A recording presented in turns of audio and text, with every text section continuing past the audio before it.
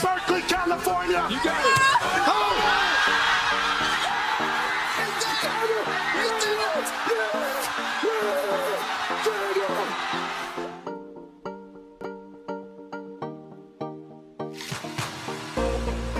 This one's for three. AJ Hawk, $5,000.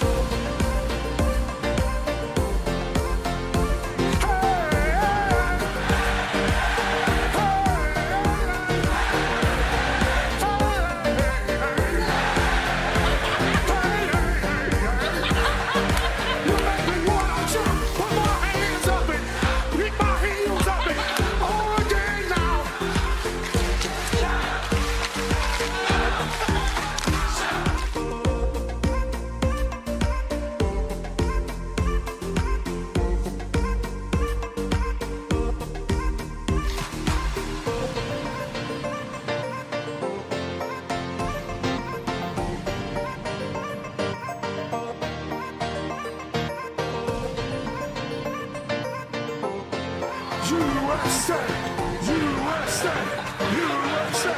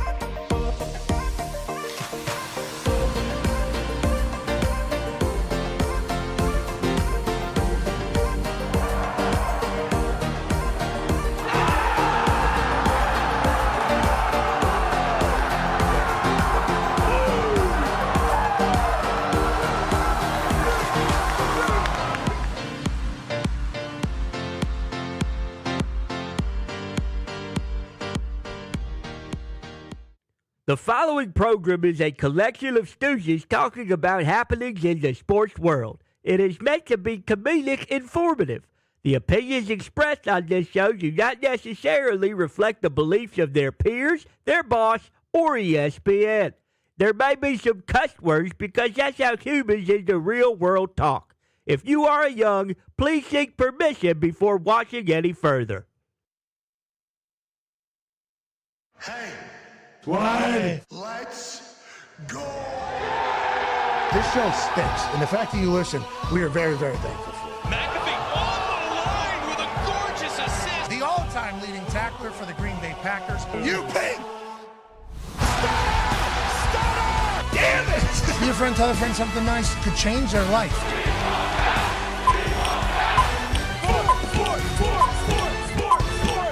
Hello, beautiful people, and welcome to our humble abode, the Thunderdome, on this massive overreaction Black Monday, January 5th, 2026. This program begins now.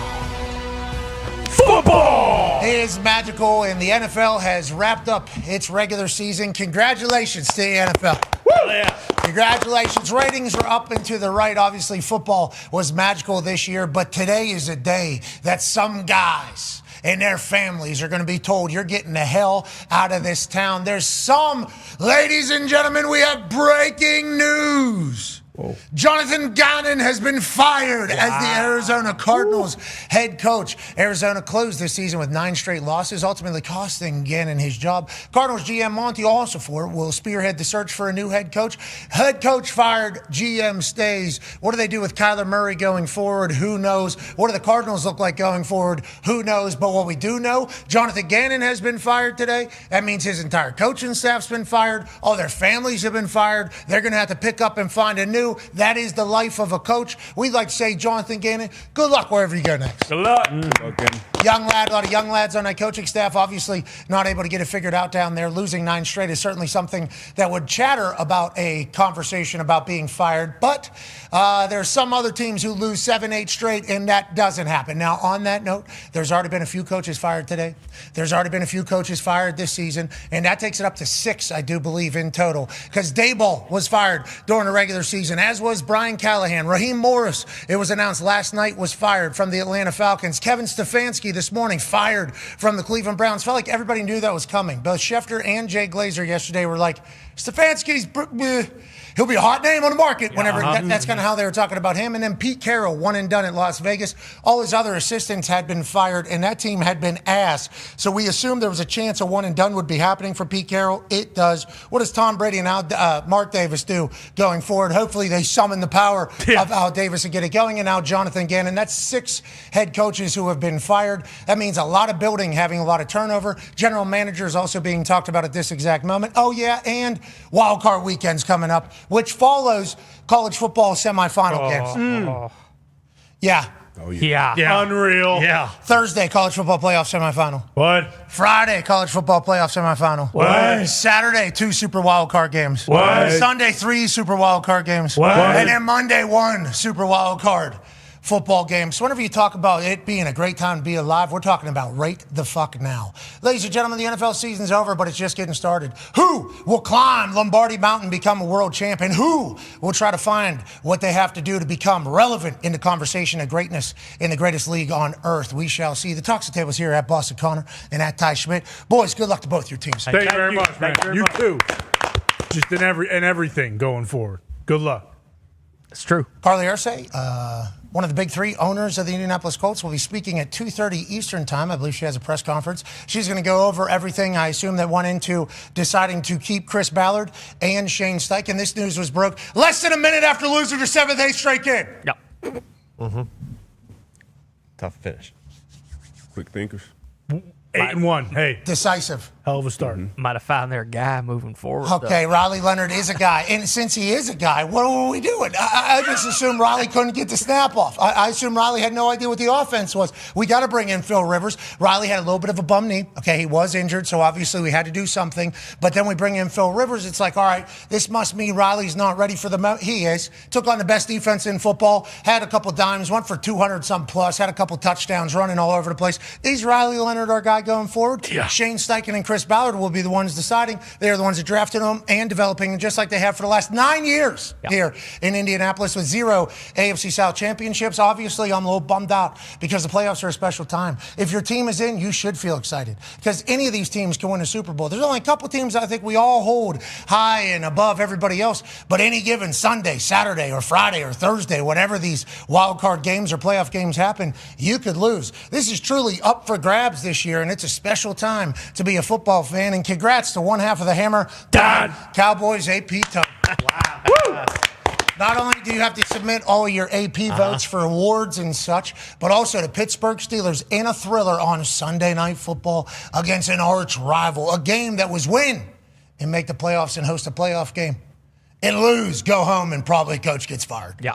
That was kind of the conversation that was happening between the Pittsburgh Steelers and Baltimore Ravens last night. And congratulations to the Pittsburgh Steelers after a missed might have been a little A divine intervention? in the name of the Patria. Yeah. In nomine Patria et Filii et Spiritus Sancti. Father Maximilian Maxwell, okay, from our source, says potentially subbing in for another priest on this particular evening, was down there, decided to go ahead and throw a little bit of that holy water on her, and then you tell me that ball just right to the right like that? Tyler Loop has been an incredible kicker for the Baltimore Ravens all year. He is a rook-ass rook, so you don't know what he is until the big moment comes. Well, in the biggest moment against Pittsburgh Steelers, hit it and you'll win.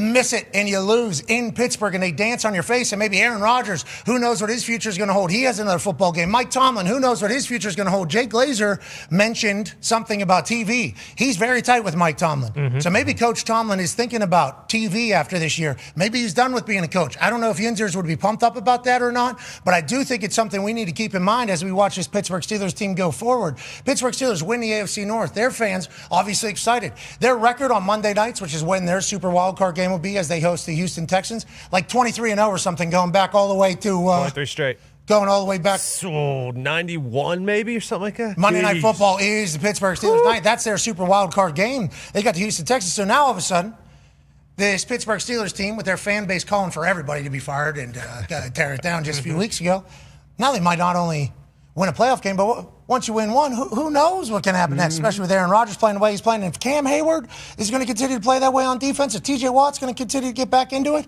are the Pittsburgh Steelers going to win the Super Bowl? That's what it feels like on Super Wild Card Week. It does. And that is why I am very envious of all the teams that are in there. Congrats to you, Tone, on an electrifying, thrilling Sunday night where you predicted it perfectly on what the outcome was going to be. Amen, brother. Thank you very much. First and foremost, the game started with a 60-yard run by Derrick Henry, and I was like, all right, we're going to see this again. But everyone hunkered down. They did hunker down. They did hunker down. Yeah. 10-3 going into half. Could have been 10-10. Could have been 10-6. You tweeted me about that decision. I liked Mike Tomlin the last few weeks has been a lot more aggressive. I don't know if it's because he said fuck it or whatever, but he's been a lot more aggressive, which I liked, even though it didn't go in. Liked the decision, hated the play call. And then they dominated that second quarter. The third quarter, I think the Ravens only had 20 yards or something like that.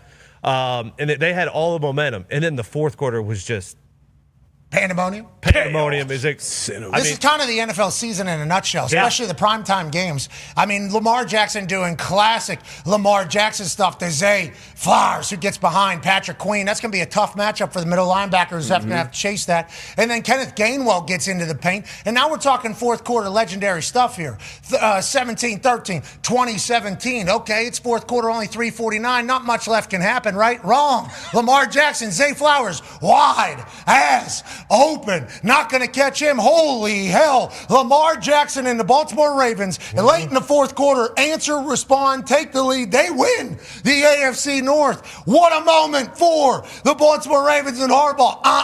Hey, why don't you run a little stick and go back there? Calvin Austin gets it right in the hands. They take the lead late. Well, it's less than a minute. Aaron Rodgers is pointing up with his broken wrist that we thought maybe got wrong. That was going to extra point to go up 3. It's Chris Boswell, literally one of the greatest of all time. 40 in a row. 40 in a row, extra points. Unbelievable that thing goes right. Let's go to the kickoff then. Nothing bad can happen. Remember now with the new kickoff, you got to throw a strike. They got a chance to go for it. And the Baltimore Ravens, John Harbaugh came from the special teams world. Good special teams team. Not that the Steelers aren't, but the Baltimore Ravens get a big-time return. Oh, my God. They're just 1 or 2 plays away from a game-winning field goal attempt. Well, it gets down to 4th and 7. 20 seconds left. How likely is it? Very. What a catch. First down. Extend the game. We are in field goal range. Do your dance. Likely. Do your dance. Now Tyler Loop. He's been good all year. Tyler Loop from 44. Snap good. Hold it. The kick is no good. It is wide right. And the Steelers are the champions of the North. Sorry, man. Sorry.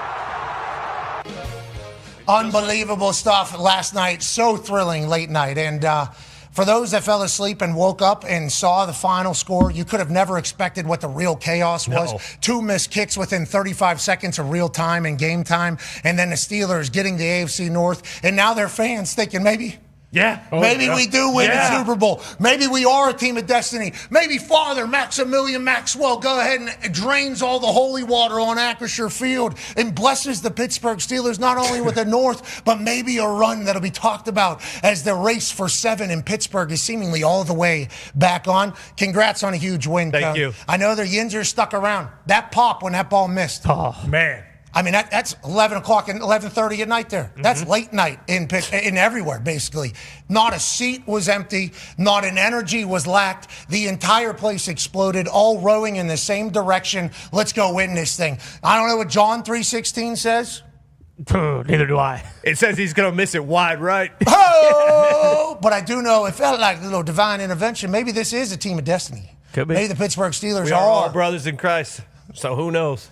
Is that what you're saying now or all the time? All the time. Okay. Well, God bless you. Ordered a Bible last night. Shout out. John 3:16 is the Nice. first place you're heading. Ordered to spend a day, like you get a excerpt from the Bible What's every that? day. A day with Jesus, I think it's called. Or something like that. Yeah. Mm-hmm. Your daily verse. Our From that Father, bunch Lord there? in heaven. Hallowed be thy name. Yeah. Thy kingdom come. Thy Playoff will be fun.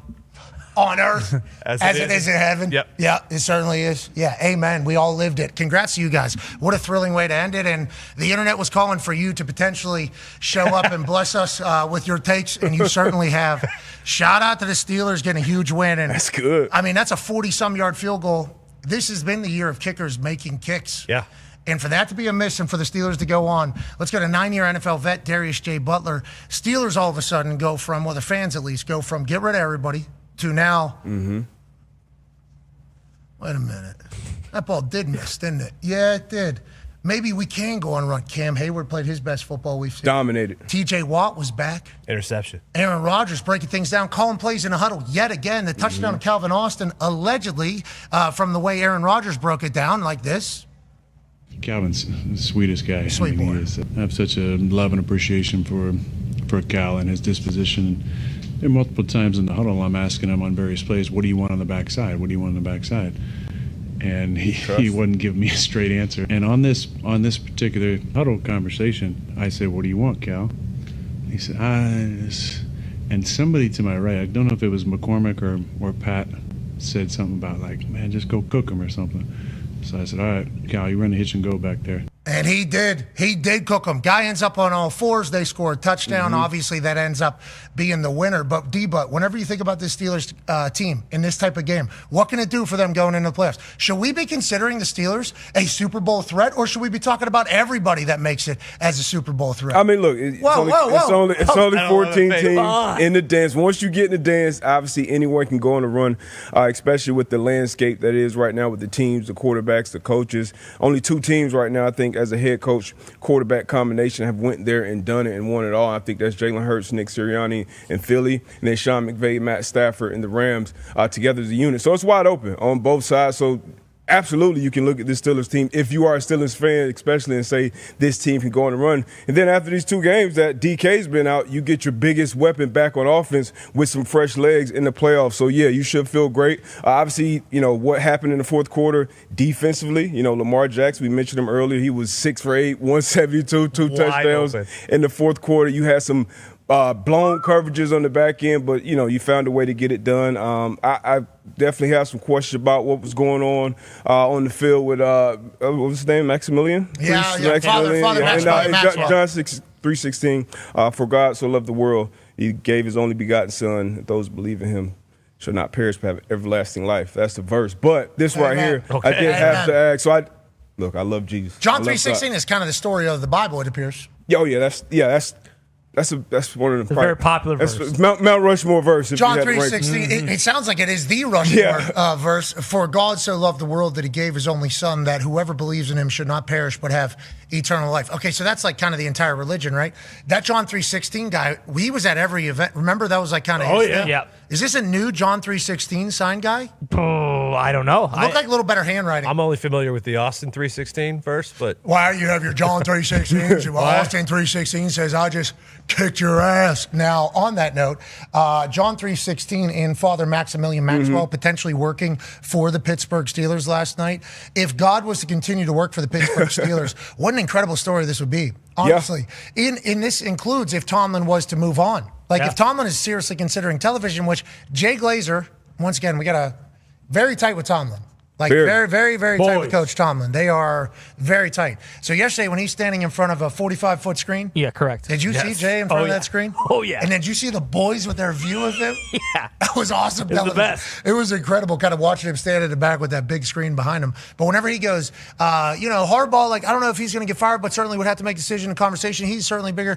Coach Tomlin, maybe he moves into TV. That'd be something. It's like, ooh, Jay Glazer saying that means something. I think Tomlin's actually thinking about it. Maybe he's sick of the entire just being above 500 as well. Like maybe he's like, listen, I tried my ass off. I'm not buying it. You think he's football guy through and through? I trust Jay and his relationship, but every time we've heard Mike Tomlin speak, whether it's been a college job or retiring, he's like, hey, I'm the head coach of the Pittsburgh Steelers. Like, it's not a better job in the world when it comes to sports. So I believe him. I'll take him at his word. And every time we see him, whether it's a post-game conference or talking to the media or talking to his team, we've talked to some of the players there.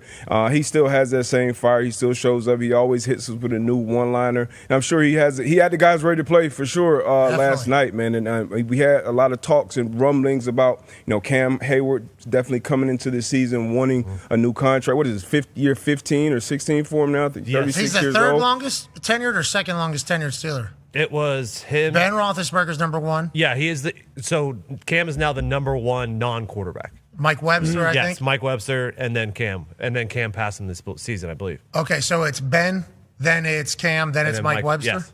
Okay, got it. So when you're talking about Steelers, and then his dad, Ironhead, obviously, for the Steelers. So whenever he was asking for a contract before the year, all the goodwill that Cam Hayward has done in Pittsburgh, his family has done in Pittsburgh. We're talking generations of goodness to Pittsburgh this Hayward family has done. This past offseason, whenever he was looking for a new contract, he had to kind of hold out it was like an uncomfortable situation. Yinzers were like, hey, old man, why don't you just go out there and play? You've already made it legit. There was a lot of that from Yinzers. And I'll tell you what, Cam Hayward did go out there. He just put together another. Last year was All-Pro. This year, seemingly All-Pro. Last night, he decided to take the game over, seemingly for different parts of it. He was a tight end on the field goal on the rush side, not on the back side. So that on the rush side is if we're kicking on the right hash, probably going to bring the rush from the left side. Cam Hayward is right in the middle of that rush, on the left side of this entire thing. Then he's also pushing his brother into the end zone for the tush push. And then on the defensive line, he's jousting every single play right in the middle of everything. It's like Cam Hayward decided last night, and I'm not just saying last night, but clearly last night, because he was doing a little talking. Let's go, with his giant, giant body. It's like if he can continue to get wreck games, it's like, why not the Pittsburgh Steelers? On that note, it's time to get to our top five. Top five headlines coming out of the end of the NFL season. Let's start with number 5. This is driven by Ram. And, anytime you drive a Ram, you're going to think to yourself, wow, this thing's all power. This thing's so comfortable. Wow, this thing's so easy to use. Oh, look at all the space I got. And then whenever you hit that gas pedal, it's going to sound like Ram. And that's going to be that power. I believe the Hemi is coming back for Ram. Right. But I also know that the Ram truck, even if it doesn't have a Hemi, it's got a stronger engine than you. Let's get to the top 5. Number 5. We're dancing. Okay? This is what we've been waiting for. Super Wildcard Weekend is officially locked. It is Saturday, Sunday, and Monday of magical NFL football. Now, throughout the season, you think to yourself, well, who's going to get the 1 seed? Who's going to get the 2 seed? Who's going to get home field advantage? Are we going to make it? Are we not going to make it? There's teams on a bubble. We need this to happen. Tampa Bay Buccaneers. Ooh, Baker Mayfield, a long day. Yeah, he did. Man. Nice house. Real nice house. Look like getting some work done, too. Yeah, him sitting up on that island. Oh, yeah, in the kitchen. He's bummed out. That's a good house. Yeah, great house. Glass. Marble. Hey, you earned that, Baker. You earned that. Baker's a walk-on, I think, at one point. Yeah, it was. Baker was a walk-on at one point. What a story. Yeah, what a story. Yeah. What literally Instagram story and metaphorically Baker Mayfield's story as a whole. He's watching along, seeing how people are doing. Everybody's waiting for something. Now we got it officially locked. 14 teams make it on Saturday. Rams take on the Panthers. Rams favored by 10.5 on DraftKings. Just 5 weeks ago, the Panthers beat the Rams. People will forget about that. Panthers hosting playoff game. Yeah. Congrats, Carolina. Congrats, Carolina. Had to have something happen for him, obviously, in the other game that was happening in the NFC South between the Saints and the Falcons. And congrats to them getting that done. But they have 61% of the public bets strictly because they're getting 10.5. They just beat them 5 weeks ago. This Carolina Panthers team, I think, could be stingy. They could come up and get you. Or what the books are expecting, DraftKings is expecting, is Matthew Stafford in the playoffs now. This is whenever all the stars come out. People say the biggest games create the biggest players in the biggest moments. That's why they're called the big players. Well, there's a chance that some of these stars are either coming out of the dirt or some of these stars are already there and they're going to go on a run. Matthew Stafford, Puka Nacua, and the boys over there in L.A., they're in the big lights all the time. Is this whenever they play their best, or is this the Carolina Panthers finally coming out and saying we're for real? Now, a lot of people are going to be pissed that the Panthers are hosting a playoff game. Their record is ass compared to a lot of other people that have gotten into the playoffs. But this Carolina Panthers team can beat anybody. And on that note, this Rams team could beat anybody. Last year in the playoffs, will they be able to do that again? And Matthew Stafford's going to win the MVP, it appears, after a 4-touchdown day, D-Bud. Yeah, Stafford has had a phenomenal year from wire to wire, and I mentioned it earlier. If you're going into this playoff run with a head coach quarterback combination, you probably feel most comfortable either the Rams or the Eagles. But yeah, on the road at the Panthers, team you lost against, Mike Jackson had a pick six in that game. There was some weather, some other things going on. Panthers a good team, good defenders for sure. I think this would be a great matchup. 10.5 is a lot of points, especially on the road. Packers, Bears. You guys split during the regular season? That is correct. How do you feel going into the playoffs? I saw Jordan Love not playing, saw Caleb doing his thing over the weekend. Your thoughts? As a Packers fan, I actually feel very good. Like you said, Packers are limping into the playoffs worse than probably any other team in the entire playoff field.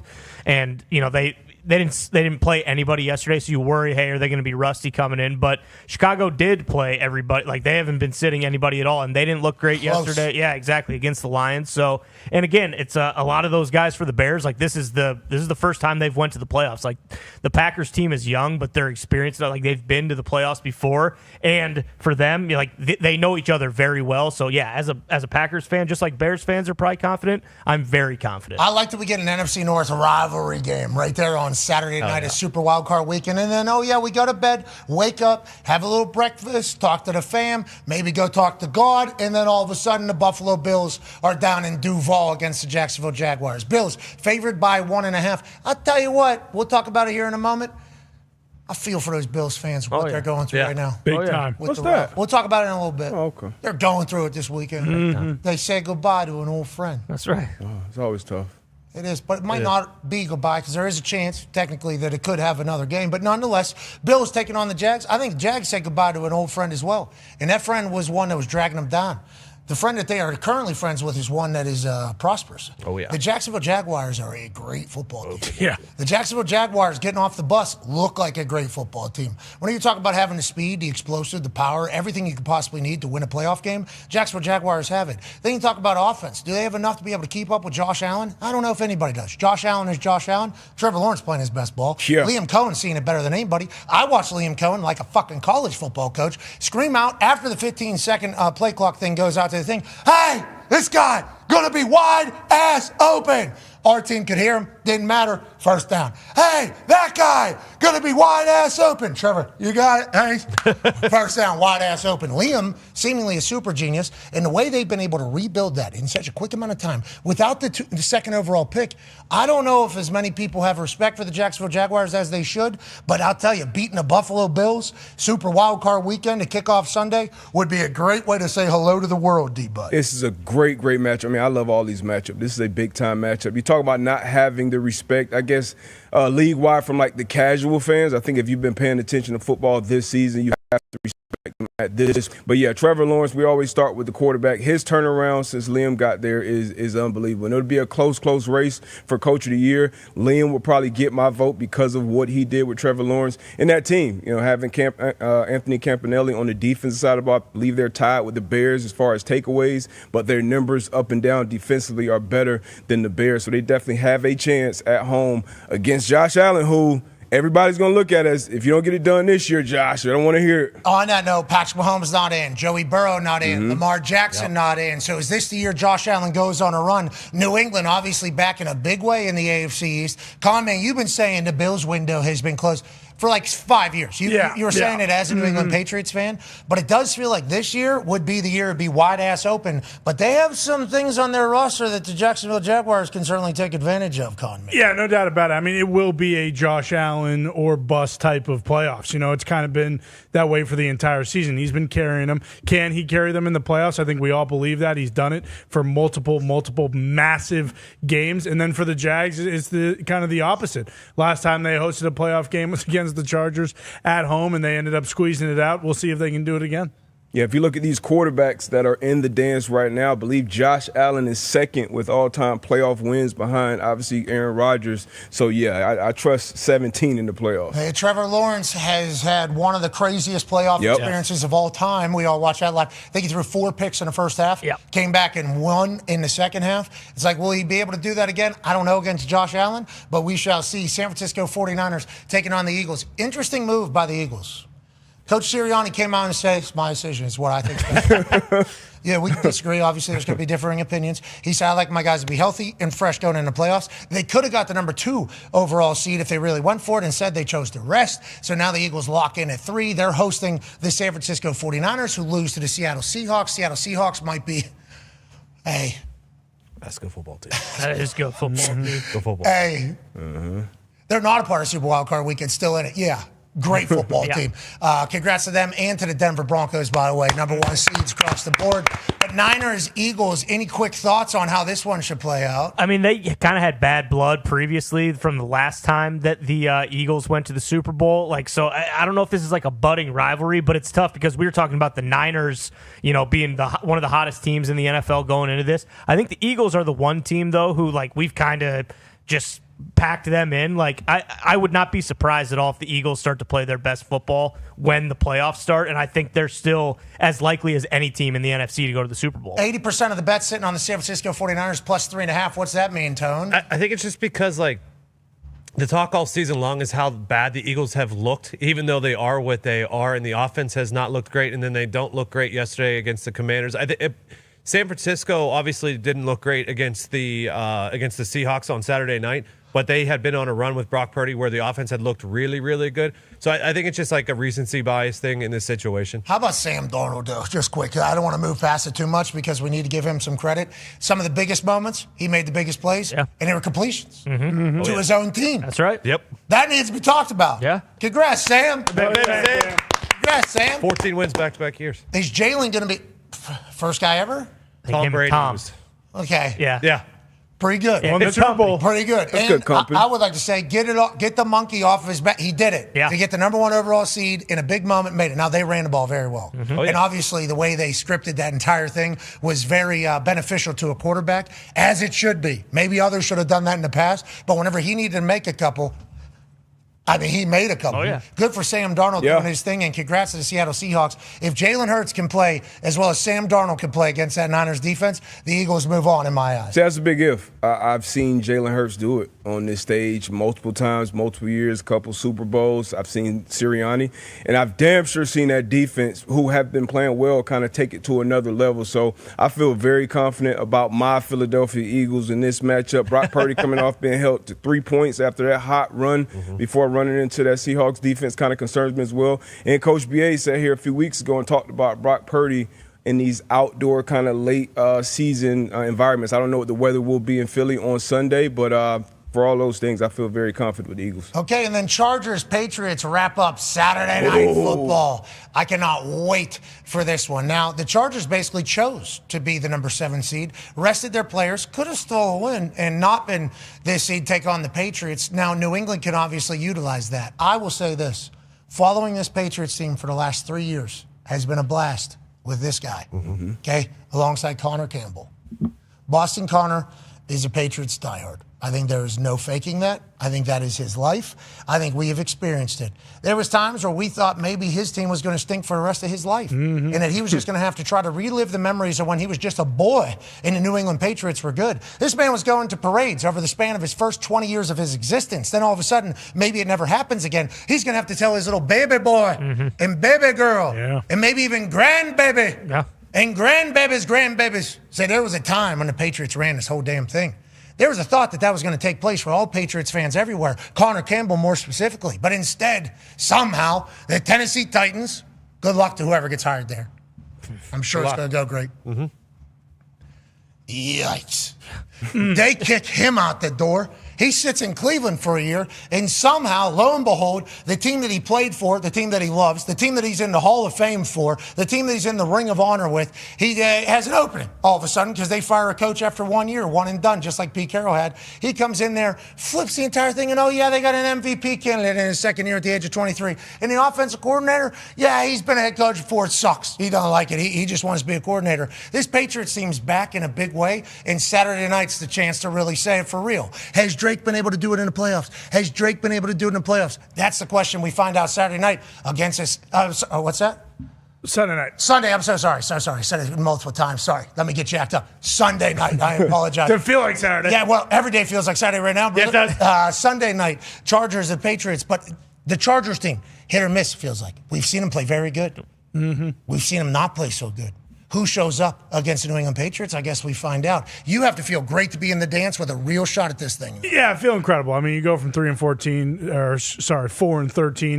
14-3 over the span of 1 year. That's going to get your juices flowing. You're going to be bricked up no matter what. What really gets me, going is the fact that last time the Patriots won the Super Bowl was 2018. Who did they play in that first round? The LA Chargers, and I believe they were LA. I don't even think they were San Diego yet. Phil Rivers flew all the way over. Well, another kicker there too, who led the Patriots on that little bit of a run? Sony Michel, rookie running back. So we kind of have rookie running back right now, Trevion Henderson. There's a lot of parallels between the two.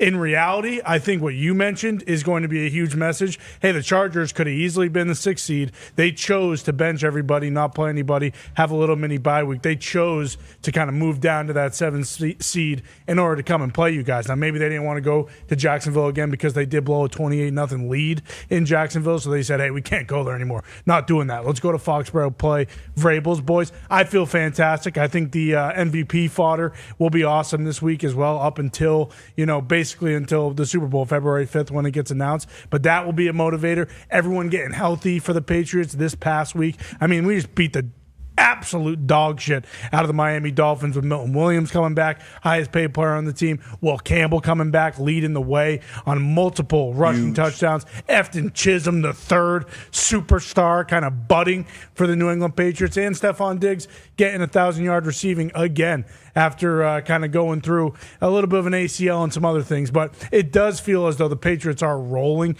in all directions. It is a great feeling to be back on the biggest stage and hosting playoff games. I mean, we're talking about a chance where they're hosting 2, maybe 3 playoff games on the way to a Super Bowl. I mean, it's remarkable that you can flip a team in a culture like this. And you mentioned it, on a day like today, Black Monday, where coaches and GMs are getting fired. Just keep in mind, Look to the New England Patriots. Look to the Jacksonville Jaguars. Look to these teams, Chicago Bears, that were absolute shite, and in 1 year flipped it. I mean, we're talking about teams that can legitimately go and win the Super Bowl because of a few changes. And Vrabel, I think we all thought was going to be a great coach. Or knew he was going to be a great coach. Ben Johnson all knew he was going to be a great coach, right? It felt like everybody thought he was going to be a great coach. Liam Cohen came out of nowhere. That was a late hire. Nobody really knew. Yeah. Remember, he wasn't even going to be able to put together a staff, allegedly. They were trying to slander his name pretty good. And they did the Duval thing. It was hard not to talk a lot of shit about that, but then you see what they're able to do. It's like, if you find a good leader, there is a chance you can flip an entire culture. These are all NFL players. If you're able to rally an entire building in the same direction,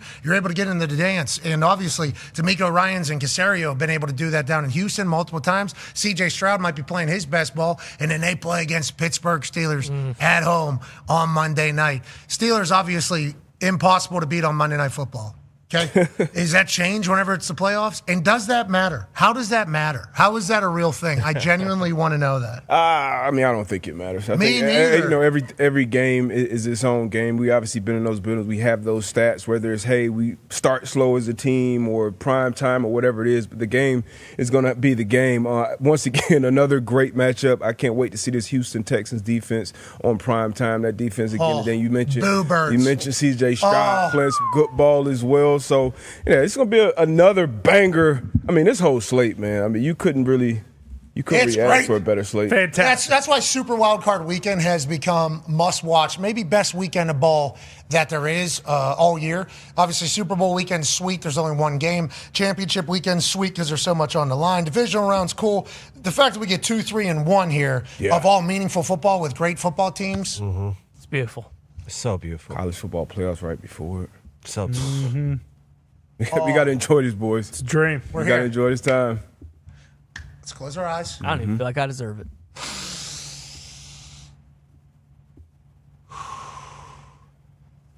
Every once in a while, you got to do that. Hell yeah. Just kind of take it in. We're here. Let's go to number 4 headline coming out of the NFL season. Goodbye to the Ralph. I guess since 2021, it's been called Highmark Stadium, Blue Cross Blue Shield. The new stadium will be Highmark Stadium right across the way. This has been the home of the Buffalo Bills since 1973. Wow. All the documentaries and stories that you hear about the Buffalo Bills come from the Ralph. I was very lucky that I got a chance during my career to play at Lambeau. I got a chance to play at Candlestick. I got a chance to play at that one place out there in Oakland. What's the name of that? Coliseum. Yeah. I got a chance to play in a lot. Yeah, the Black Hole. I got a chance to play in a lot of places that are football movies. Playing in the Ralph my rookie year in the middle of a blizzard felt like I was in the middle of a football movie. Place is obviously very special. I had a lot on the line that game, although all my teammates did not. It was very fascinating. We were attempting to lose that game. It was the end of our undefeated season that we had. For me, I had to have a couple inside 20. I had to average over something to get $1 million escalator, which is obviously the most amount of money that I could ever fathom in my life. So it was a joy to be there. Obviously thankful for everything the Buffalo Bills people have done for football as a whole. You're talking about a passionate, loyal, I don't even know if there's any other place that has gone through what fans have gone through to remain the fans. Yep. Let alone the Four Falls. Yeah. Okay. Heartbreak after heartbreak after heartbreak. Kind of happening with the Ravens right now, just not at the Super Bowl level. That was all at the Super Bowl level. For the Ravens, end of season, the last 4 years is just heartbreak. But whenever you talk about the Bills, the weather, digging out your own seats. Yep. Having to get to this place in the back of tractors. And then what they do every single time they show up is be the best fan base that you could have. It's like, congrats to Buffalo. Congrats to the Ralph on a hell of a run. And the scenes coming out after the game here, this is from Jason McCourty, who was calling the game, where nobody left and they just relived some of the greatest moments of the Ralph. Now, some people, I assume, are very tuned up and blacked out at this moment and will not remember this other than some of the pictures hopefully people have of them out there. But it's like, this is a special fan base, special place. And obviously their next stadium is going to be awesome with big-ass bison out front. Oh, yeah. But I like whenever people get emotional about something, and they certainly did about the Ralph. I think that's a beautiful thing. Yeah, it just shows you how much, football means to the people of Buffalo and just fans in general. Like in that Sal Capaccio tweet, I mean, there's a security lady who's been there for 32 years. That is so long just to be at one place in general, let alone work at one place like that. That's remarkable, but also to keep in mind for the people of Buffalo, these new stadiums are remarkable. They are so nice. You're going to love it. You're going to love it, okay? After you get over this heartbreak, and hopefully the people over there got to yank something out of that stadium to keep forever in their base. Might have another game in there. Yeah, might have another game there. Can still host the Chargers in the AFC Championship, but you're going to love this new Highmark Stadium. It's going to be gorgeous. Yeah, it was a perfect night, cold as hell. Obviously, a great way to send off. I wish there was a little bit more snow in there, so you could feel it. And once I read Sal Capaccio's tweet, I completely forgot, it is going to be an emotional day, especially for Sal Capaccio. Yeah. Especially for Sal. Especially for Sal. But there's a lot of Sals up there in Buffalo. That's True Buffalonians. Brother. Yeah. Yeah, there's a lot of good Buffalonians up there. And it reminded me of whenever I was a child, and they tore down the igloo. They did this downtown Pittsburgh. They tore down the igloo. And I'll tell you what, I was bummed out alongside everybody else. This is the home of the Pittsburgh Penguins. And they just went ahead and just took that thing down. They showed it across the entire city whenever they started. Now, you'll see there's 4 different winners that came and went while these things were being torn down. That's not how I remember it in my head at all. I think I had a little Mandela effect. In my head, they imploded that thing. And we all got out of school for it. Sure. That's how my head remembered it. And then we got to send it in there. Turns out they took their sweet-ass time. Somebody had a good contract on this thing. Yep. And they went ahead and said, we're going to need another 12 months or so. We're going to need another 12 months or so. Whatever the case, the city of Pittsburgh was very emotional whenever this went down. 3 Rivers, same exact thing. Very emotional. It's like the Ralph. I can understand it. I appreciate it. And we had one this weekend, Tone. Yeah, we did. And it's like, I remember waking up and watching the implosion of Three Rivers Stadium. It was like everyone was down there. It was like it was something. And I remember when we were growing up, a kid in your grade actually had a stadium seats from Three Rivers in his basement. It was shout out Josh Roenick. Thank you. Yep, you knew. Like that was like something that happened. I'm sure that was something that happened in Buffalo yesterday. It's just like so many memories in that place. And like when you think about something, and you think about these stadiums. Like, it's not just the the football, but, you go there with family. Like, it's a family tradition and the tailgates and everything like that. It's an emotional day for sure. Yeah, I'll tell you what. The reason why I knew it was Josh Roenick is he had a couple ping pong tournaments in that basement. Yeah. Boom. Get a game winner. Pretty exhausted. Let me go sit down at Three Rivers. Yeah, we did. Yeah, right next to the yeah, the amount of shit being talked, too, at that entire thing. Josh Roenick, great dude, great family. And also his dad loved collecting that type of stuff. Shout-outs, too. Yeah, shout-outs, too. It wasn't just that. I mean, he had... I think you probably find a piece of Mario Lemieux's hair down here if you really had to. Good people, good times. Nothing stops for him. Boom. Best truck. Dahn, the line. Let's go to the number 3 headline. Myles Garrett moralized. Congrats, Myles. Yeah, Myles. I thought he was going to get this a couple weeks earlier. Obviously, he was on a wrecking path to kind of make this happen. He's been all over the field, and we know of Myles Garrett's greatness strictly because we've gotten a chance to witness it. It is a shame, though, much like Joe Thomas, the teams he has played on for the Cleveland Browns have been asked whenever you're a GOAT. Now, they paid him $40 million a year, reset the entire market because they understand his greatness. He, at one point, was worried that he didn't win enough games, and he wanted to win more games. He's not worried about getting into the Hall of Fame. Now, he signs on to be a Cleveland Brown pillar. In his first year post brand new contract in which he resets the entire market, he breaks the sack record. Now, it did take 17 games as opposed to 16 games. Heard Michael Strahan talk about that. I think that's a very real argument that's going to happen as football continues to go. Adam Vinatieri, all-time leader in points. 16-game season. I think at some point somebody's going to come with these extra games and potentially catch them. Nonetheless, very impressive, very pumped. And Strahan might come up to Joe Burrow someday. No. And say, he screwed me. Oh, yeah. You screwed me.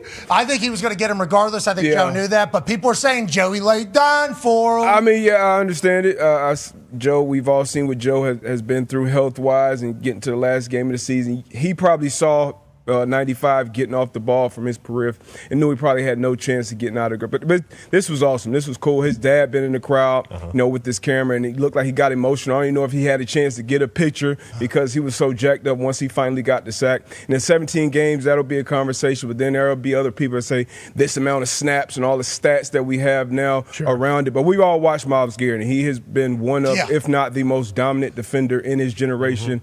From wire to wire, from coming into the league as the number 1 overall pick, he's lived up to all the stuff, man. He's just an unbelievable player, great person for that city. Hopefully they can build a winner around him, but he's a great pillar to build around. Hopefully they're able to. Honestly, there's a lot of change happening in Cleveland as we speak. Who knows what the next iteration looks like. Mark Gastineau had a hell of a run.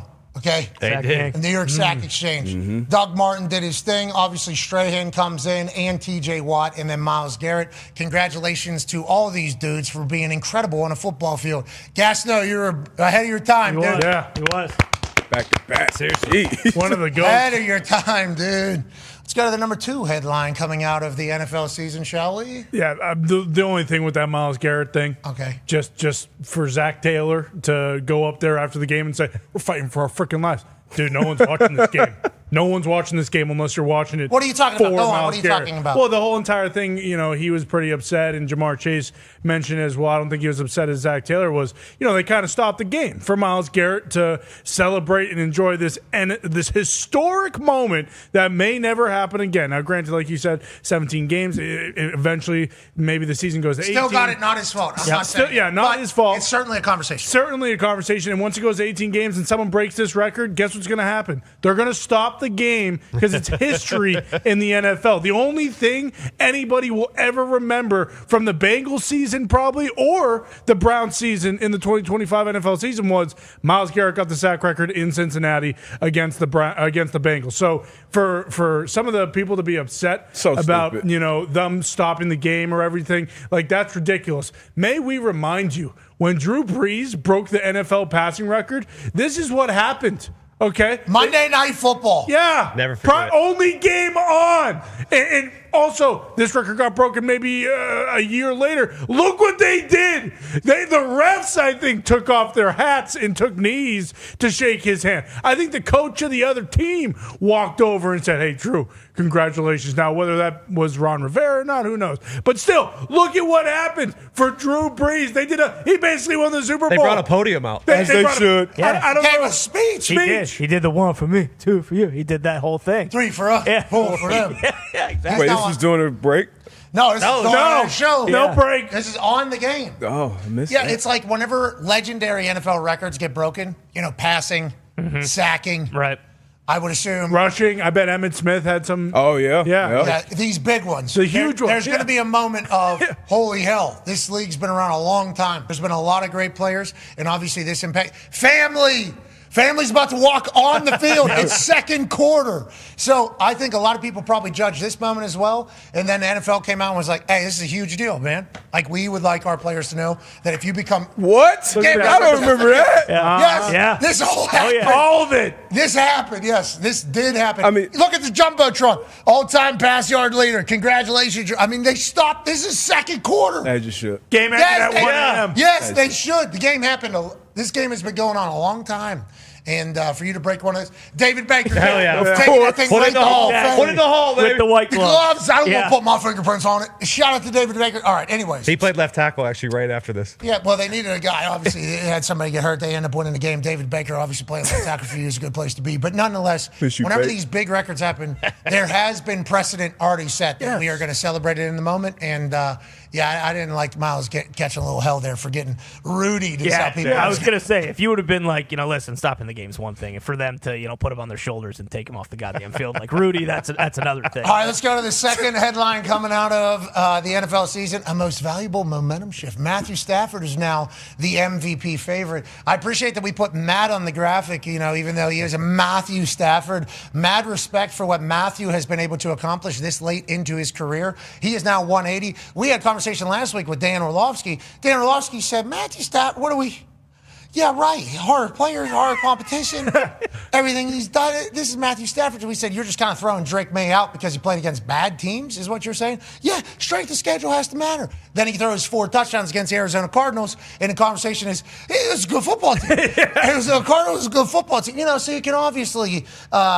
cat, dog, chase, tail situation this entirety. What we know is if you're in the MVP conversation, you've had a fantastic year. And Matthew Stafford, I think, did put a stamp on it this past weekend, throwing for 4 touchdowns. Now, when you look at the stats, it's absurd what Matthew Stafford's been able to do. When you look at what the Rams are able to do offensively, it's crazy. And Tone, you're a voter. One of these votes have to go in, and you've been saying this entire time, I want to look at the entire 17-game picture. Yeah, they have to be in by 3 p.m. today. Obviously, the award will be announced Thursday before the Super Bowl. Going into Week 17, Stafford was the favorite, and then he had that bad game against the Falcons, and Drake May had a all-time game against the Jets. And then this weekend, obviously, it flips again. So it's like these last 2 weeks have been monumental towards this race. I didn't like the it has to be this guy or it has to be this guy. Both these guys have had unbelievable years. 46-8 is absurd for Stafford, and then Drake May 35-8 with his rushing yards and with his rushing touchdowns too. Like, they're both absurd. Drake May leads the league in completion percentage and then average distance per target. Like, to have those two things together is absurd. Yeah, Exactly. Drake May's the best on third down too. Like, both of these quarterbacks are very, very deserving. Just like last year, both the quarterbacks, Lamar Jackson, Josh Allen, were very, very deserving. I don't like people putting down either to make the case for their guy, but that's just how it is these days. But like either, wouldn't be surprised if either of them won. Well, and that's the other thing. Like, as a Patriots fan, I feel like if you just do take a step back and realize, like, Matthew Stafford has never really been in the MVP conversation. He's never really been, I don't know if he's ever been all pro. Like, Drake May's 23. Hopefully he will be back here no matter what the schedule is. But Matt Stafford does deserve it in his own right, especially when what's the most important thing? Scoring touchdowns. Yeah. And, people have been throwing shade on the 15 one-yard touchdown passes, but that doesn't matter. Like, just because they're 1 yard doesn't mean, that's not an unbelievable ball. How many times have we shown Devontae Adams, him throwing it in the perfect spot where only Devontae can get it? Like, that should help his case in many senses. I mean, in this case, Puka Nacua, great play, but still, it is just, it feels as though Stafford should win it this year. Puka Nacua is up for an award or two as well. I mean, you could have a couple awards heading to the Los Angeles Rams this season, and the crazy part about it all is it's been a rebuild after rebuild after rebuild out there for L.A., and seemingly still have their pillars, still have their studs, and obviously still have a chance to win the Lombardi. Yeah, Mr. Stafford has just been unbelievable. And he, 37, 36 this year, however old, and him being with Sean McVay, obviously they're on the same page. And just coming into each and every game damn near, it seems like he was always in full control. And throwing those touchdown passes, leading yards, all the different things, like you said, Tone, either one of these guys could win it. But Matt Stafford, with the questions that we had about his health coming into this year, the rebuild kind of around him, bringing in Devontae. And, like, people can talk about those, 1 yard touchdowns. That's hard to get on the same page with a receiver like that, especially down there. Everyone would do it, the same way people look at tush push. Like, everyone could do it. Everyone would do it if everyone could do it. So that's a tough spot to be in. But Matt Stafford has been phenomenal wide to wide. So is Drake May. But this, I'm not surprised that Matt Stafford is the, I guess, slight favorite at this point. As 2009 draft classees, Yep. me and Darius, we'd like to say, hell yeah, man. Hell yeah. Oh, yeah. That's a damn good dog. Mm-hmm. That's Very a impressive. damn good dog there, Matthew Stafford. Now, valuable, and we talked about it last week, and then J.J. Watt, won again yesterday. Drake May's definitely more valuable to his team than Matt Stafford. Why would you say that? I mean, you just mentioned one of the guys. Devontae Adams got brought in. You mentioned Puka Nacua, maybe winning Offensive Player of the Year. 2 running backs right now balling over there. They're pretty good. That was the argument. Henry, Okay, Travion. go ahead. Travion, Josh McDaniel. Like, they got good coaches. Okay. Good players. Hunter. Hunter's you very take, good. Puka Nacua or Stephon What, Diggs? weapons? Yeah. Who would you take, Puka or Stephon Diggs? I would take Puka. Would you take Devontae or Stephon Diggs? I don't know. no. There you go. We Yeah, can go it's down. questions. No, What's we know. Puka up for? What is Puka up for? Offensive player of the year. Yeah. And I think he's got pretty good odds. I think he's He's second behind JSN, who's had a historic season. okay. So, and Christian McCaffrey also in this entire historic. conversation. Bijan. Yeah, this Bijan. one that he's in. I mean, there's a lot of great players. And Matthew Stafford hops into that trailer during training camp. Comes out spinning it. $140,000 bed. Is that what they said? Yeah. Holy. It Or is doesn't it look comfortable. It doesn't look 160,000? comfortable either. What's The that? bed supposed to doesn't be look comfortable either. What? So We had eyes on the bed? I didn't know. we got eyes on the bed. They It did looks full hard. breakdown. There's no cushion. There's no padding. I don't Heals think your we've whole seen, body. I don't think we've seen the Sorry, what? actual bed. We've Oh, I thought seen we did. a 3D graphic, I think, of what the bed Yeah, looks yeah, like, yeah, right? yeah. I don't think they've shown us what the actual bed looks like. I think we have in theory, this is what the bed looks Okay. like. And it's Matthew Stafford laying down, and there's just red light therapy everywhere, and then he's laying on a thing. And then they say it vibrates you to the proper medium or whatever the hell you're supposed to get. Then there's a red light thing that you're supposed to get. Then there's a temperature thing, a sound thing. It's basically just cures your entire body. They say.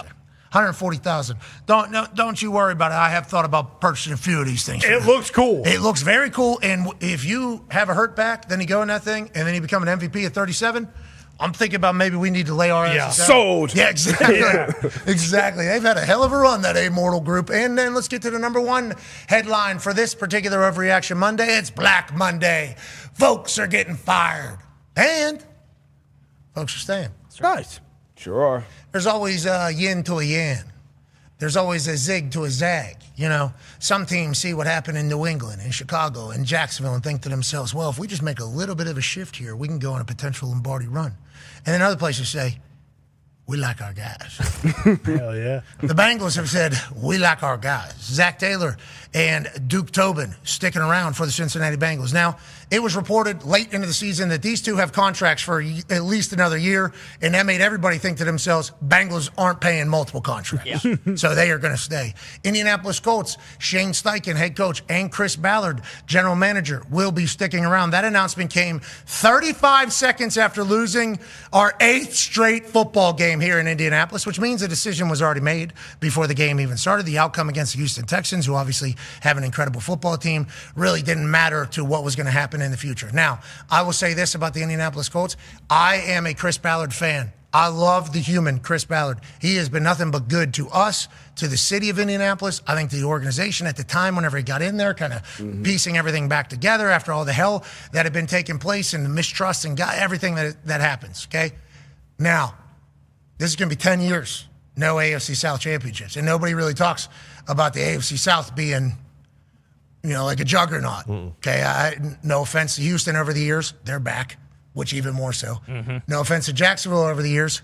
They're back, even more so part of the conversation. And the Tennessee Titans Stink. Yeah, but they had Vrabel there for a while, so they were good for a bit. But it's like the lack of success for the Indianapolis Colts is alarming, I think, for Colts fans, for them to decide just that quickly after the last game of the season to stick with the same people that have done this entire time. Now, every single season, there is valid excuses. Valid.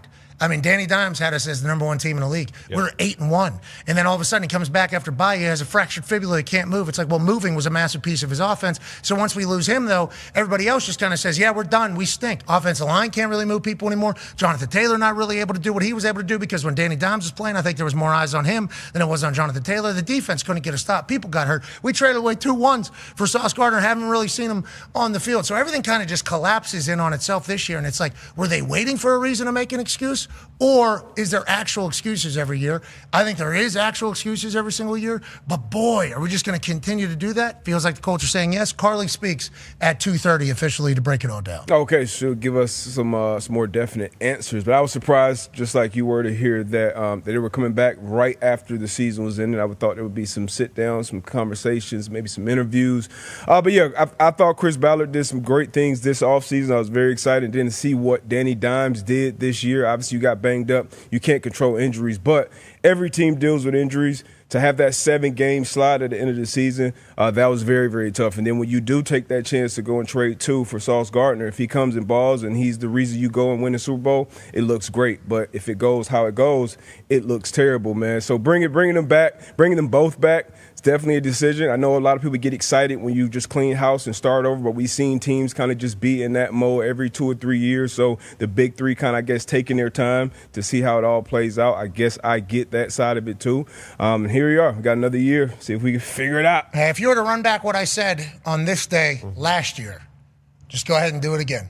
We found a couple of the good pieces to bring a culture. Like, I think Danny Dimes upped the culture. Mm-hmm. Yep. Like, I think whenever he got in here, I think he changed some things. I think Cam Bynum, whenever he came in, his energy changed some things. I think there was some accountability. I think there was some professionalism that got brought into the building because we had heard what had been happening in the past. It's almost like guys gave up and they stopped being pros.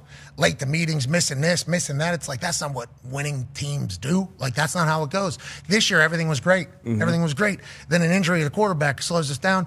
But then just losing every single game. It's like, well, is there any fight? Like, what? How does that happen? We'll see next year. That's when everything else supposed to step up. Defense, the run game, offensive line. Like, you got to figure out a way. We don't have any ones this year or next year as we rebuild. That's great.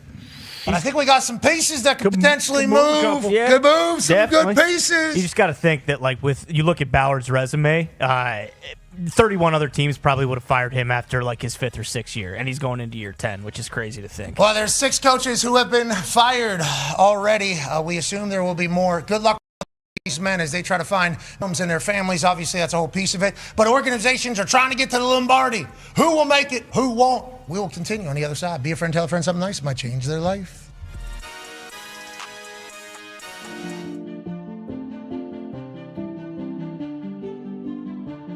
Who is Pat McAfee? I'm Pat McAfee.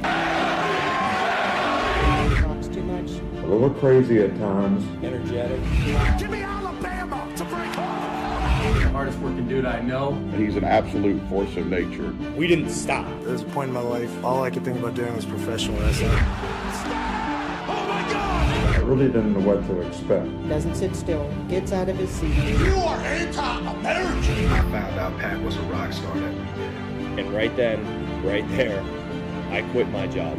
A very talented guy. Very entertaining. There was a point in my life when all I could think about doing was being a comedian. Listen, I enjoy being a punter, but not every fucking series, dude. Some of the most absurd shit. In the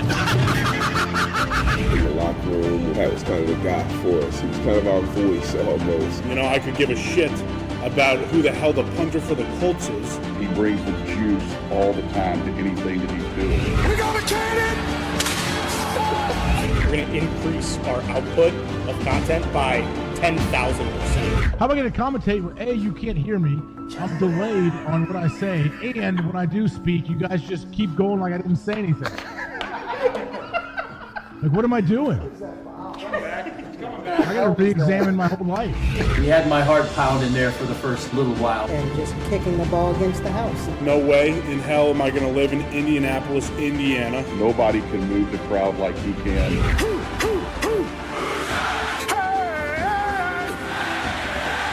The cigarette selling came up. It's really his money.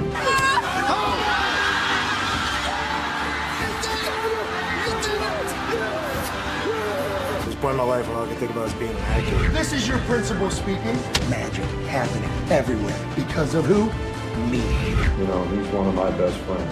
And it was the best decision I've ever made in my life. It's been a hell of a ride. Probably the best decision I've ever made in my life. Now I think I found my true love, and that's I want to be like a talk show host. It's what I want to do. I love talking to people. I love learning things about people.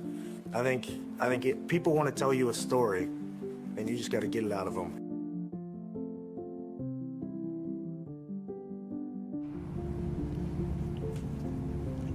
This should be good.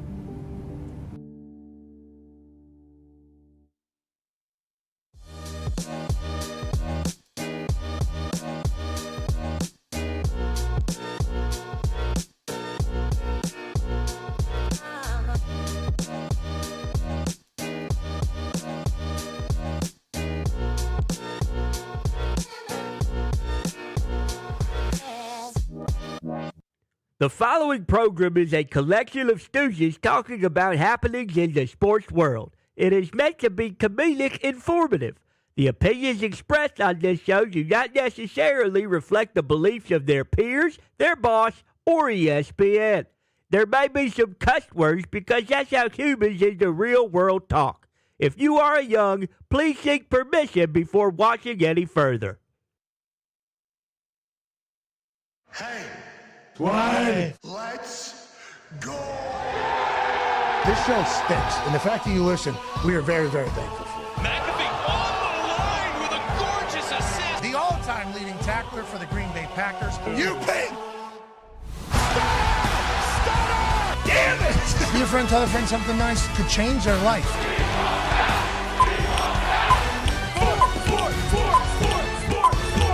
Hello, beautiful people, and welcome back to our humble abode, the Thunderdome, on this massive overreaction Black Monday, January 5th, 2026. Hour 2 of the program begins now. Football is the greatest. The NFL just wrapped up its season. Congrats to them. Now we head into the playoffs where it matters more. College football playoffs, we got a couple semifinals games happening on Thursday and Friday of this week. Then we got Super Wildcard Weekend Friday. They are Saturday and Sunday and Monday. What? We got big-time football right around the corner. 5 straight days of it. We cannot wait to be on the sidelines, both in Arizona on Thursday for the Fiesta Bowl and Atlanta on Friday for the Peach Bowl. Miami takes on Ole Miss. Hey, that Ole Miss story. Yeah. Getting more and more awesome. Don't look now. As the day rolls on. And then that Miami team, Ole Miss knows this. They're ready for it. They're one of the Final Four teams in college ball. Miami's coming to fight you. Yep. I mean, Miami is coming to fight you. You better hope that you have the one ref crew that we were not at that was actually calling penalties, because all these other ref crews that we have seen for the college football playoffs are very good at what they do and very committed to letting the boys play. I mean, that has just been kind of the MO of these college football playoffs. Refs in Miami's a physical ball club. I know Ole Miss is ready for it, but we can't wait for that over there at the Fiesta Bowl. And then we'll travel over to Atlanta for the Peach Bowl as 2 Big Ten teams will try to punch their ticket to a national championship. Now, you listen to some Big Ten people, they say, don't we think Indiana, Oregon should be on 2 sides? Big Ten has been the most dominant conference. We should at least have an all Big Ten national championship if we want it. But the conversation instead is at least one Big Ten team will be in the national championship. Will it be the Oregon Ducks? Skol Ducks? Or will it be the Indiana Hoosiers? We'll be talking to Fernando Mendoza in about 30 minutes or so. Cannot wait to catch up with him. What a storybook year he has had. Obviously, Heisman winner, #1 overall pick in the upcoming draft. Can he continue to lead the undefeated Indiana team to a national championship? We shall see as he takes on a great Oregon Ducks team from all the way in Eugene. Toxic Tables here at Boston Connor, at Ty Schmidt. One half of the hammer, Dahn. Cowboys AP Tone is here. 9-year NFL vet Darius J. Butler is here. Yes, sir. Good to see you, D-Butch. It's a great time to be a football fan. Oh, yeah. What do you do if you're not a football fan right now? That's so stupid. Learn a lot about Venezuela, I think. We're all kind of doing that as we speak. Joining us now, ladies and gentlemen, from an attic in Ohio, a man who's a college football national champion, Super Bowl champion, Ryder Cup winner, ladies and gentlemen, AJ Hawk.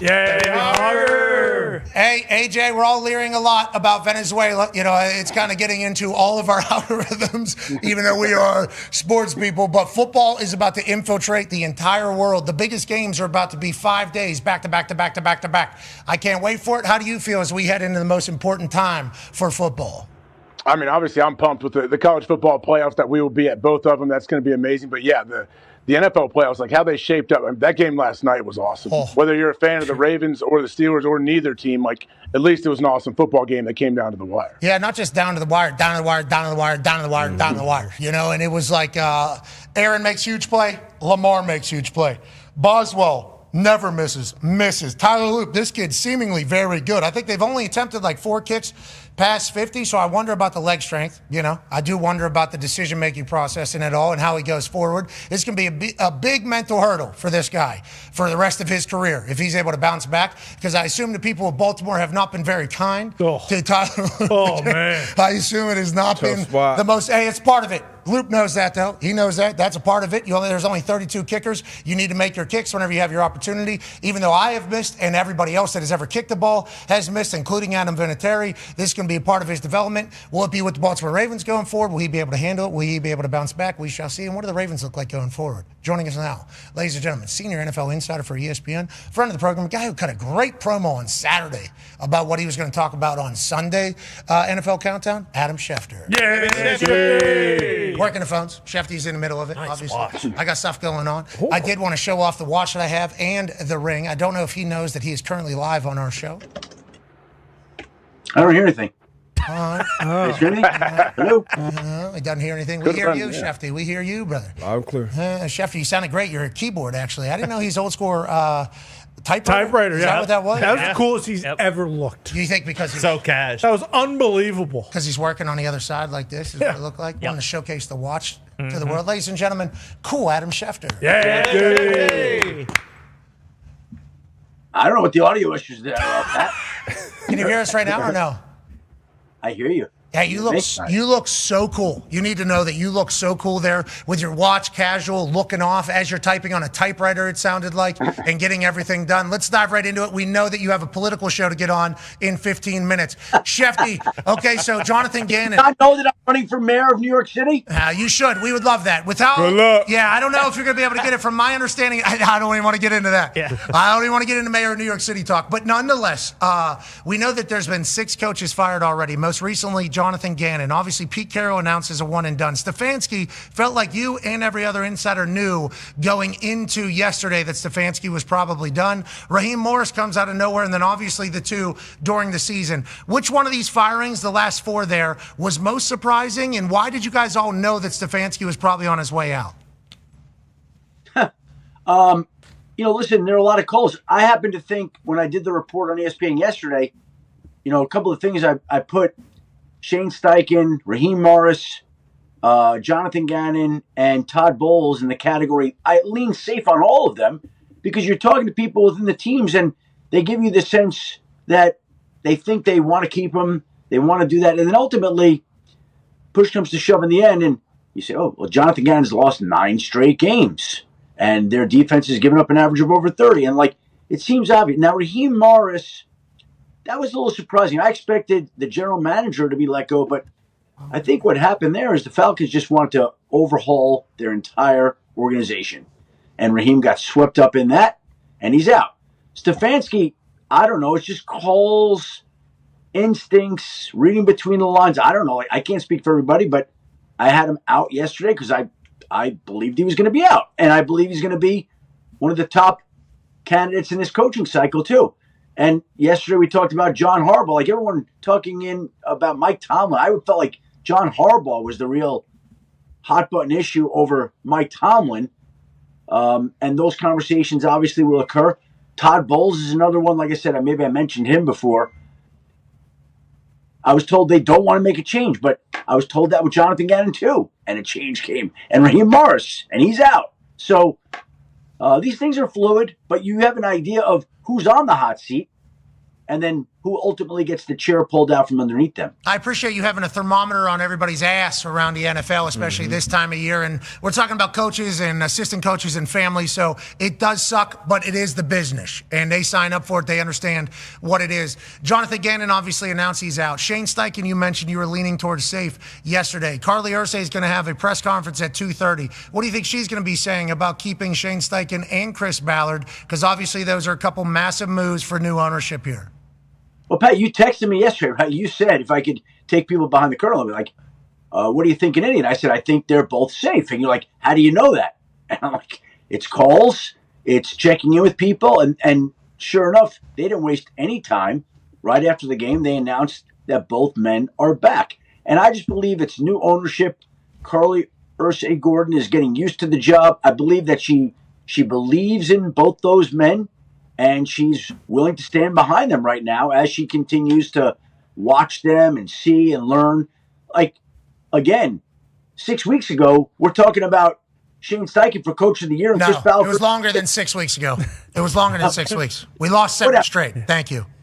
Maybe 10. Yeah, 8 to 10 weeks ago, brother. Life was good then. But on that note, I like Shane Steichen and I like Chris Ballard. But, man, it's a long time with no success. This is a long time with no success with a lot of excuses in a league where meritocracy is supposed to be the thing. So hopefully they're able to figure it out. Can't wait to hear what she says at 2:30. And obviously, I respect the hell out of the big three. And whatever Carly says, I got nothing. I will support you, Carly. I will. And I think Colts fans, it's going to take a little bit for them to support it. But if you win and we get back to 8-1, you're a super genius. But if you guys stink again next year with a bunch of trash ass...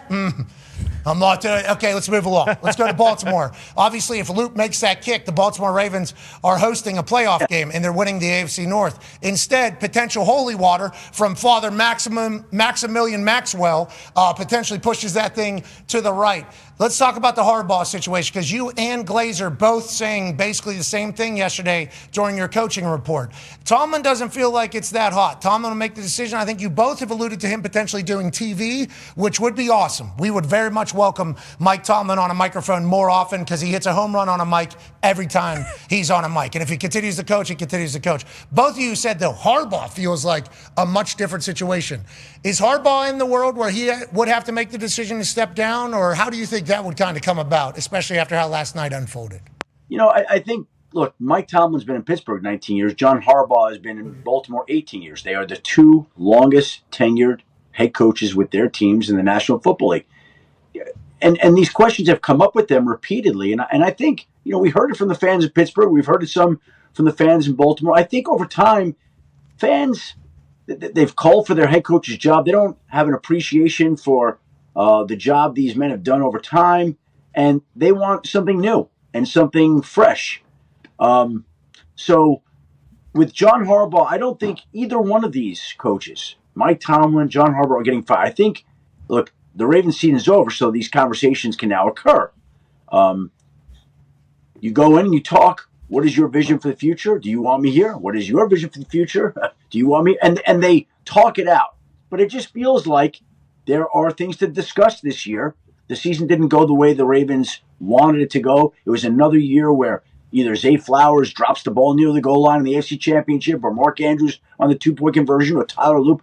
It ends in disappointment. And when that keeps happening, you have conversations to discuss how you want to address it and how you want to fix it. And if either side wants to make a change, and maybe mutually, by the way, like if Baltimore wants to move on and go hire whoever else, John Harbaugh automatically, to me, becomes the Mike Vrabel of this year's coaching class. He automatically vaults to the top of most lists, and he'd have a job tomorrow. So what does John Harbaugh want to do? Where does he want to coach? Right? We've got openings in Arizona. We've got openings in New York. We've got openings in Cleveland. Where does he want to go coach? Does he want to be in Baltimore? Does he want to go elsewhere? That's up for him to decide. It's interesting. So, I didn't really think about John Harbaugh's opinion in this whole thing. That is crazy. Coach, you've certainly earned it over the years, but it does feel like Baltimore, you know, if you just read the tea leaves seemingly coming out of there, maybe the message has run stale. Maybe it is something that is new that is needed there. And maybe that conversation will lead to that with front office and ownership whenever he goes in there and talks about the future. Just like whenever Pete Carroll went in there with Schneider, and Schneider said, "Get the hell out of here, old man," and then moved on to McDonald. And then now they're the number one seed in the NFC. Yeah. Those decisions are hard to make, bro. Those are hard decisions to make. Legitimately. Go ahead, Shefty. And maybe it's like a married couple. They've been together 18 years. Maybe they're both thinking about breaking it off, and then they say, you know what? Let's stay together and make this work and move forward. Oh, if you like pina coladas and getting caught in the rain. You know, it's funny, Schefter. I don't want no spoilers here. Husband and wife are actually writing to each other there. That's right. It's crazy. Yep. Oh. Yeah, they're both looking for somebody that loved the good old days, the pina coladas. That's cool. Turns out she was laying, or he was laying right next to him. Same person. The more you know. And then they met up with each other at the end. So they were like, yeah, that's that song. Re-sparked their relationship. Yeah. Good for them. 100% sure. I was a little bit of a parrot head. Is that what it's called? Jimmy Buffett fan. Jimmy Buffett, I was parrot head there for a little bit. We had some good summers, me and Jimmy. Great. Boy, those shows are a good time. pretty reckless, those shows. Pretty reckless out there. But yeah, that's what you're saying. They're potentially writing to see if anybody likes pina coladas or winning football games. And then maybe they just need each other. Maybe that's what they need over there. We'll see in that entire thought. It's hard to move on, though, from somebody you've had for a long time. But boy, it feels harder to move on from somebody immediately after 1 year. Pete Carroll kicked out yet again. What do we think happens now in Las Vegas? Go ahead, Tone. Yeah, Shefty, obviously Pete Carroll, they signed him to a 3-year deal there, out after one. All the coordinators were fired during the season, basically. They signed Geno Smith also. Who knows what's going to go on there. But is Tom Brady, is he running this search, or who is running this search for the Raiders and their new coaching regime? John Spytek, the GM, and Tom Brady will, I think, identify and hire the next head coach of the Raiders. Obviously, Mark Davis will have a big say, and some of the other partner owners. But I think Brady and Spytek are out front on this. Brady and Spytek are out front of this, and we'll see how it plays out. Yeah, Pat, things happen. Things happen. The news waits for nobody here. Yeah, absolutely. That's especially on this Black Monday. Now, the Pete Carroll, Tom Brady, Spytek situation out there in Las Vegas. They also have the number 1 overall pick. They do. Yep. Mm-hmm. So they're going to get Fernando Mendoza, who'll be joining us in about 15 minutes. Raiders fans, just know you can watch the interview that we're about to do with him, a conversation we're about to have with him, or watch film. This guy is a guy that can turn an entire franchise. If they get a couple things right around him, you can become the Chicago Bears. You can become the New England Patriots. You can become the Jacksonville Jaguars. That's why if you don't make any moves after a long time of failure, people are going to say, what the hell is going on? AJ has a question for you, Shefty. Yeah, Shefty, we hear from people, on ESPN all over the internet that Stefanski is most likely going to get another job within this coaching cycle. Do you think that's the case? And also, what are some hot names of people that you think may be off the board quick to get hired? I think this is a little bit of a different year. First of all, I do think that Kevin Stefanski will wind up with another head coaching job if he wants one. I think he's going to be a little bit selective about what he chooses because, look, he just got fired in Cleveland. And so if he gets fired again in the next job he chooses for whatever reason, then the chances are he's out of head coaching chances.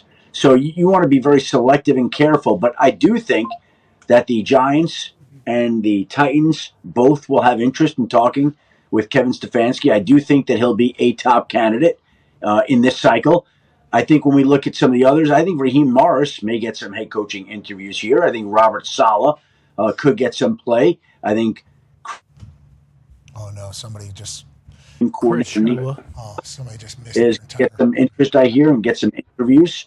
Jeff Hafley in Green Bay is going to be somebody. No! At Nagy, we know some of the names.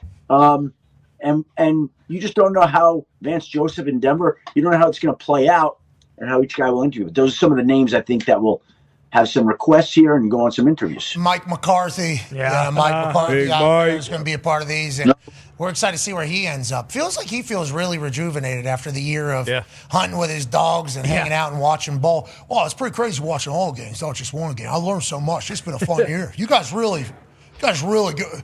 Ebbs and flows of every week is pretty crazy. I'd be excited to see him get another shot. Yep. I don't know what his record is, but I think it's up there very good. Same as Tomlin and Sean Payton. He's been good to us, and we're not going to openly campaign for anybody, but I think Mike McCarthy would be an awesome coach for somebody after the year that we've spent. He's been such a surprise to me. Just such a surprise. The way he talks, how he talks, the way he views things. He's a deep thinker, this guy. Mike McCarthy's a deep thinker. I did not expect that. I think a lot of people probably didn't expect that. He's a likely. He loves ball, too. Loves ball. Speaking of ball, you got to talk. How many years did he coach? Hey, AJ, how many years did he coach you for? All 9. My 9 years in Green Bay, he was my head coach. His first year was my first year. Okay. And how would you feel about him getting a head coaching job? Absolutely. He's the man. And he's even grown and become, I think, even a better coach as he's gotten older. We would like him to go to a good spot, though. There's some ass places right now where we need him not to go. We would like to see him go and have a good time. We would like to let those places know. We have not told McCarthy that we think your places are ass, though. We have only supported Mike McCarthy doing his thing. Now, let's talk about Mike McCarthy and AJ. Go ahead, Ty. Yeah, so the guy who replaced Mike McCarthy, Shefty, for whatever reason, the Matt LaFleur stuff, even with his win percentage being one of the highest, in NFL history through your first 8 seasons or whatever. A lot of stuff is still coming up that basically says, hey, if the Packers don't have a deep playoff run this year, there's a chance that he's going to be let go by Ed Policy. Are you hearing anything else to that? And who would be the one kind of pushing for that? Is it the media? Is it Ed Policy? Is it, people in the, like the GM suite? I mean, like who? Because by all intents and purposes, Matt LaFleur has been very good as the Packers head coach, but he has fallen flat in the playoffs.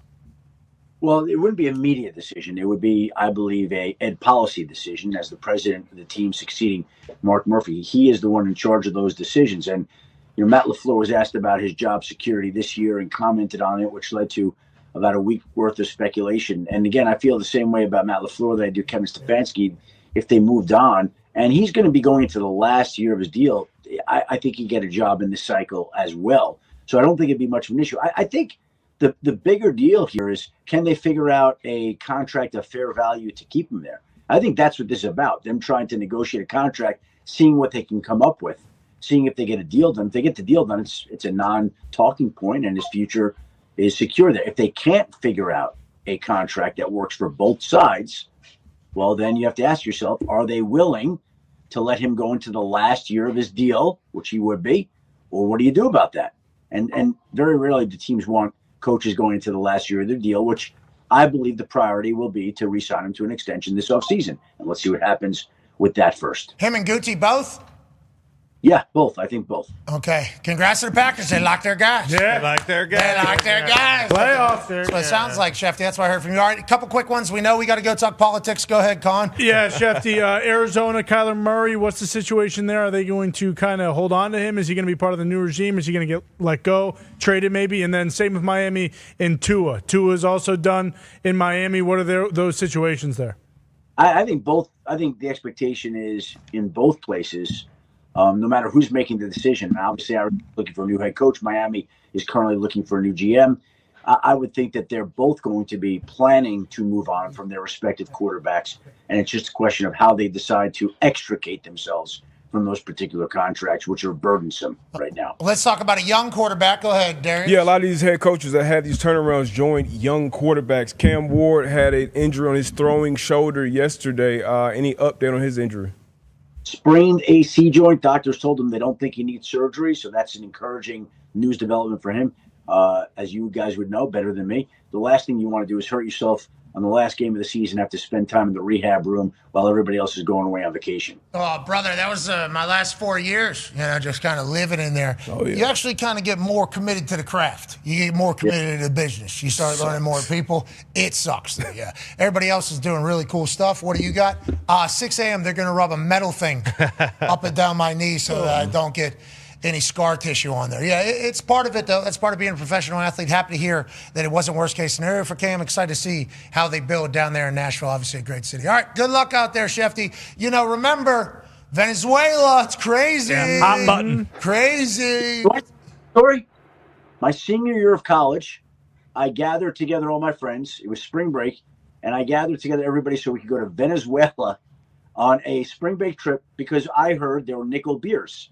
So we had like 15 guys, and we went to Venezuela, and while we were there, civil war broke out there.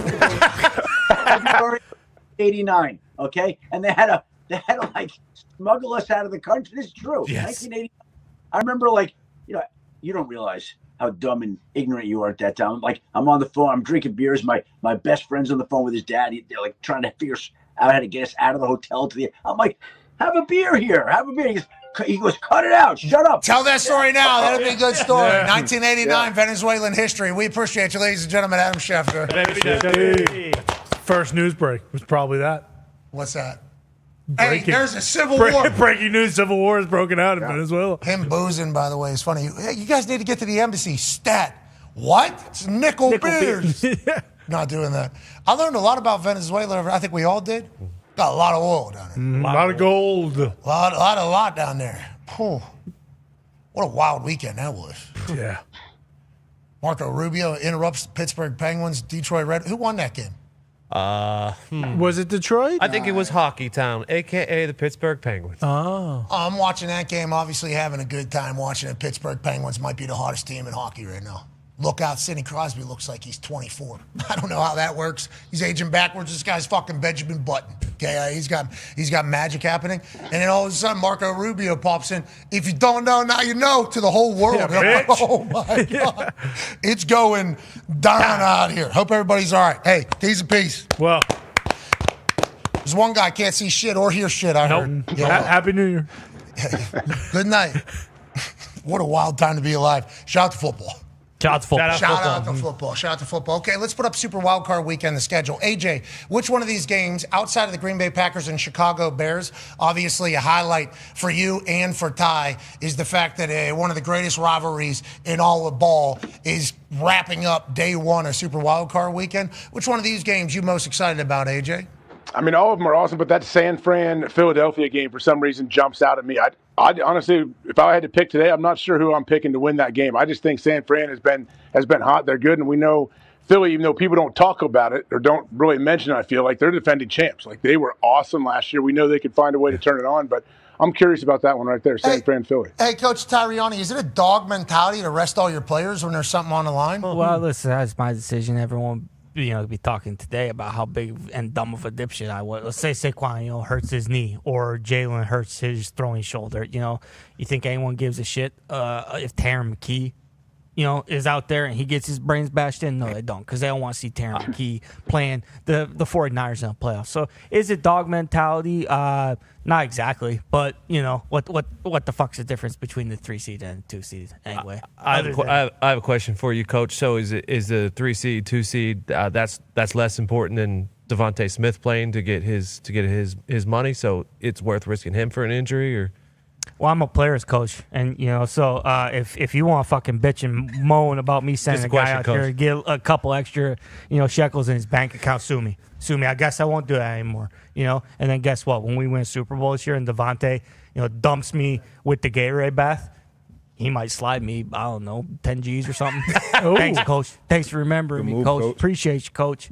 You can't win. You can't win. It doesn't matter what you do. You do the right thing. Everyone says you're a dipshit. You don't know what you're doing. You do the wrong thing. They double down and say he's the biggest dipshit there ever is. So, I don't know. It's almost like I didn't win a Super Bowl last year. It's almost like I'm one of these other fucking rum-dums who's getting fired today. But I'm not. We're the 3 seed in the playoffs. And Did you guys win your division earlier than everybody else in the league? Yeah, absolutely. Wrapped it up like 6 months ago. It seems like we haven't played a meaningful football game. Outside getting the number 1 seed, we knew that wasn't gonna happen. We haven't played a meaningful football game in 2 months.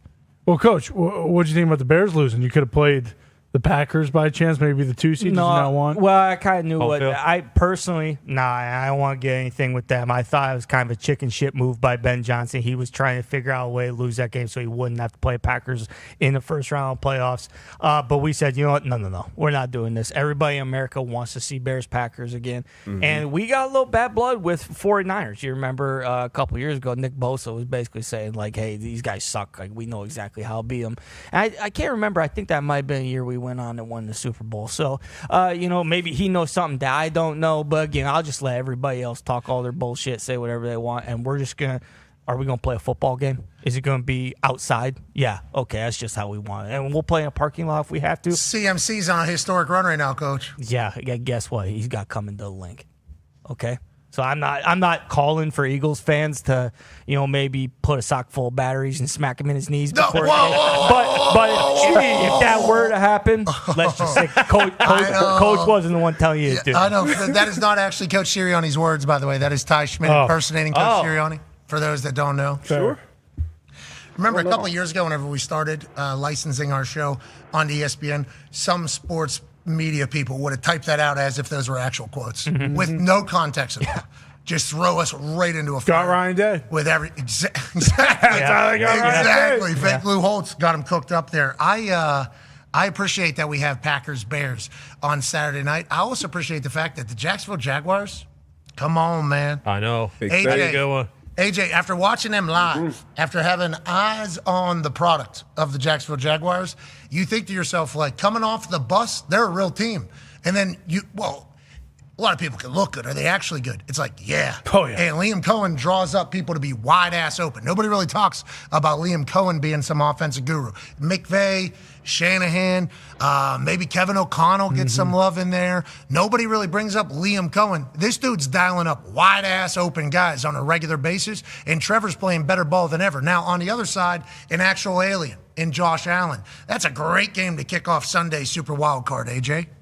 Yeah, it is. And the fact that Jacksonville not only is relevant, like they're a legit Super Bowl contender now. That's the thing. That's what Liam Cohen has done to this team. I'm sure they're also loving the fact that they are underdogs at home. I doubt Liam ever mentions that to the squad. They don't even have to talk about it. I'm sure they know it. But I think they have like this, they're in a nice like sweet spot to where they kind of have a chip on their shoulder. No one's giving us a chance, even though they are a very, very good football team that can get hot and has a chance to make the Super Bowl.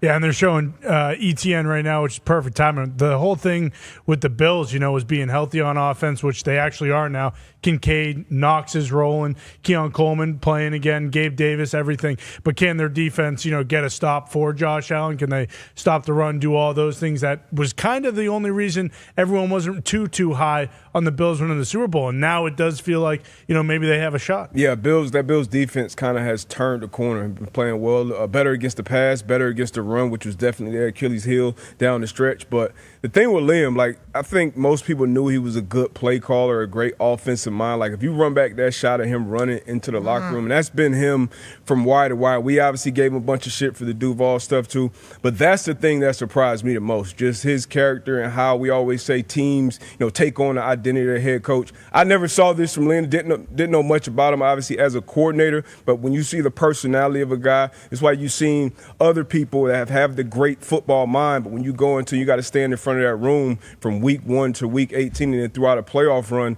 and have your team on the same page, ready to run through a wall for you. That's tough to do with a group of professionals. So the way that he's been able to do this for a first-year guy and a year 5 quarterback, year 6 quarterback, unbelievable from Liam. Yeah, and if you're the Buffalo Bills fan, look at that locker room. See, this is why you build a new stadium. That is so sick having that. This isn't even their new stadium either, by the way. Jacksonville is building a new stadium, which leads me to my next point. Congrats to Shad Khan. Mm-hmm. Yeah. We said it last week. I would like to reiterate it. Shad Khan has done everything he possibly could for the Jacksonville Jaguars to be good while not meddling. Bingo. Not meddling at all. Just I'll hire the right people, right? These are the right people. Mm-hmm. This is the right people. I'll give you everything you need. You want to build a new city? Sweet. Well, how many cities do you want to build? Let's anything for the Jags to be good. Let's do that. Well, we're not getting a lot of fans to the games. We think people, how do we turn this into a festival? Let's get DJs. Let's get pools. Let's go ahead and build that indoor stadium. It's Shad has really left no stone unturned, basically, in trying to make this Jacksonville Jaguars team good, and they're here. So congrats to the entire organization. Yeah, and you guys always They used to tarp off. Yeah. Tarping off the whole fucking thing. Big sections. Yeah.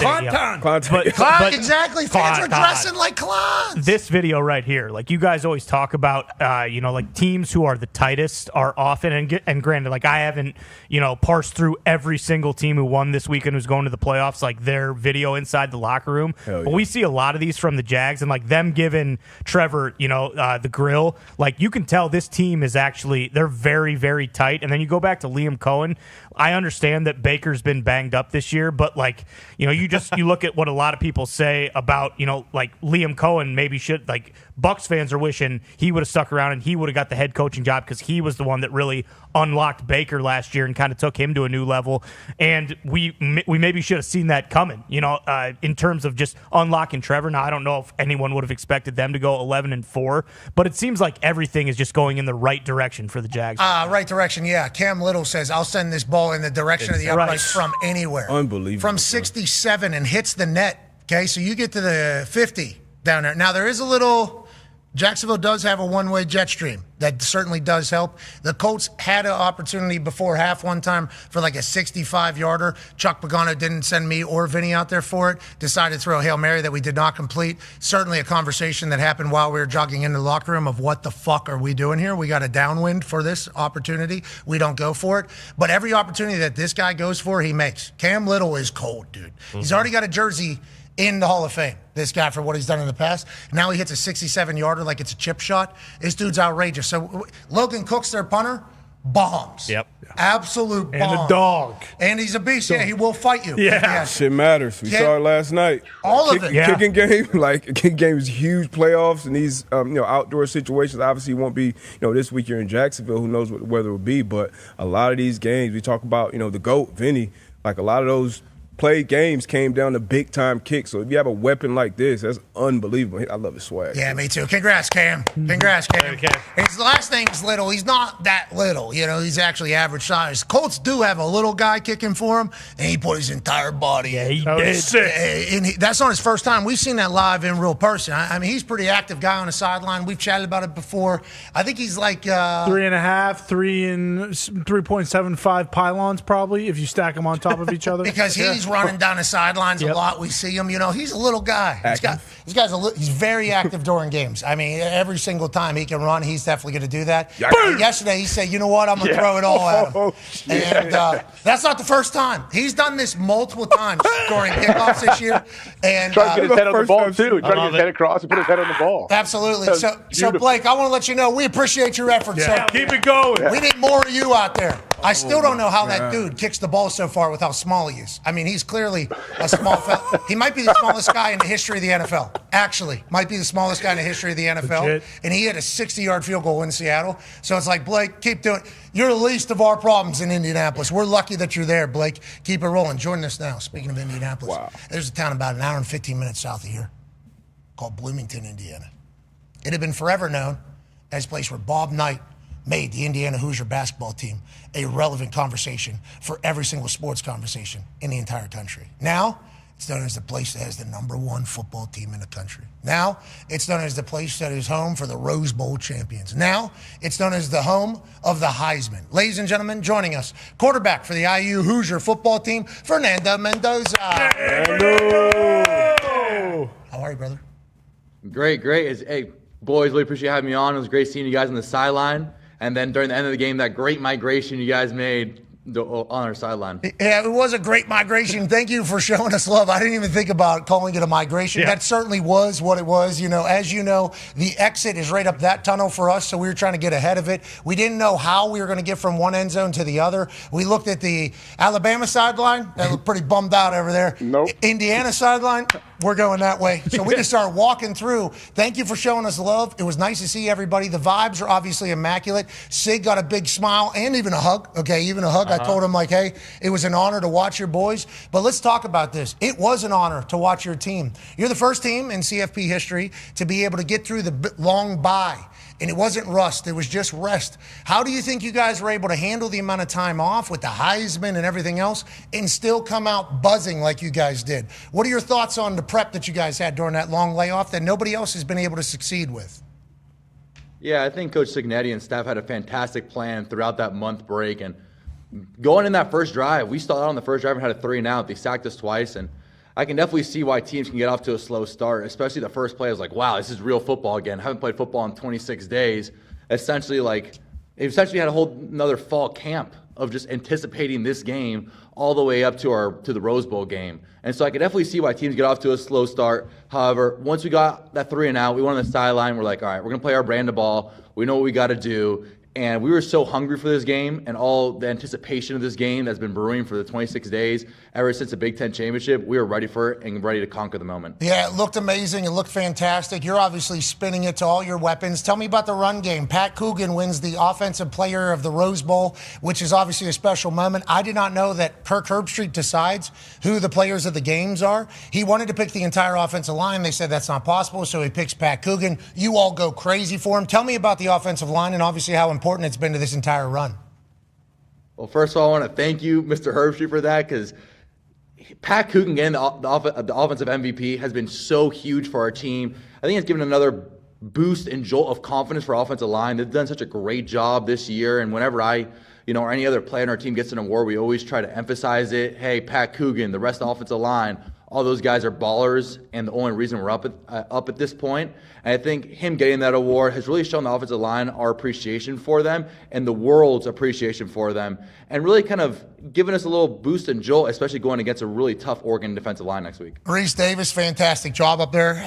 Reese delivering the ladies and gentlemen, a little misdirection a couple of different times. Yep. I love the delivery. I love the celebration you all had for him. And I appreciate that Pat, you said, was the one that basically gave the speech about you all being misfits, right? Quite a leader and a rallier for your entire squad, I'd assume. How many of those guys do you have? And do you feel like this is the tightest team you've ever been on? It looks like you guys love each other down there in Bloomington.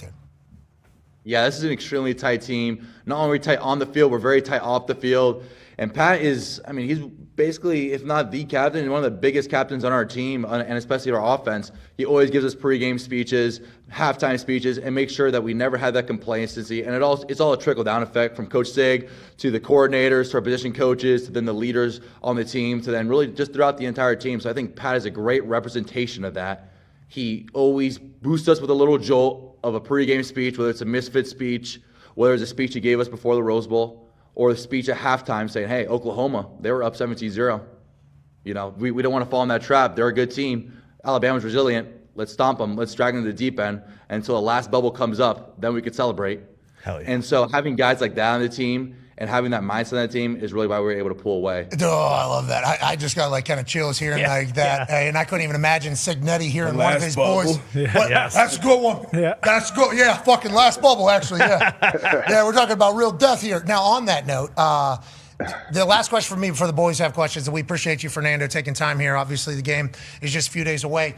You warm up when you spit. Every ball you throw is a tight spot, is a perfect spiral. And I don't want to jinx anything. You throw absolute darts. I mean, dots on a very regular basis. Every warm-up throw is a dart. Every warm-up throw is right on the money. I mean, you are a special elite ball thrower, brother, which is obviously great for the next level, and it's great for Indiana right now.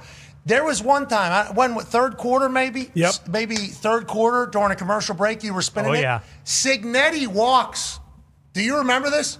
Sig walks right in between you and who you're throwing the ball to. You clear his head by about that much, and then it turns over right into the hands of whoever was catching it. I thought you killed Signetti as the ball was rolled, because where we were standing, I was literally watching it all happen. It goes right over top of it. Is that a normal thing? And who's the person you play catch with all game? Is that the same person every single time? Yeah, so I would say during the TV timeouts, especially in these college football games, there's a lot of TV timeouts, and I would say it's a not underappreciated, but a moment about college games that people don't talk about enough. You're about to get on the field, and all of a sudden you see the stick, and it says 3 minutes or 2:50, and you're like, wow, man, I'm ready for this drive, and I just got to wait. So I always try to I always have a routine, always like a way to get myself ready. I always get a lot of throws in with my younger brother or another quarterback, Grant Wilson, here on the team, and we're throwing. They're giving me tips and about my technique. Hey, shorter stride. Hey, be more stable. And then after I do that, I get some water, throw a little prayer up to God and to the man JC, and I get ready to execute on the next drive. And so I would say one thing about, the Signetti incident is I'm always very confident in my accuracy. I think that's not only, if not the most important, it's one of the most important components of a quarterback. And so it's something I pride myself on. And every quarterback, they would tell you they really pride themselves on their accuracy and the way their ball spins. Yeah, well, yours is tight. And Signetti takes a lot of pride in what you can do, too. Yeah. He just walked right. I mean, that ball was right over his head. I'm like, I don't know how many people are watching this right now, but the entire world would have found out about that if that would have taken place. But instead, perfect layer throw. Right over top of Sig's head, turns over, drops right into somebody's hands, either Alberto or Grant. It was special watching you, man. It was a great day. Go ahead, AJ. Yeah, Fernando, I guess watching your guys' defense in person, it's a thing of beauty, how they play, how fast they play, how physical, how disciplined they are. I guess, how quickly did you realize that, hey, this defense is unbelievable? I know you got to campus about a year ago. I'm guessing in spring ball, you probably watched these guys fly around and knew you had something special. But what's it like to be on the sidelines and watch your defense just dominate? Yeah, the first couple of days of spring camp, I was like, wow, this defense is either the best defense in the country or I'm not as good as I thought I would. So having that experience and be able to play against such a great defense through spring ball, through fall camp, giving myself a ton of tough days and a ton of tough looks, a lot of tricky looks, because Coach Hayne really does cook up the defensive looks. It's helped myself develop so much as a quarterback. And, I mean, as a linebacker, I'm sure you can appreciate the efforts of Aiden Fisher, Isaiah Jones, and Elijah Hardy. All those guys are ballers. And I would say every part of the defense, whether it's if it's defensive line, whether it's the second level or the third level, they're all intricate in their own ways, and they all play in such harmony and symphony with a great synergy, all towards a common goal of trying to disguise looks, trying to confuse the quarterback, while also creating disruption. Harmony, symphony, a great synergy, and they all thump and bump. I mean, they are tackling through the ground. The most physical teams won. That is our big takeaway from the quarterfinals. The most physical teams, the most dominating teams in the trenches are the ones that won. I think that's going to continue to go forward, and your team has been special there, both on the offense and defensive line. Let's last question here about the game. Go ahead, comment. Yeah, Fernando, Riley Nowakowski seemed to be kind of an unsung hero for your team. He was lead blocking. He also picked up a massive third down, breaking a tackle, running up the sideline. Oh, here it is, perfect timing. What does he mean to your entire team? What kind of player and person is he? And also, just so you know, the edits right now on social media of you after dropping a however that leads into you just slicing and dicing the Alabama team is just absolutely fantastic internet. So hopefully you see one or two of those. Yeah, no, for sure. The internet is always undefeated, no matter what happens. So, shout out to the internet. Shout out. But Riley is, he's a great player. I think on the field, he's a tight end, but he's also a little bit like a fullback. He's like a college Juszczyk, like a college Kyle Juszczyk. Obviously, Kyle's a fantastic player, so his praises are there. But I would say he's a college version. Not only is he fantastic in the pass game with that big catch, but he's like a little muscle bowling ball. And so whenever you always throw him, he's going to get the maximum yak. And he's also so fundamental in the ground game. He's a great lead blocker. He's essentially the fullback of our team. And to have that is such a great fundamental because, like you said, all the teams, the most dominating teams throughout the quarterfinals, they're the ones that won the game. And as long as everyone loves talking about the quarterback and the receivers, the skill positions, but it really comes down to the line, and he is just like an added boost, like essentially another offensive lineman that could also catch the ball to our team. You guys are moving his ass. Mm-hmm. He was, the amount of motion he had, like a Tyreek Hill. Always. Jersey was filthy early. You had him all over the place. I'm like, is that because it's too big of a body to be moving as much as it is?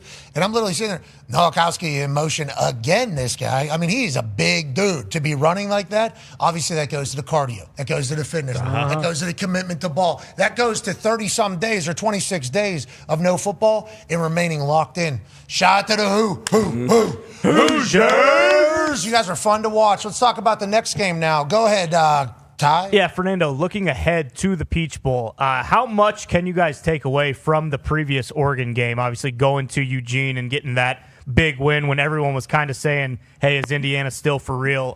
Is there anything you can take away from that? And have you thought at all about how, while it is a neutral site game, it was probably 80% Indiana fans at the Rose Bowl, and I assume it's going to be very similar down in Atlanta. Yeah, Autzen Stadium was a fantastic environment, and we had pre-snap troubles that game.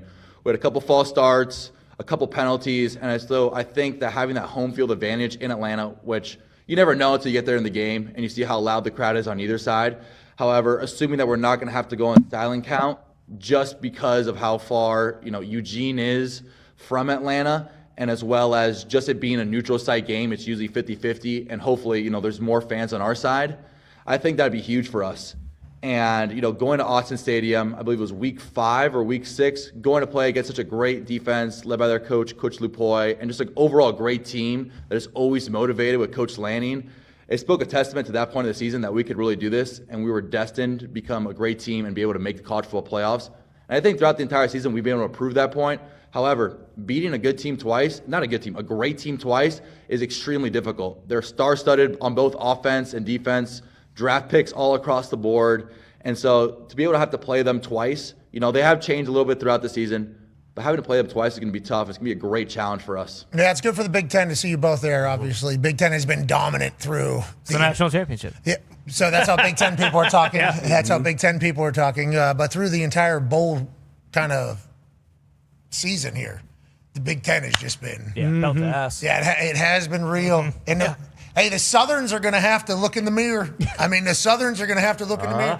I saw a couple on Paul Feinbaum's show start to say, we're in trouble down here. Yeah. We are in trouble down here. A lot of pressure on Ole Miss. Yeah, a lot of pressure on Ole Miss. And he might be the guy, honestly. Yeah. Hey, the Final Four teams are awesome. I don't know how much you know about what's going on in Miami or what's going on at Ole Miss. You four are representing college football perfectly. And the way you guys play, and the way you operate, and the way you act is special. Dan Lanning and Signetti are basically just a younger and older version of each other. It it has been awesome to kind of follow along with all the stories. Now, for you, you added a weapon in the Big Ten Championship that the world got to see. That continued at the Rose Bowl, and everybody else is getting healthy. Go ahead, Tone. Yeah, Fernando, Pat's obviously talking about Charlie Becker there. He has been awesome. Obviously, you have Cooper, you have Surratt, you talked about Noah Koski, you got your running backs.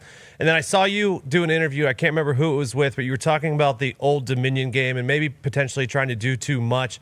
And then you realized, hey, like, I just got to be a point guard for these guys. How awesome is it, and how much does it benefit you to have all those weapons? And then is it you just read the defense and dictate that the defense dictates where you're going because you have all these guys, and no matter who you're going to, it's the right decision? Yeah, so our first game is Old Dominion. It was a rough game for myself because I thought, wow, I'm an anticipated transfer. I need to go out there, and I really need to be, not Superman, but just try to show everybody that I'm such a great quarterback and make all these insane throws and kind of run all over the place. And that game actually had 0 passing touchdowns. I actually searched it up later. It was the first time a Heisman quarterback's ever had 0 touchdowns in the first game. So, able to bounce back from that. But after that game, my quarterback coach and I, we sat down and we said, hey, you just got to be a point guard. All you got to do is be a point guard, distribute the ball. When the defense gets too much depth, just check it down. And there's one play in Alabama that actually set us up for our second touchdown that was great, that one of our running backs, Black, got open on a check down and ran for 12 yards.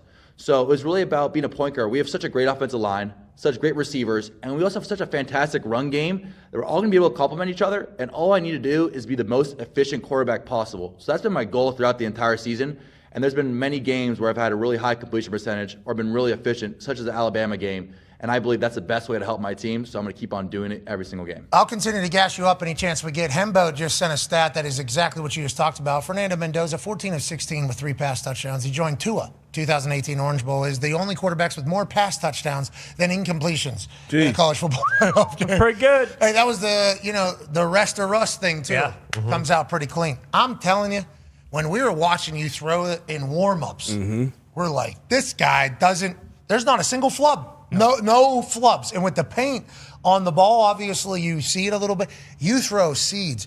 And then you got a fatter ass, I think, than a lot of people think. You're a stallion. I think not a lot of people understand. You were running a little bit more there in the Rose Bowl. Was that a conscious decision before the game, in the game? Like, how do you kind of view and make those decisions? Because you are a strapping lad. I don't think people really fully understand that.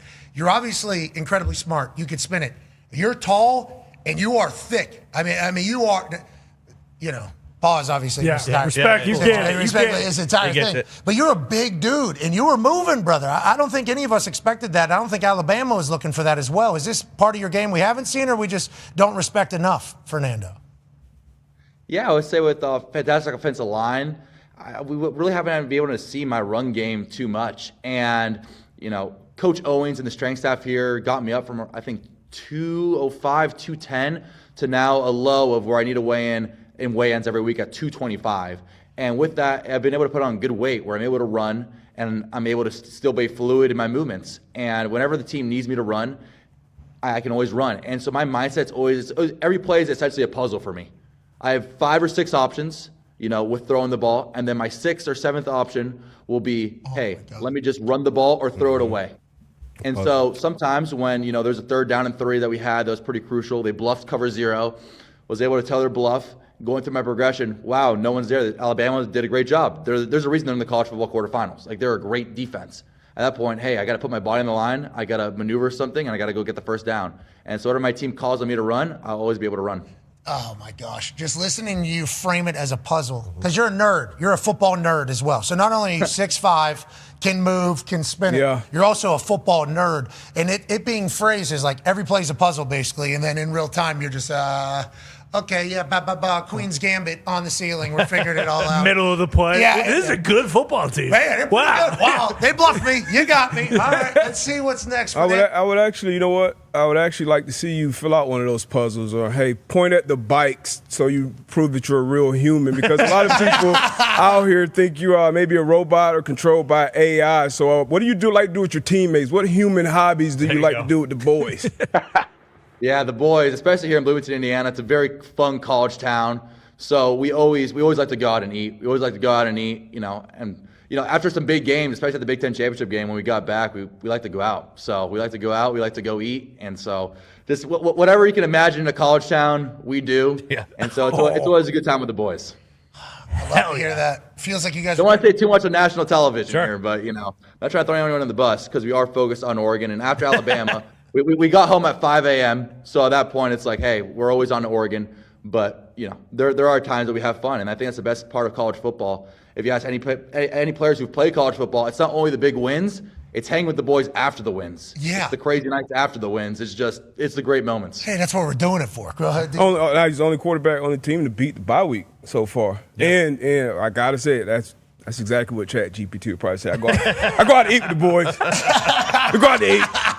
Food. Hey, I like the people are saying you're an AI quarterback, brother. It's a great time to have an AI quarterback here in Indiana. You're doing great things for us. We appreciate the hell out of you, man. Muchos gracias, amigo.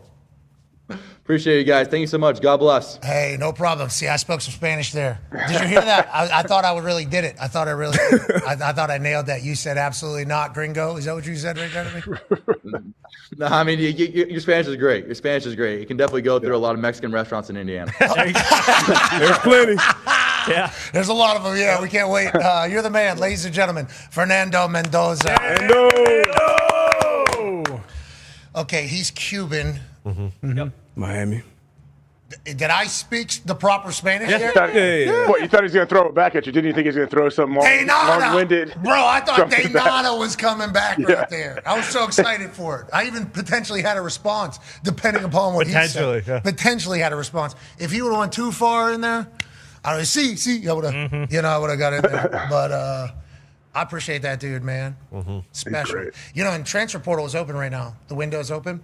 And Indiana just signed a bunch of people. I mean, they got Josh Hoover there. Everybody. From TCU. They got an end. They got an Marsh from Michigan State. Offensive line. I mean, Indiana has been the transfer portal kings. They really have. Them and Texas Tech. Texas Tech has done very well. They flipped their entire program. I guess Vandy you could also add into the conversation with what they've been able to do. And what Curt Cignetti is able to do is evaluate very well, but also say, those are our guys. Like, these are the type of guys we want. Cignetti and Mendoza feel like. Yeah. Doesn't that feel like a match made in heaven? Oh, my goodness. Absolutely perfect fit. But you said how Cignetti evaluates talent and brings the right guys in, but then how that coaching staff gets those guys to play together and play so hard and so fast. That's, to me, the most impressive thing. It's funny. It feels like Sig's doing two jobs at once because a lot of the guys that they brought in, they either played or he definitely watched film of them playing. Like, they played Michigan State this year, and then they brought in the BC running back. The BC running back had a good game against Michigan State. So while he's watching film for preparing for Michigan State, he definitely saw these things. Like, these college coaches have to do one job and then another job while they're doing that job. Turbo coming to Indy. That's a good name. Yeah. Hell of a name. That's a good name for a running back. But, both Lanning and Cignetti had their press conferences. Hilarious. Both of them just like mental warfare happening, but also sharing the same sentiment. It's kind of bullshit what we got to do right now while we're preparing for the biggest game. But, hey, I guess it's college football now. I couldn't study for 4 hours because I got recruits on here. But we'll see how it goes. And then Lanning goes, keep worried about the recruits over there, Sig. We got the same thing happening here. It's a crazy time for, obviously, football, but it's a great time. We're so incredibly thankful that we get to talk about it. Be a friend, tell a friend something nice that might change their life. We'll see you tomorrow. Goodbye. Really think I got it in there. Nailed it. You did. I came up out of nowhere, the music. Mm-hmm. Shout to Nick. He's back. Good. See you, Nick. All right, Nick. Sunshine. He's delightful. Big smile this morning. Oh, yeah. He came skipping in. Jovial. Yeah. Steelers victory last night. Come on. Good to hear. Yeah, I spent a lot of emotion last night. So, all that was left was the good stuff. It was nice. Yeah, we appreciate that. You should have had a lot of good stuff last night.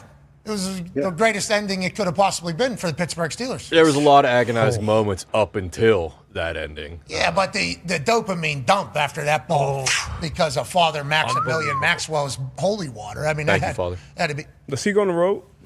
So he's actually, from our understanding, a substitute priest. Not anymore. There might have been a Wally Pipp situation happen with the priesting over there for the Pittsburgh Steelers. I genuinely don't have any follow-ups to the story, but Father Paul, normally priest for the Pittsburgh Steelers, we met him. He is the head priest up there at St. Vincent. St. Vincent actually has an arch abbey, which is a monastery with a bunch of monks. It is a very Catholic place, like maybe the most Catholic place in in America. I have no idea how many of these there are. Father Paul's the head of the Archabbey. Father Maximilian Maxwell, he is the prior. That's right. To the Archabbey. He's the prior of the Archabbey. He's vice president Yeah. of the monastery of Catholic monks that they have up. That looked just like Chuck for a second. It did. Yeah. Oh, my God. Yeah, Chuck Pagano was trying to get some sage after that holy water, but just didn't get it quick enough. And Father Maximilian, substitute father, might be step priest time to step in full time there. Yeah. I mean, it's over. And listen, we love Father Paul. Love Father Paul. He was good to us. He was. He was great man. to us. He gave us some sweet trinkets from up there. Not trinkets. Father still has it. Right. I'm Catholic. I can say that. They're trinkets. But, and also, a couple ice cold beers that his family was making. But, and again, I don't know if this is corroborated. I don't know if this is true. I have heard that maybe he doesn't bless the field with holy water before the game. And Father Maximilian decided, you know what? I think I'm going to tonight. And then it's in the same end zone that Tyler Lute misses the kick. You found your new team chaplain right there. And listen, it is a Wally. It's probably the biggest Wally Pipp situation since Wally Pipp got Wally Pipp by Lou Gehrig. God bless him. Yeah, God bless him. Oh, and God did, I guess. He did. Mm-hmm. God kind of made the decision here. A little bit. I don't know how the Catholics feel about signs from God. Pretty strongly. Yeah, and especially if it's a priest who's kind of, it's like, oh, this guy's talking to God. I know they say they all are. This guy's got his ear. So, like in Avatar, the little alway tree Correct. lands on Jacob Sully. Yes. The little leaf. Yep. Or whatever. Yeah, there it is. And they all go, holy hell. Yep. Don't kill him. He looks like a doofus, but I guess, they're saying. AWOL loves him. Yeah, that's a whole thing. So that's actually what it. The Catholics view that potential, right, as a very obvious sign. That's a sign from our Lord and Savior. Now, would that be Father, Son? It could be the Holy Triumvirate. Somebody. The Father, Son, and the Holy Ghost, potentially. Which is? Yeah. In nomine Patri et Filii et Spiritus Sancti. I'll tell you or what. in the name of the Father, the Son, Holy Spirit. I'll tell you what, and if it's making folks miss kicks, go to playoffs, I think a lot more people are going to start buying into Catholicism in Pittsburgh. I think you might be right. Mike Tomlin, TJ Watt, Aaron Rodgers. Big Ben. No Cam Hayward, huh? Cam Hayward had the game of his life. Whoa. Dominant. Offense, defense, and special teams. 4 of them. Yep, right there. 1, 2, 3, 4. Boom. I don't know if they're going to have enough wooden pews around Pittsburgh for what's going on right now. They're not. I think those We'll Catholic get churches. baptized tomorrow. You are? I'm already baptized. I don't know why I said that. Catholic church? No. Presbyterian? Thank you. Which is? A branch of Catholicism. Got it. As you know, I could tell I win a lot. Branch of Christianity. Whatever. You get it. Catholicism is also a branch of Christianity. Christianity means it's kind of the overarching. Been a long time since CCD. That means Jesus. Yeah. CCD was a good time. Saturdays, I got booted. Okay.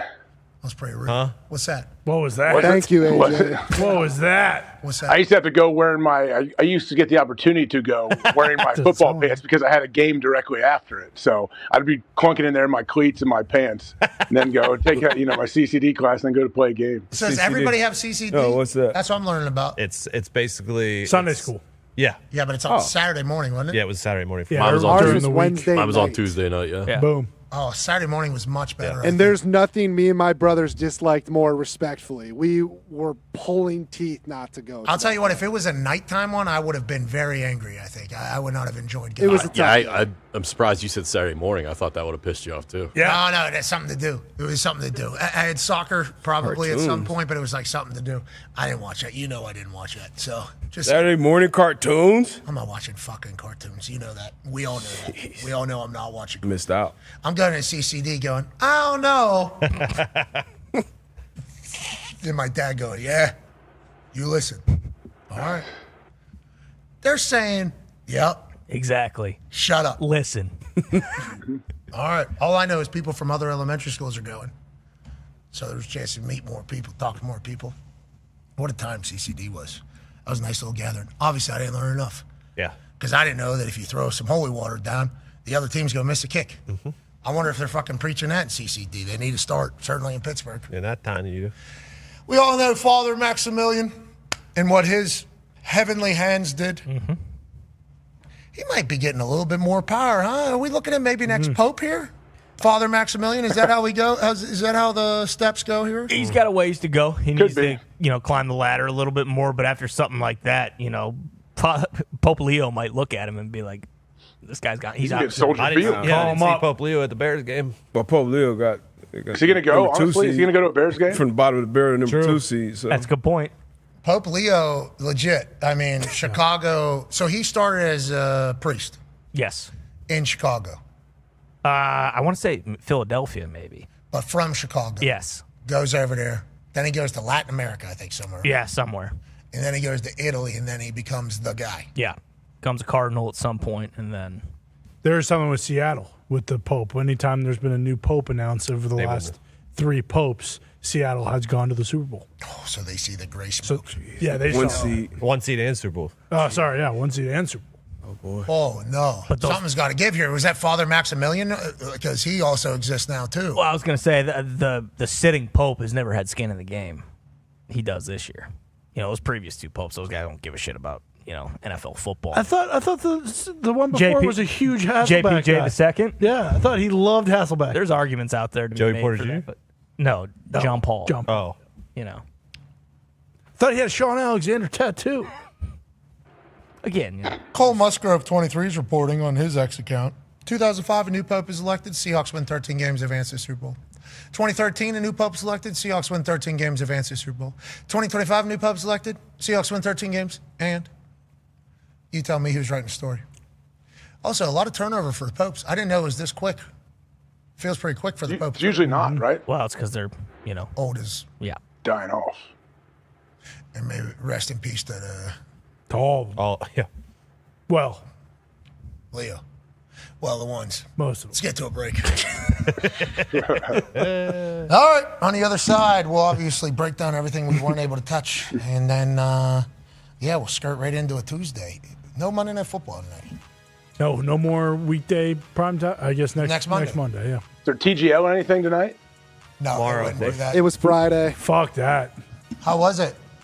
I enjoyed it. It came down to the last hole, and it was entertaining.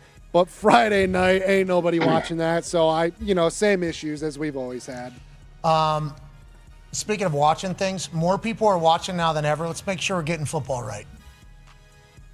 These rules analysts, I just learned of this dude's existence. I don't know where he paid his dues or earned his actual ref stripes. Can't have him. Can't take it. What's his name, Chase? Oh, yes. I had a bunch of people saying, McAfee talking about his coworker. I don't fucking know that guy.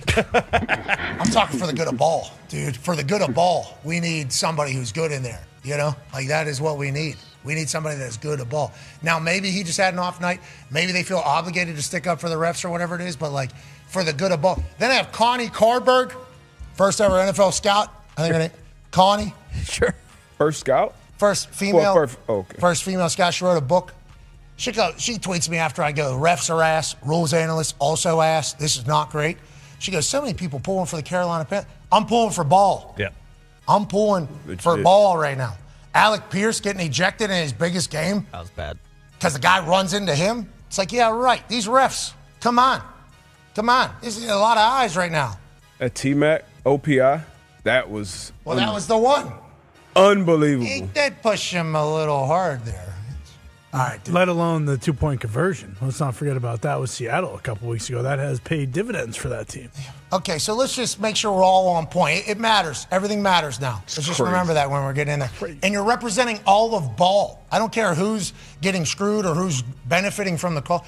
I just worry about ball. That's what we worry. We worry about ball. Yeah. It's a lot harder than it looks, I think, that gig. The good ones are very good, and the other ones, have some more. I don't think you can just drop anybody in, which makes me feel like the NFL should maybe say, hey, for primetime games, we are going to provide somebody. Gene Steratore works every primetime game. He's great. He's great, and he knows everything about everything. And he'll even say, by the book it says you probably caught it, but in the moment, I don't think he's speaking for ball. He's representing football as a whole. We need good doing that. Because ball is like this. Let's keep it going like this. Yeah. I do like when the analysts stand up for the players, too. Yeah. JJ, Dano. Maybe Orlovsky can do it, actually. He knows all the rules, hands down. A lot of people saying Dano knows everything there. Yeah. I don't know. Lou Dick might know more, I think. Well, that's kind of what it is. What is it? Just a dick measuring contest between these guys about who knows more about football? Can we talk about the game? Great game. Let's get to a break. I just need these refs to do good. It's a hard job. We get it.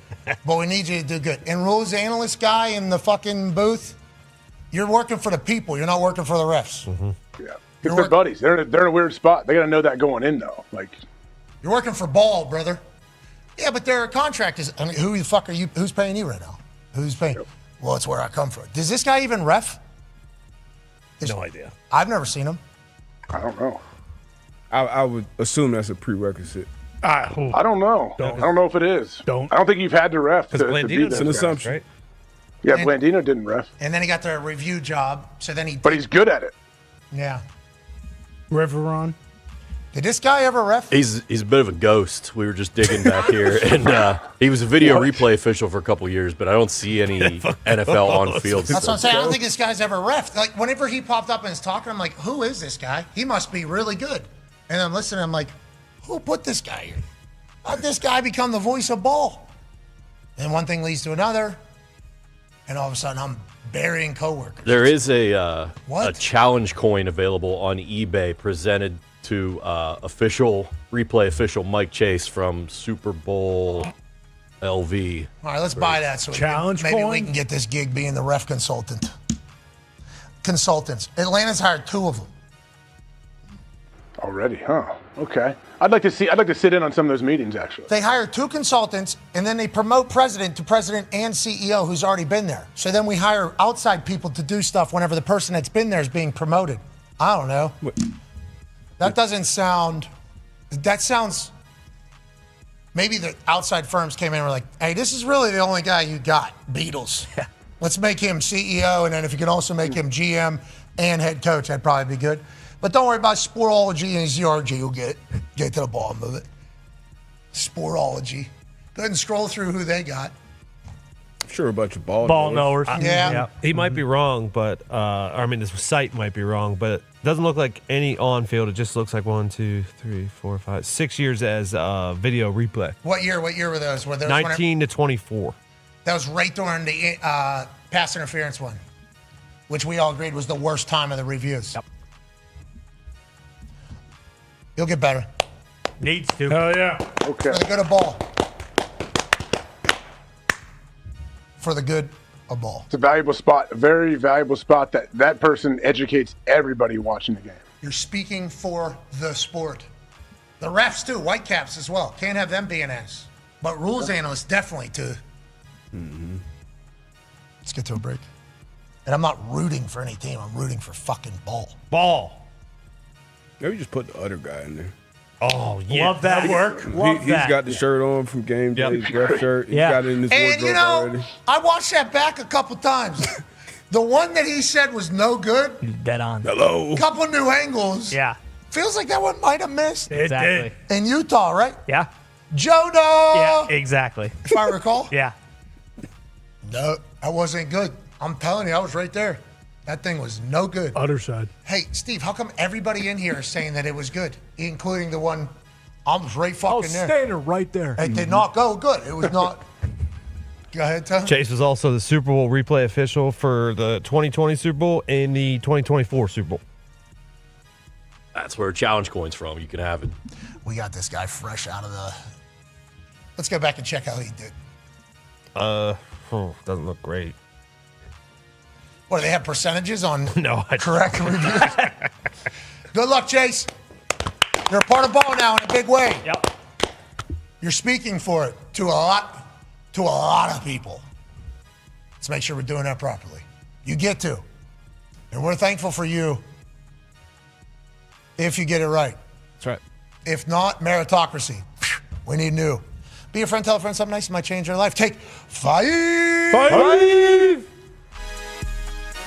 4 million in prizes and charity as a result of the field goal kicking contest. And Pat, what do we got going today? Yeah, Reese, I'm happy I can't see that graphic from where I'm at. Just hearing about that is obviously something to make my wife and daughter not be thrilled. $4 million out the door because these college kids have been showing up in such a big way. Congratulations to Garrett Morris here. You were the ticket winner.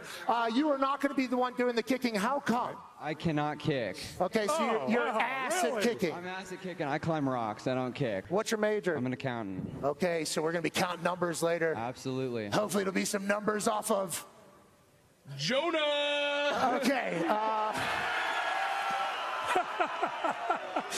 Oh, this is great. All right, Jonah! Hey, so you were a kicker in high school, is that right? Yeah, I kicked my senior year of high school. I was the all-region kicker, baby. Jordan. Oh, really? We got a couple blockers. Oh, yeah. I think we need a couple blockers. No. Your senior year, what were you? How many attempts did you have? I had about 5 attempts, made 3 of them. Oh, you went 3 for 5 and made all region? Good job, wow. Yeah. All region. Let's make this for $750,000. $250,000 to charity, $1 million to the all-region kicker Jonah. 3 back, 2 over. He's got a shot here. Timeout. Timeout, dude. We got a timeout. Timeout, dude. You know what I'm saying? You're for ice him a little. Yeah, right. We got blockers. Yeah. Let's talk. We got a $1 million kick, Jonah. Why don't you think about it a little bit? Here he goes. Ooh. No good! Jonah, we will still donate $250,000. No, he called a timeout before the kick. He called a timeout. $250,000 is going to go to charity. You two will get an opportunity to win $125,000 each. $250,000 in total for you if you're able to make this kick, Jonah. Sound good? For $500,000 out the door.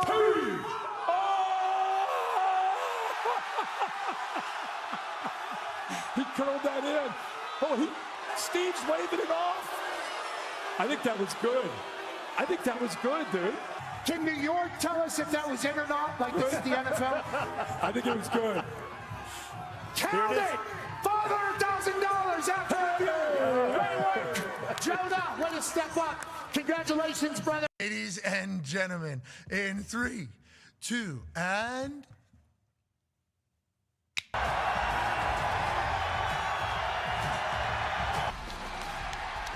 This thing's been staring at me all damn day. Oh, hell yeah!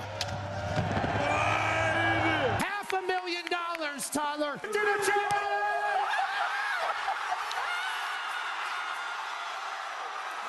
You don't read those fucking books before the games, right? All those books.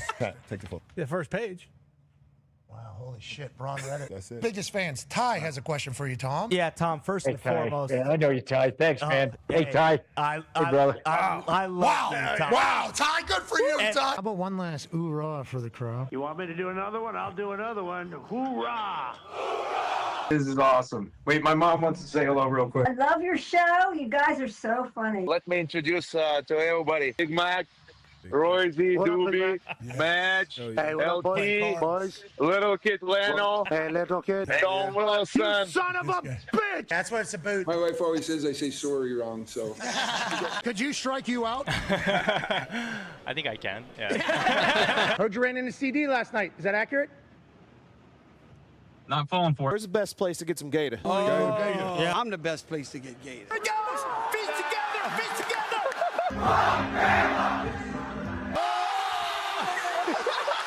Peter is taking a dump.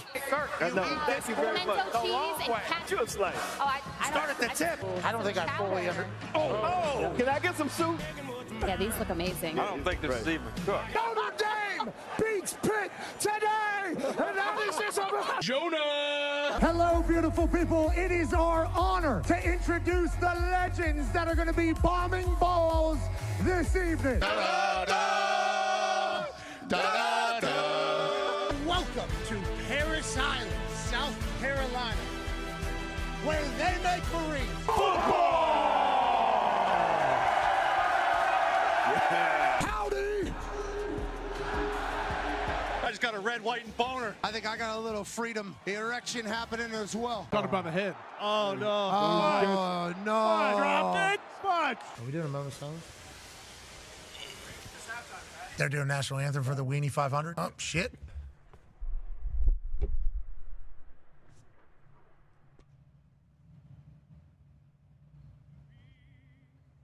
If I were an Oscar Mayer wiener.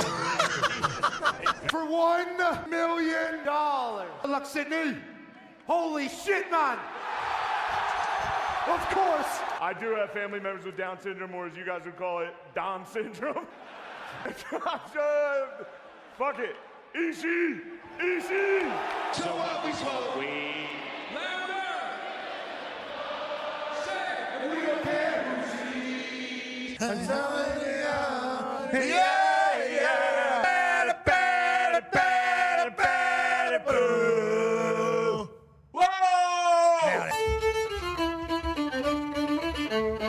What's a Pro Jam song that I would know? Even flow. Big Nirvana fan? I am. Favorite song? Oh, wait, no. Okay, I just lied. Never mind. Do we need to take this to a back alley or something? You guys are out of your mind. I believe what we are waiting on right now is for an American lad to walk out to a window and say, "It's me. I'm your next POPE." I was told, do not touch it. Boom. This thing is beautiful. Guy's got to poop his pants. We're going to wrap this thing up. Matthew Golden's there. He is. Go get him. Matthew Golden, wide receiver, Texas. Let's fucking go! Bones! Fossils! 6 a.m. My 7-year-old daughter comes in to wake me up and says, the skeleton's gone and the other one's broke on the front lawn. We're driving with kids. Okay, Dano. Dan, can you pull over? There's more coming. Okay, we'll call you back. AJ Hawk has a question for you, Mr. President. Yeah, okay, he's a great player. That's true. I appreciate that. Unfortunately, my youngest son puked all over himself, went to the hospital, so my whole family's not here anymore to hear that. He seems to be doing not much better. I used to go pick corn off the cob, go put it in the microwave, put some butter on it, and serve it to him, and then I'd eat some as well. Got chewed out after that one. Yeah, okay, I like that. Bet you loved it. Gnawing on that thing. Yum, yum, yum. All right, Chuck. I'm going to do you, con man. What? Okay. Just like quick shout out, Constance. I'll say sis lost her house. Oh, no. She lives in the Palisades. 40 years there. Good shout out. Now it is official. He'll be back coaching with the Baltimore Ravens. Yeah. Please have me on, every now and then. No. Mike McCarthy's going to become a coaching free agent. I'm getting tired of getting corrected up here. I tell you what, this is bullshit. God damn. Hey, Jay, you did a great job today. I thought you'd give me some more questions. Thank you, Coach. Mathematics is the language of the universe. Galileo, let me go. First and foremost, if you can feel it, Chase it. hell yeah. Congratulations! Fuck yeah! Is your kid okay on the beach or what? I hope so. Who knows? Not me. Let me wreck a rim. Not trying to advertise anything, just No, of course not. It doesn't look like it at all. No, we're still live, Coach. We're still live. He was like, get me the fuck out of here. John Cena, you can't see me. If I could just use a couple seconds of valuable airtime and say, like, yo, at least get the closure you need. I'm good with it. I'll be fine, but I ain't coming back. Ladies and gentlemen, Hulk Hogan! There it is. A lot of people out there who maybe, were pissing on the Hulkster when he passed away. But, lo and behold, you see the Angel's wings, you see the halo. Turns out St. Peter is one of the biggest Hulkamaniacs. Shut up, fat ass! I'm looking at you, pal! Yeah, you! There's so many fast food restaurants. Is this a German accent? Do you want to just shut the fuck up? I'm going to cut you off right there, Dano. You can tongue my beanbag. This is my true self, and if you don't like it, you can go fuck yourself. If we hit a baseball, who do you think would hit the baseball the best? Probably Ty or Tone. Tone, I love fuck you, Kirk. All right. Mike Lee is here. Ben Stiller is here. Timothy Chalamet is here. Let's send these sons of bitches back to New York with their ears. Bring it. You trying to think you were going to bury me? I don't think so, John. Hey, Coog, suck it, buddy. Thank you, Mickey Mouse. Yeah. We got 2 words for y'all. Yeah, you ain't.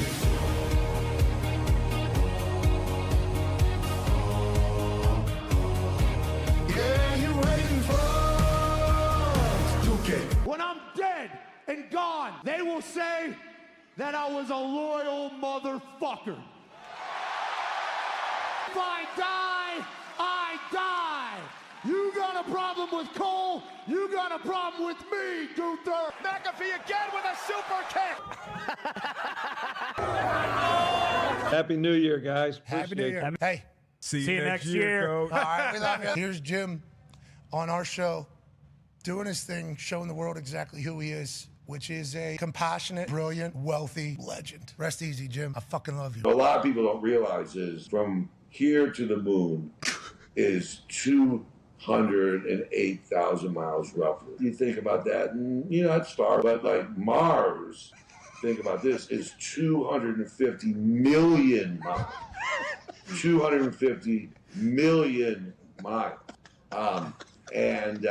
So, that's a little different thing because when you go, it takes about anywhere from 9 to 11 months to get there, depending on the alignment. Are you going to fucking Mars? And so, Jim, are you going to Mars? It sounds like you're... I wish I was. I think you have a chance to do a show from there when you're 80. Hey. What? Let's go. This show stinks, and the fact that you listen, we are very, very thankful for. McAfee on the line with a gorgeous assist. The all-time leading tackler for the Green Bay Packers, you pig! Damn it! Be a friend, tell a friend something nice could change their life.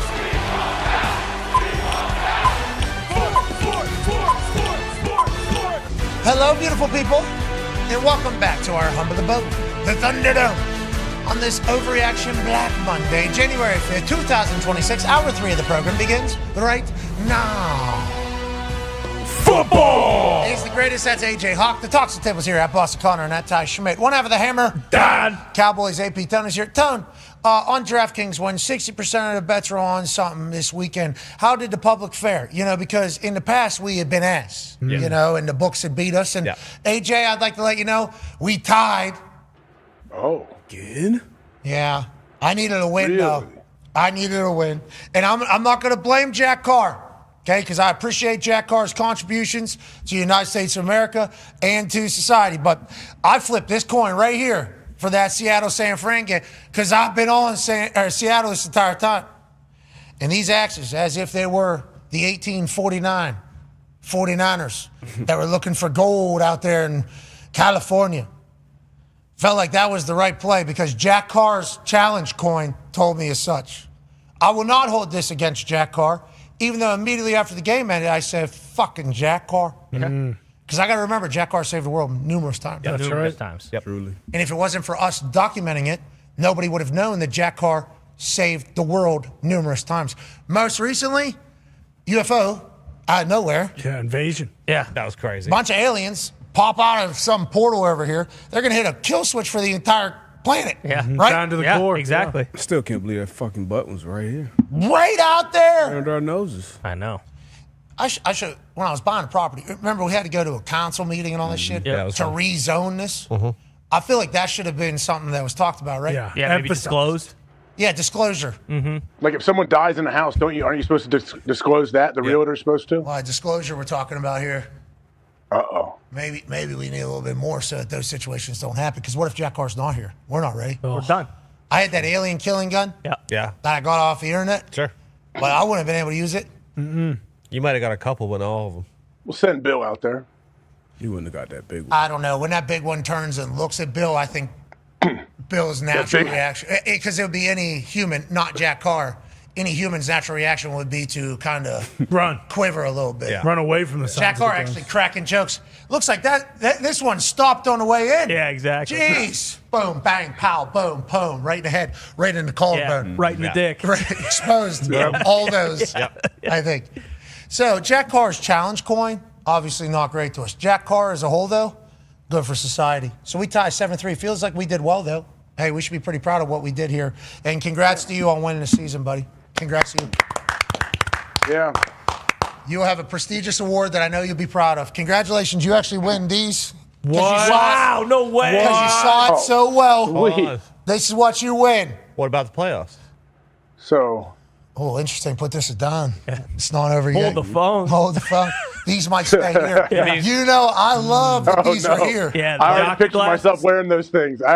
In my mind, those are already mine. No, I've already thought about it as well. I'm bummed out, but those are sea biscuits, by the way. If I were to fly an open air airplane or something. Those are jockey goggles. These are Brian Hernandez Jr.'s goggles.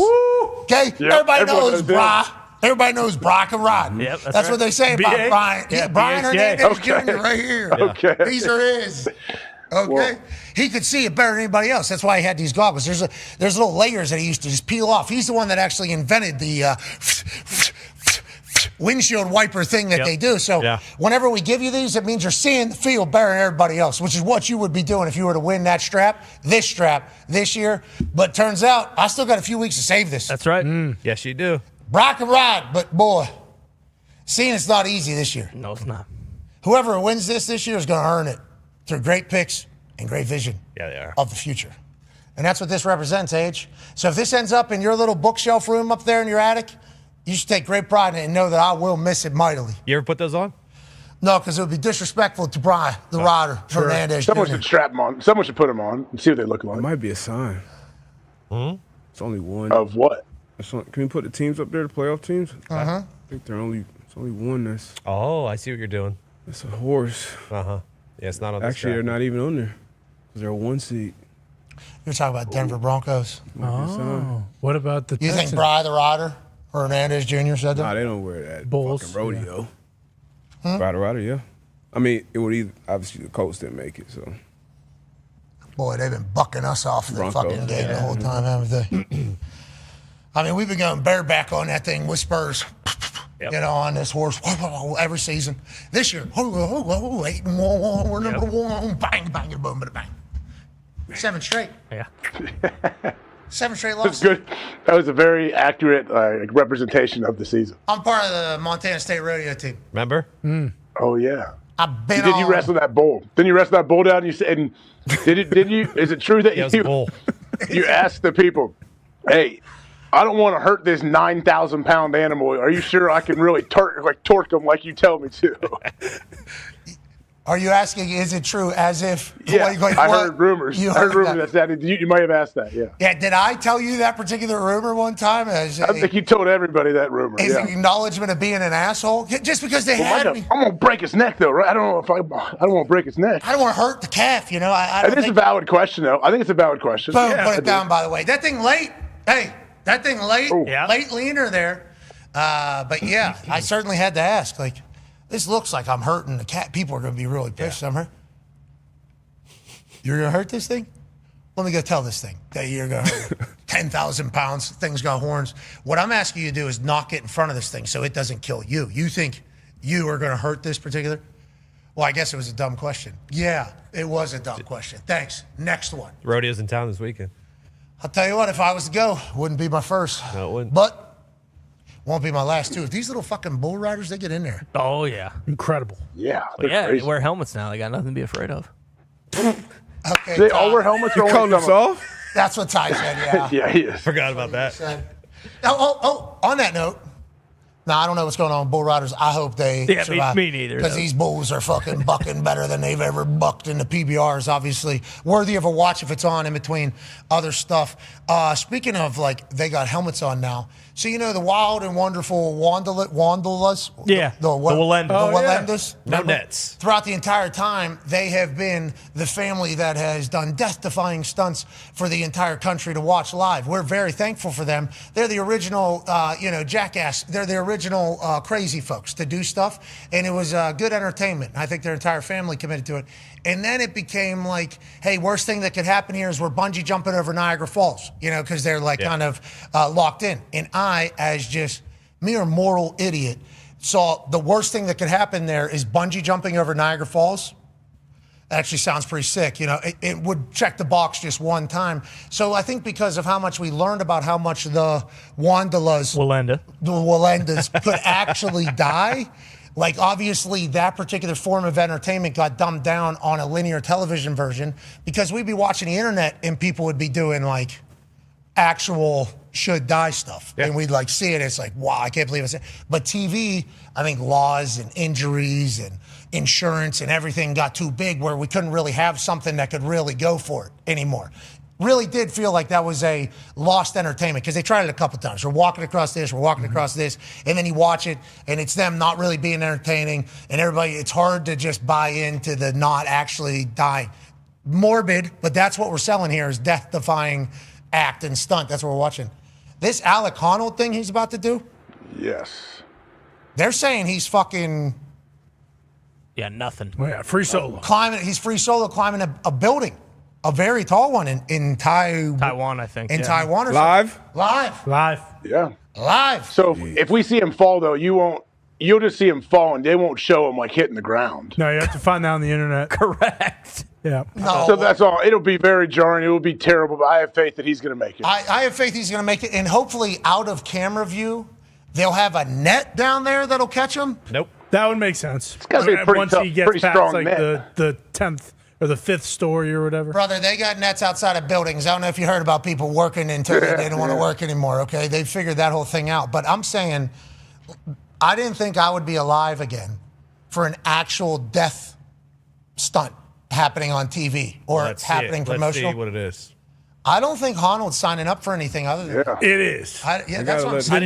Even if there is a net, though, think if you're that high up and you do fall with how much wind, you're going to get blasted back into the building. Like, you're not going to make it to the net, bro. What was that thing called? Free Solo was his doc, right? Yeah. Yes. I mean, palms are sweaty watching the documentary. Oh, yeah. I mean, like if this is real, which it seems like it's going to be, I mean, that's going to be a jarring, like we don't get a lot of that anymore, I don't think. I don't think there's, I don't know how many of those are going to exist going forward, honestly.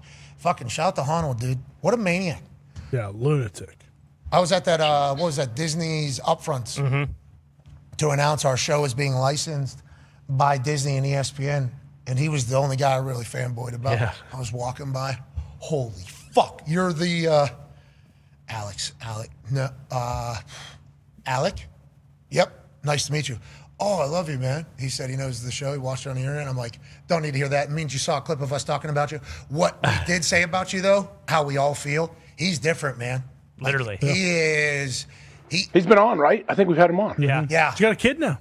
Yeah, his family. Yeah, full-blown family. Man. I wonder if that changes your mindset. I think she's similar. I don't know if she's like a rock climber, but she's some sort of, I think she understands this person just doesn't have like the fear. Yeah, she is also a rock climber, but she does use ropes. She's not a free soloer like Honnold.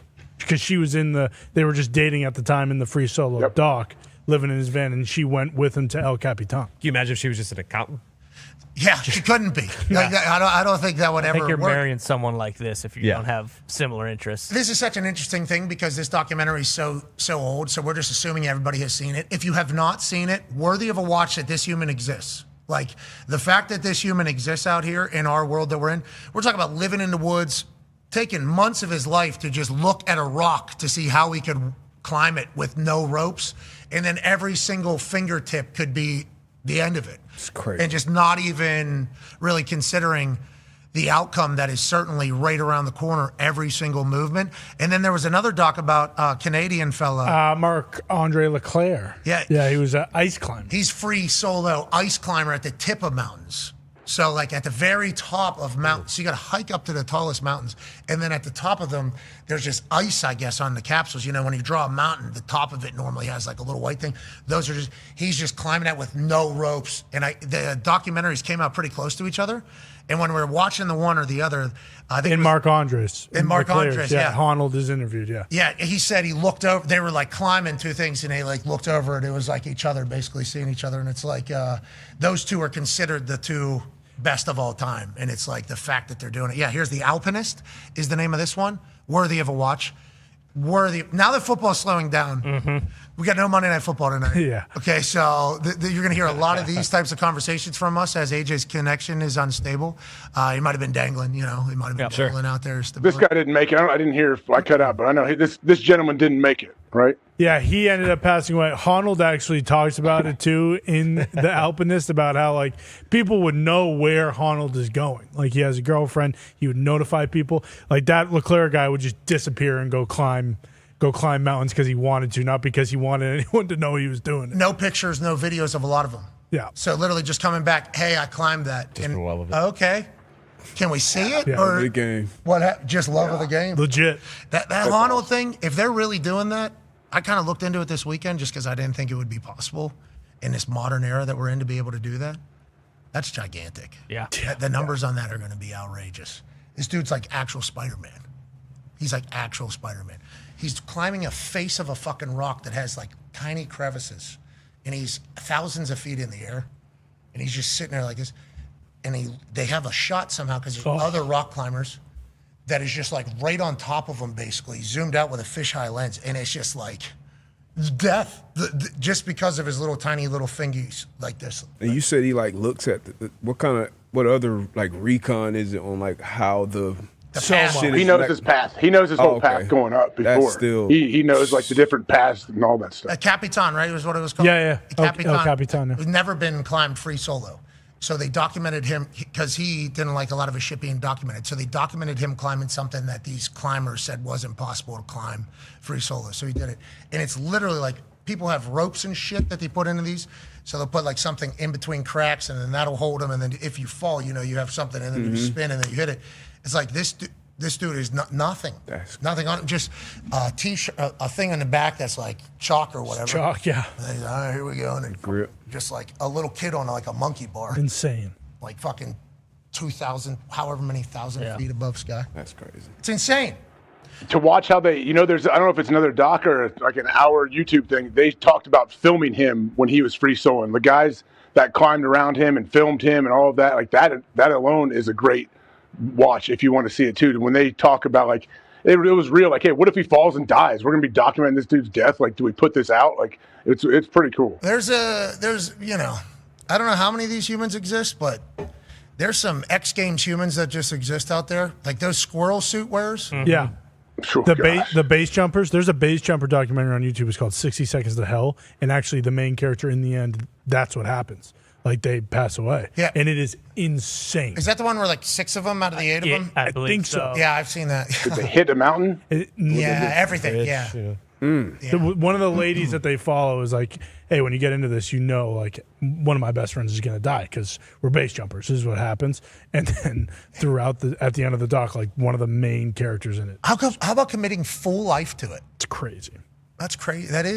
That's an incredible commitment. Honnold, good luck. Yeah, good luck. We'll get him, Honnold. Good luck. I'm watching. I'll watch. Me too. Yeah, me too. And I'm going to have the sway. I'm going to come on. I don't know if I'll be able to. Even just talking about the free solo doc and seeing that photo makes me. I got really uncomfortable watching free solo. He's not going to fall. He's too good. Yeah, if there's any. Well, can we show that? So. I mean, there's a lot of stuff, right, for him to grab, it looks like. Listen to me. Listen to me talk like scouting. That's real. I know. I wonder how. Imagine how windy it is, too, up there. I wonder how climbers feel about it. Like, I wonder if they're like, it's a building. It's going to be pretty easy. For him. For him, yeah. Or if it's like more so, I don't know what the hell he's going to grow. There's other guys that climb buildings out there that you can see, but I don't know if they're this high. Yeah, for sure. But they're usually with like wiring and stuff, Like that's the cabling. So him just not being cabled up, I assume that I don't know, but looking at it. Yeah, it's hard to tell. How it goes back, how you go up and then you're like the overhang, it looks like they have that whole climb. Like it's even tougher. Yeah. And how long is it going to take? It starts at 8 p.m. Eastern. At least isn't that going to take And what if the forever? weather's terrible? What if is it say like contingent on weather? I would assume if it's horrible weather, he's not going to climb on this. Pastrana was going to jump in Vegas and it was windy and I think they delayed it or something. Definitely contingent on weather because in the free solo doc too, El Capitani's supposed to climb it one day and they wake up and it's like raining and they have to push it. Yeah, and I think there was clouds too potentially and something that they changed off of. Because they watch the Doppler, like those even Leclerc, like they watch the Doppler just to make sure you can't get caught in the rain while you're halfway up with no ropes. God. Good luck, Alec. Good luck. Get him. Good luck. How many of those are walking around just with no sense of fear? TC. Yep. Yeah, at least 2. Yes, Tom. Yeah, Tom and Alec. DC. Oh, Ian, rap sheet. Remember, he said he's not scared of anything. Yeah. Blake Groupie. He did a pencil on the bungee jump. Rappaport did. Remember, he said he penciled into his bungee jump feet first. Oh, yeah, and then it flipped him at the end. He got a whiplash at the bottom. Yeah, I do remember that. I'm not scared, yeah. Now it's all coming back to me. Rap Sheet, Tom Cruise, Alec Honnold. Who else was mentioned there? Blake Grupe. He'll submarine into anything. I'm telling you, we've been saying that for a few weeks. That might be the smallest guy in the history of the NFL. I mean, it is for real. It is unbelievable. What are his dims? Do you know his dims? 5'5", 110. Hey, he can kick for my team any day if he's going to do that. Hey, I'm man, okay with it. I legitimately feel that this isn't the first time he has done this. He has done this before where he just full fucking send on a football field. I respect it so much. It is so awesome.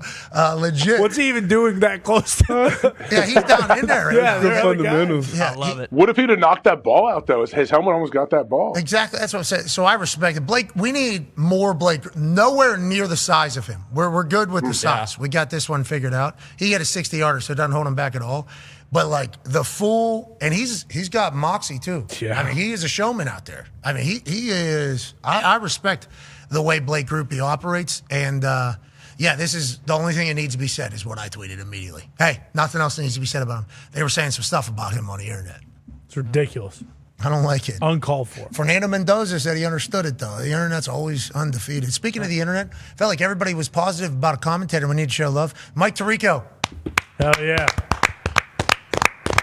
Good call, lad. Great call. Oh, yeah. Good call. I think people were pumped up about what Mike Tirico was doing last night, and it felt like Mike Tirico was just living in the game. Like, hey, I'm in the game. Understood what was on the line, understood what the futures were potentially for both franchises, depending upon the outcome, and had his most juice whenever it mattered the most. I thought it was I don't know what they call it, a perfect game. I don't know how you go about doing it, but I appreciate Tirico a lot for what he did last night during that game. Made a great game even better, which is what we're looking for, Age.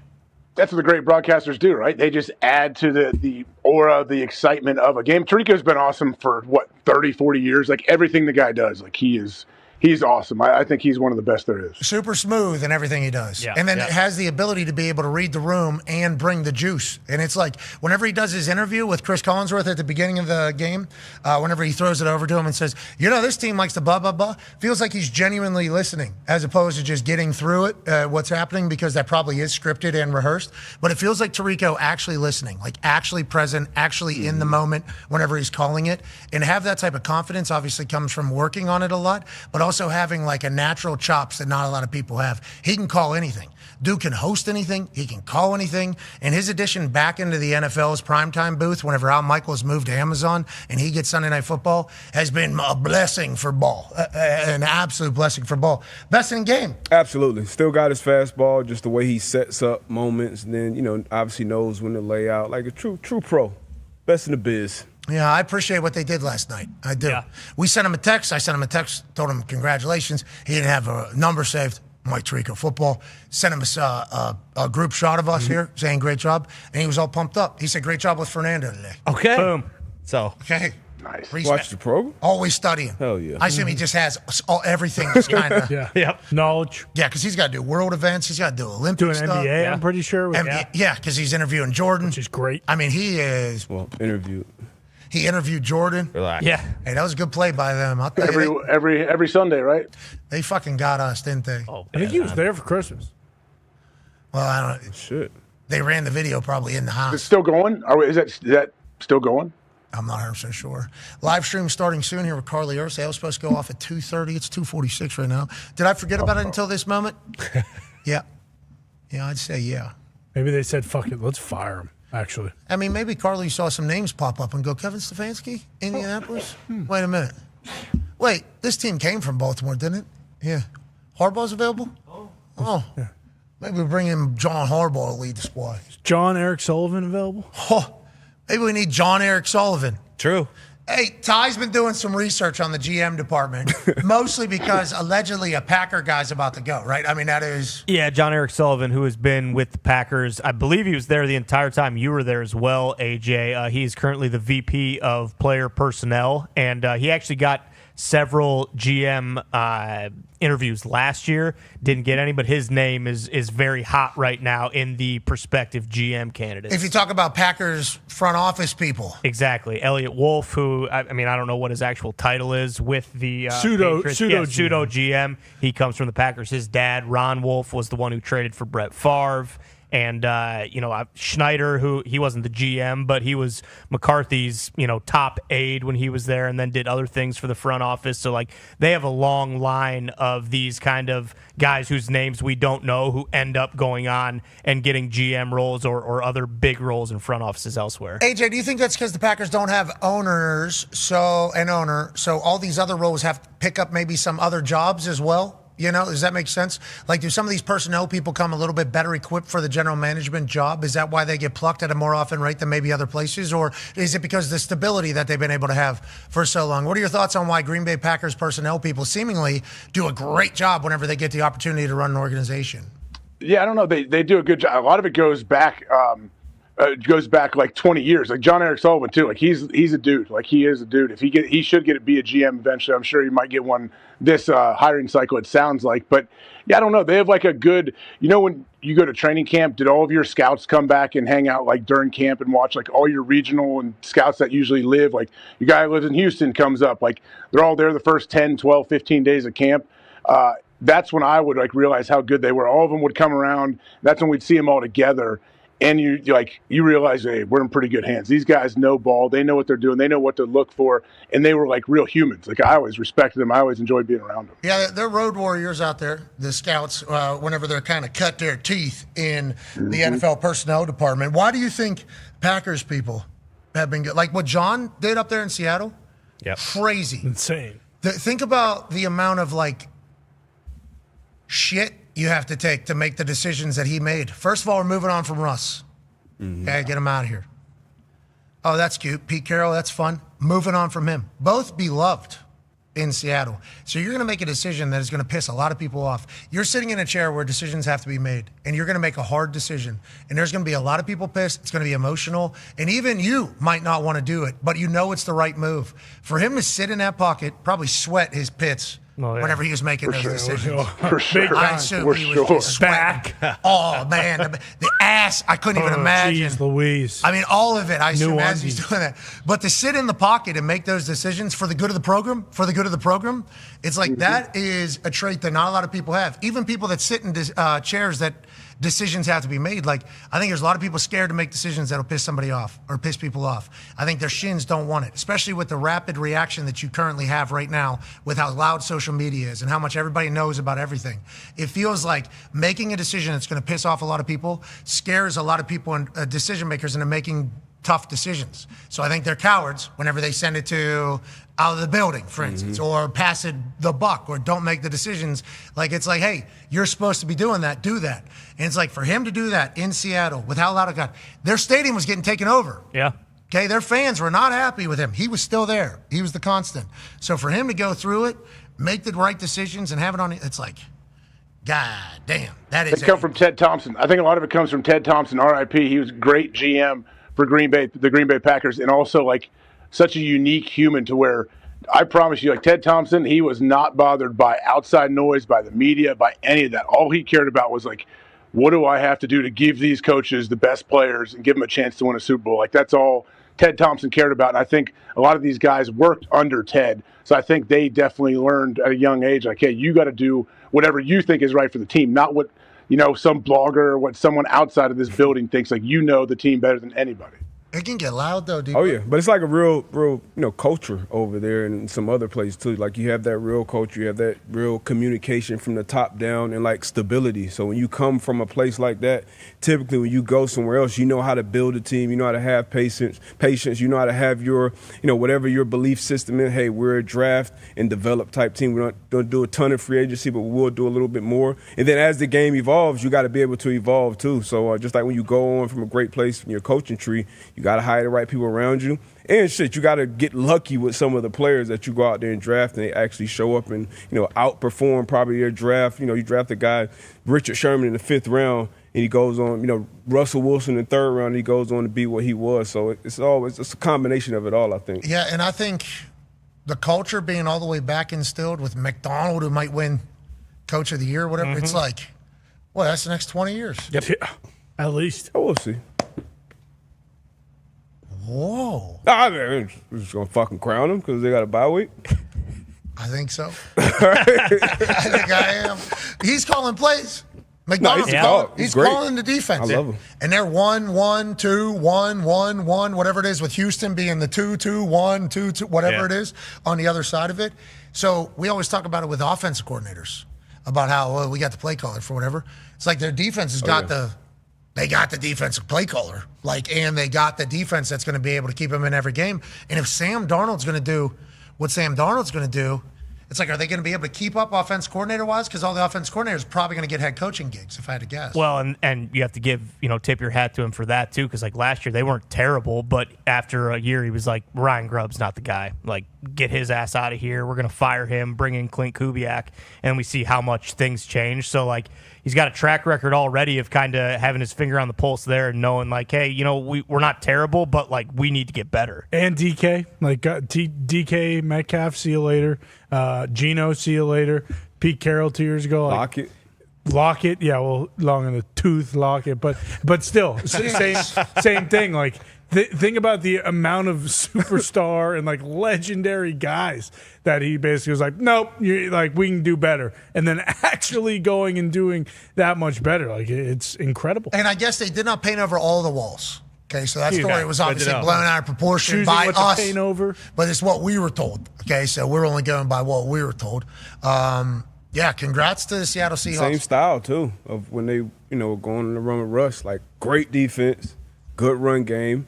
Now you just need a quarterback that's not gonna fuck it up.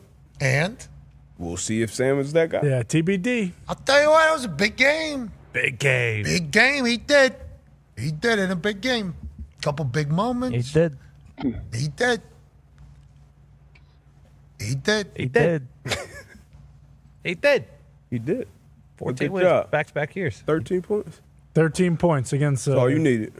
Oh, you just said he just didn't need to fuck it up. That's what I said. That's all you needed. He did. Now is that going to get it done in the playoffs? Run game looked real good. We'll see. Untackleable, that guy, Charbonnet. He did. Are they last in pass attempts? They were second to last. Oh. Go take what He the defense did. He did.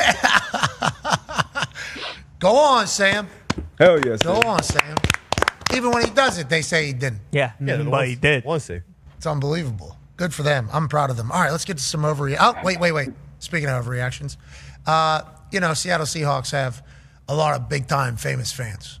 We have a friend of the program who is a diehard Seattle Seahawks fan. He has been super jacked up about the Seahawks team literally ever since they hired McDonald, I think. Now, he's going to argue that he's been a fan his entire life. I just became of an age where I can meet these people and gets into this entirely. But there is a man who's a comedian, who's also an impersonator and an impressionist, and a guy who's going to be one of the biggest stars probably on earth over the next 10 years or so, who is a diehard Seattle Seahawks fan. I asked him yesterday, send me a 1-minute video, selfie video, okay, kind of just explaining this particular Seattle Seahawks team from his perspective and why he thinks they're great. This is what we got back in return.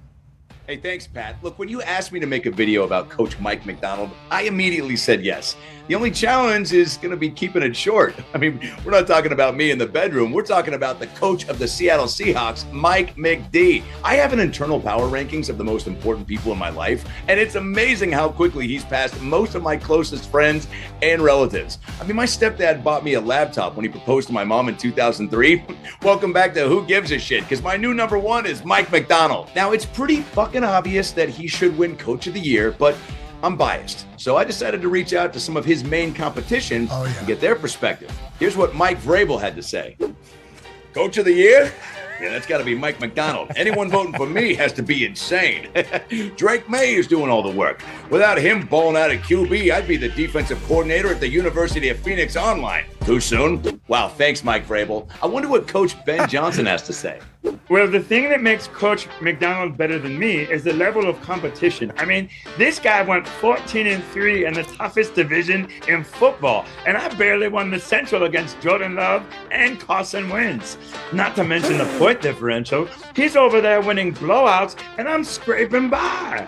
We only beat the Giants by 4 points. 4 points. I'm lucky I wasn't fired for that. Wow, those guys really know what's up. Yeah. And I agree. Coach McDonald is obviously a football genius, but I've gotten to know him personally this past year, and I gotta say, he's a great guy. Beyond the X's and O's, he genuinely loves his players, and they love him, and they want to play their asses off for him and for the city. That's why he's been so successful and led us to a franchise best 14-3 record this year. And on top of all that, I mean, come on, the dude is handsome as fuck. Mike McDonald looks like the math teacher your mom emails nudes to. And now there's just one thing left to do. Win that fucking Super Bowl, baby. This is our year. Pat, I can feel it. I can feel it in my bones. It could be the edible talking, but with Sammy Darnold slinging the rock, JSN going deep, and the defense laying everybody out, this is our year. Isn't that right, Coach? Adam, I thought you said this whole thing was going to be for your charity. Oh, no, I said for McAfee, for the Pat McAfee Show. Oh. Dude, are you even wearing pants right now? I mean, what the heck? You wish. No, I'm not. It's a bye week. Back to you in the studio, Pat. Yeah. Go Hawks. Yeah, thanks, Adam. Unedited. Yeah. That's how it arrived. Yep. Love that. Age. That is how that video arrived. Think about that. Yes. Unbelievable. The impressions, I'm excited to hear Vrabel's thoughts if that gets to him. Ben Johnson. He killed it. Yeah. Ben Johnson as well. All right, we appreciate you. I think we can say McDonald was on the show. Yeah. Oh, yeah. McDonald, great actor, obviously. Yeah. What do you mean? In the video with Adam Ray, he's doing a little gimmick with Adam. Yeah. Let's get to some overreactions. You're acting right now, acting like he was acting, and that was not a candid call. Yeah. Please. Acting like a douche. AJ is. Yeah. Yeah, not Coach McDonald. What if Adam Ray would have stood up, just meat out at the very end of that, with Coach McDonald on the call? I still have yet to see the final second there. We cut that off at 2 seconds after he said it. So, man. hey, Could never know. Could be wearing Connor's shoes too. We don't know. Well, he does have a pair of Halleys over there. Got them before they were released. It's very kind of Connor to give his, because he wears the same size. You see, as Adam Ray. He gave up his Halleys to him. That was very interesting. All right, shout out to Adam Ray. Let's get Sounds like it. What's that? Sure sounds interesting. Connor didn't think he was going to say yes. Connor didn't think he was going to say yes. Hey, you need help with anything? Oh, you need help moving? Yeah. What day? Today. I can't. No. Yeah, today. Fuck. Yeah, actually, you're coming. Shit. Hey, man, your shoes are nice. You want them? You want the rest of my sandwich? Yeah, I do, actually. But I'm still kind of hungry. Yeah, but I'm going to take it. Okay. You offered, though, right? Yes, I did. Yes, he did. Yes, I did. And Adam Ray should have taken him. I'm putting myself in Adam Ray's position on the way out. It's been a great day. Great day. Great day. Mm-hmm. Great juice out of Adam Ray. Yeah, hysterical. And Sweet's appearance as well. Energy is outrageous. Great in the suite. Energy was outrageous. Yes, in the suite. Yeah, I mean, awesome. Energy is outrageous out of Adam Ray. It was great. On the way out, we had just gotten Tyrese Halliburton's new shoes. Shout out to the Halleys, by the way. Shout out. Mm-hmm. I think they're available now. We got a couple pairs of those, and we're all opening them up. And it was a classic, hey, you wear my size. That's really cool. And Connor goes, do you want them? Yeah. Yeah. And Adam just immediately, yeah, give me those. Closed the box, walked out of here. He's gone. To a plane. To a plane. He's not going home. Gone. That's all I she mean, wrote. he's out of here, and he's got the Halleys. And I thought it was a really cool moment by Connor. Yeah. I was like, that's really nice of you to do that. Nice. And then Connor goes, you thought he was going to fucking say yes and take those?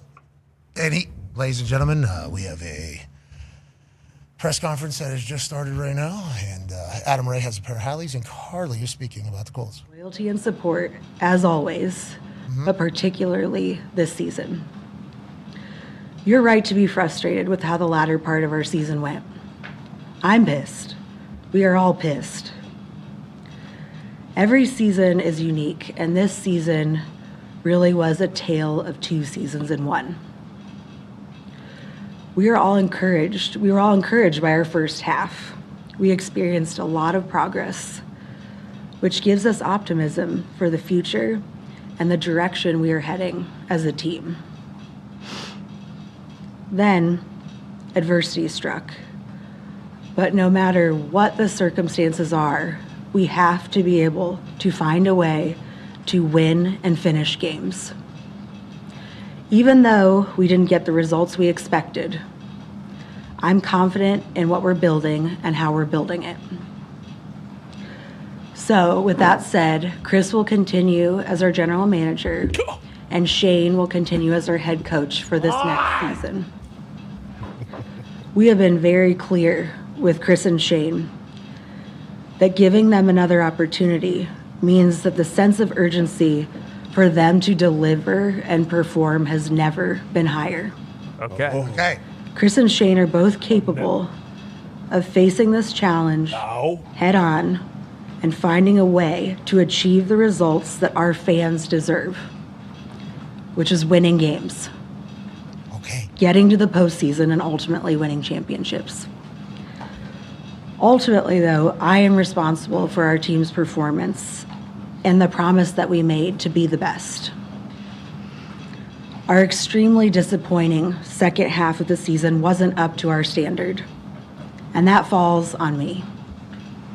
At the same time, there were moments during the season that gave me reason to believe that we can achieve sustained success under Chris and Shane's leadership. Good design is never done, and as with every offseason, we will work diligently to improve and find a way to win. You guys, I will take questions now. Okay. All right, Carly. Let's go. All right, Carly. The pressure to perform is high right now on Chris and Shane. Yeah. Basically, she said they know this is the last year. You either win or you don't. So we've already kind of went all in, trading 2 number ones for a player. We don't have a quarterback signed officially other than Riley Leonard and AR. Okay, maybe AR comes back healthier than ever and does his thing. Jonathan Taylor's probably going to want a new contract, if I had to guess. Similar situation, though, don't make the playoffs, and he's going to be demanding money. So that's going to be fun to go through. Pittman. Michael Pittman, dog, need him. Alec Pierce, dog, need him. I mean, there's a lot of decisions that have to get made and a lot of money that has to be paid, and we don't have ones. But I appreciate the fact that Carly did say, hey, this is fucking it. Urgency's never been higher. Now, Ty and Connor did make some noises while announcements were being made there from Miss Carly Ursay. Gordon. That leaky air conditioning unit was pissing me off. That's why I was so freaking mad. Connor followed up even now after she was really getting into the meat of it all. Yeah. Just couldn't handle it. I think a lot of Colts fans, no matter what she said there, were going to be like, okay. But I do appreciate the fact that she did say, like, hey, they know that this is it. Now, granted, maybe 1 year under their belt, half year, whatever, as owners, maybe they feel like right now is not a time yet for us to do a full overhaul. Okay, that's a lot of decisions that are going to have to get made. That's a lot of hiring. That's going to have to happen after the firing. Are we equipped and in the position to be able to do that right now? Then people immediately go, well, you have to be. That's kind of the way it is. It's like, weighing all these options, I have no idea. I have no idea how they get to it. But, boy, there was a lot of Colts fans hoping for something different, I think, next year. Because different brings, like, optimism naturally. Yep. Natural optimism is just going to fall into place. Doesn't even matter who you hire. There's just a natural thought that something's going to be different next year as opposed to the last 9 years. You know, like that's what people are going to think. But boy, if you go back to when we were 8-1, those are good old days. Yeah, exactly. Those are great old days. One injury. Yeah, I mean, that's really what it is. Every year, though, it's like that. Yeah, that can't be like that. It can't be one injury, right? It's a National Football League. Every year, somebody's going to get hurt. But it was nothing that she could have said at that moment that would have made Colts fans or any fans feel any differently. She already made the decision that, they already made the decision, the Big Three made the decision that that Chris and Shane were coming back. So it was nothing she was going to say. But it did, I don't know, after watching it, I feel a little more bummed out as a Colts fan, I do. But why? Well, honestly, I'm not a big prepared speech type of guy. Ever. Where, like, okay, you're clearly reading like a prepared statement. Like, obviously, you have some bullet points you want to hit, but, you know, hey, you hit it, you have an open statement, you take some questions. So maybe that's just what turned me off, AJ, but, yeah, I'm pretty bummed out. It's the reading, I think, that also immediately bums you out, you know, because it's like, let's get back on it. But I think Carly's a very diligent person. For sure. We really already, we know that. Yeah, they could have telepromptered. You know, in the back, could have given her an opportunity. I don't know how that whole thing goes.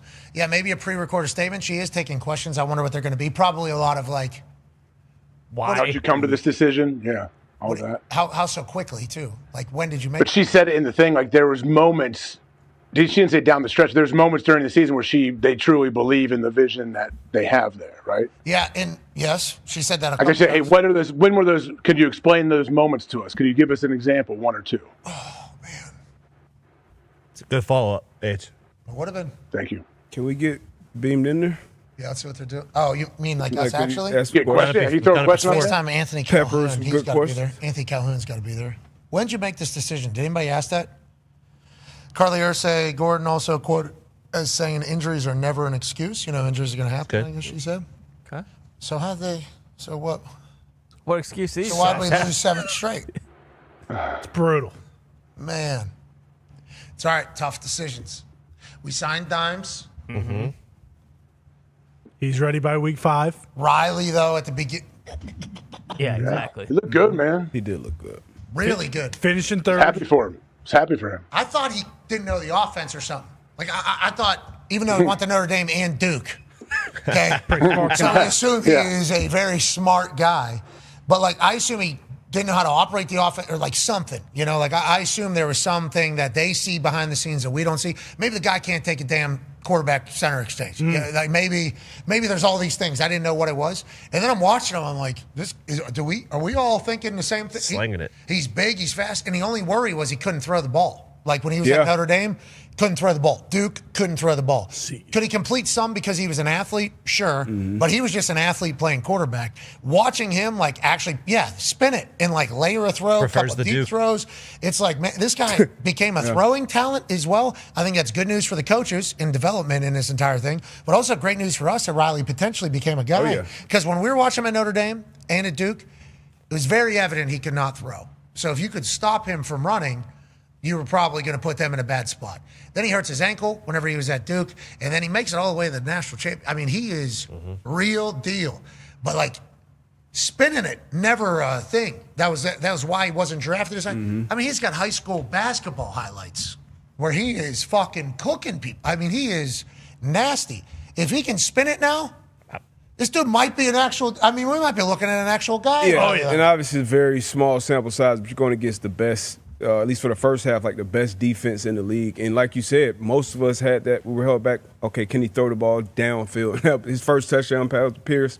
The one he missed, Pittman, it was kind of on both his hands. He had to dive out for it, but I thought that was a great throw. The deep corner, the second touchdown to Pierce as well. So, yeah, showing he has the ability and the fundamentals to do that. So, I mean, it also shows you why Shane is staying as a good coach, to have him, at least look this good against Houston. And once again, it's a small sample size, but he gave himself a chance to at least be considered going to the next year and having some meaningful reps in like training camp in the offseason. Bailey McComas was losing his mind. I bet. Notre Dame fan. Did you see him? I put out a tweet that was like, we're watching Riley right now. He's tall. He's very athletic. He can throw now. I didn't know he could do this. Are we all thinking the same thing? He responded, yup. Like 3, yup, we're all thinking it. We're all thinking the same thing as Notre Dame fan. He's got a lot of fans in Indiana already. And the moxie of the dude, he's real athlete, this guy. Oh, yeah. Phil Rivers, too, mentor. Now, Maybe. granted, Phil Rivers might be head coach somewhere. We don't know. We're not 100% sure. Aye, that's Riley right there, yeah. Natural, easy. Yeah, aye.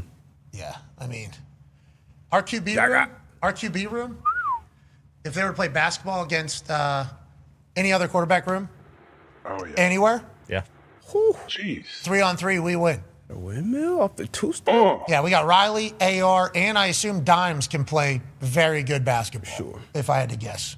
I think Riley Leonard, Anthony Richardson probably beat everybody else all by themselves.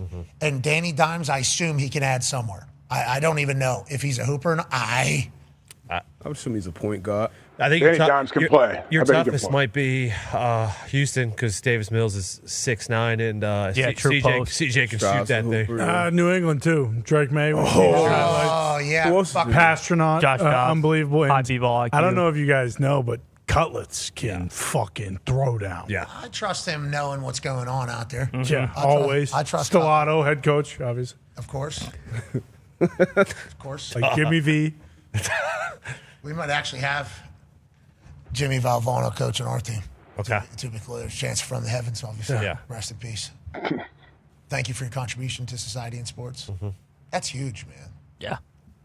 Every year, a lot of money. Every year they say the amount of money. It's like 100% to it. Yep. Because there's big time.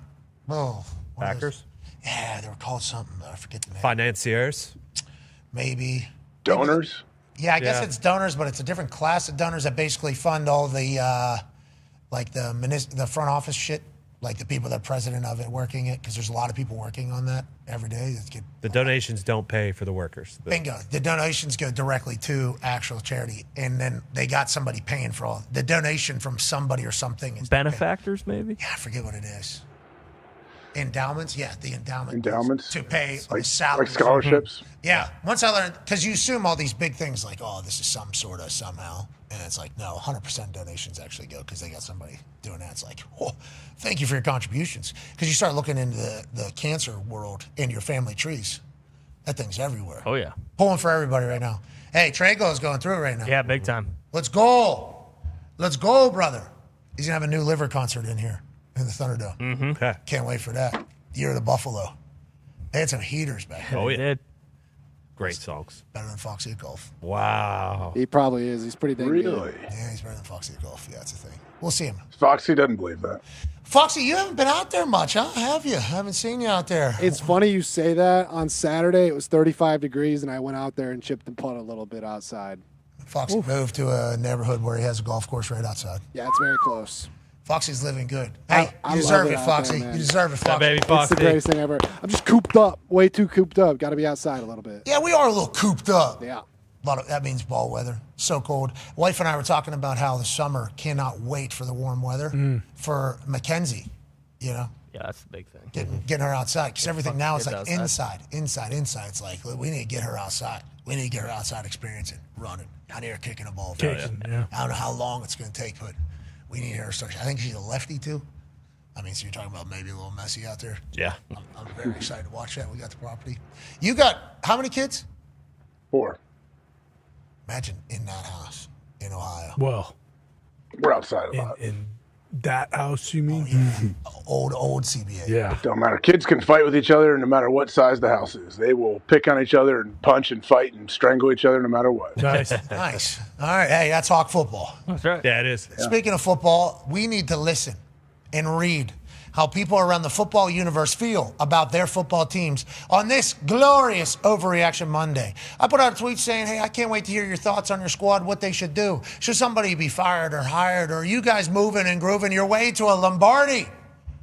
All you got to do is use the hashtag. I don't want to overreact, but... Best ones will make the show in Ty Schmidt's eyes. This became a trending topic this morning. We appreciate you all for participating, and shout out to Ball for being as awesome as it is. Let's get into it. This is from Tone Dix. Hashtag I don't want to overreact, but Father Maximilian Maxwell should immediately be the Pope. Have a statue built outside the shore, and all the blessings forever and always.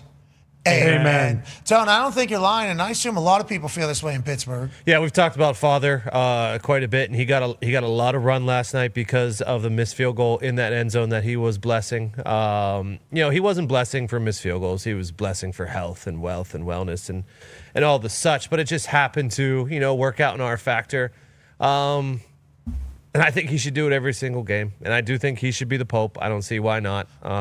So you just kind of move Father Paul out and Pope Leo out, basically in one clean sweep. Actually, one clean spray. What have you done for me lately?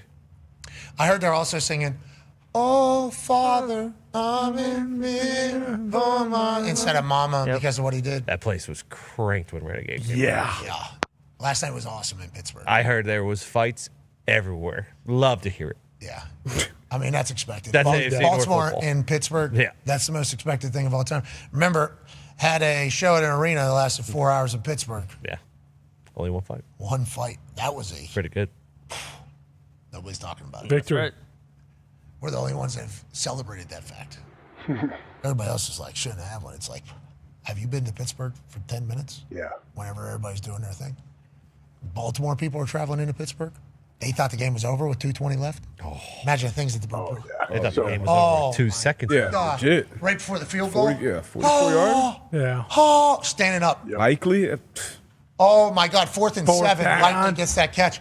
Immediately, fuck you. Everybody probably getting it right there. In earshot. Oh, yeah.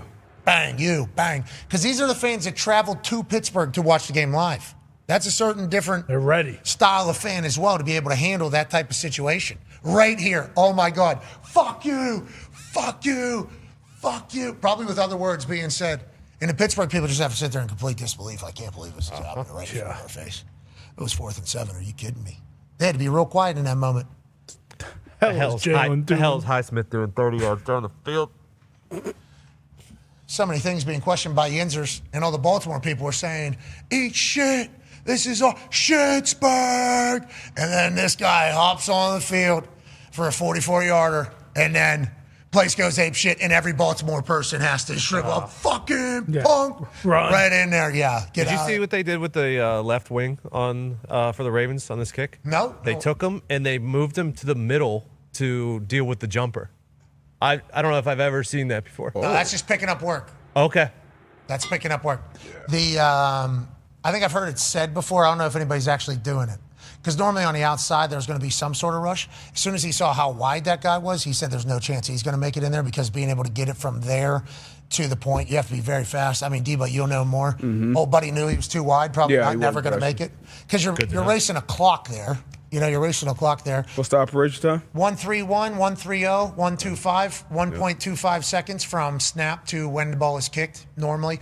And Loop looks like he's a little closer to the ball, so probably like 1:28, 1:29 if I had to guess on this particular one. So if you're never going to be able to get there in 1.3 seconds, you can kind of look for more work. That's a big-time move, though, because if that guy on the edge gets there. Oh, boy.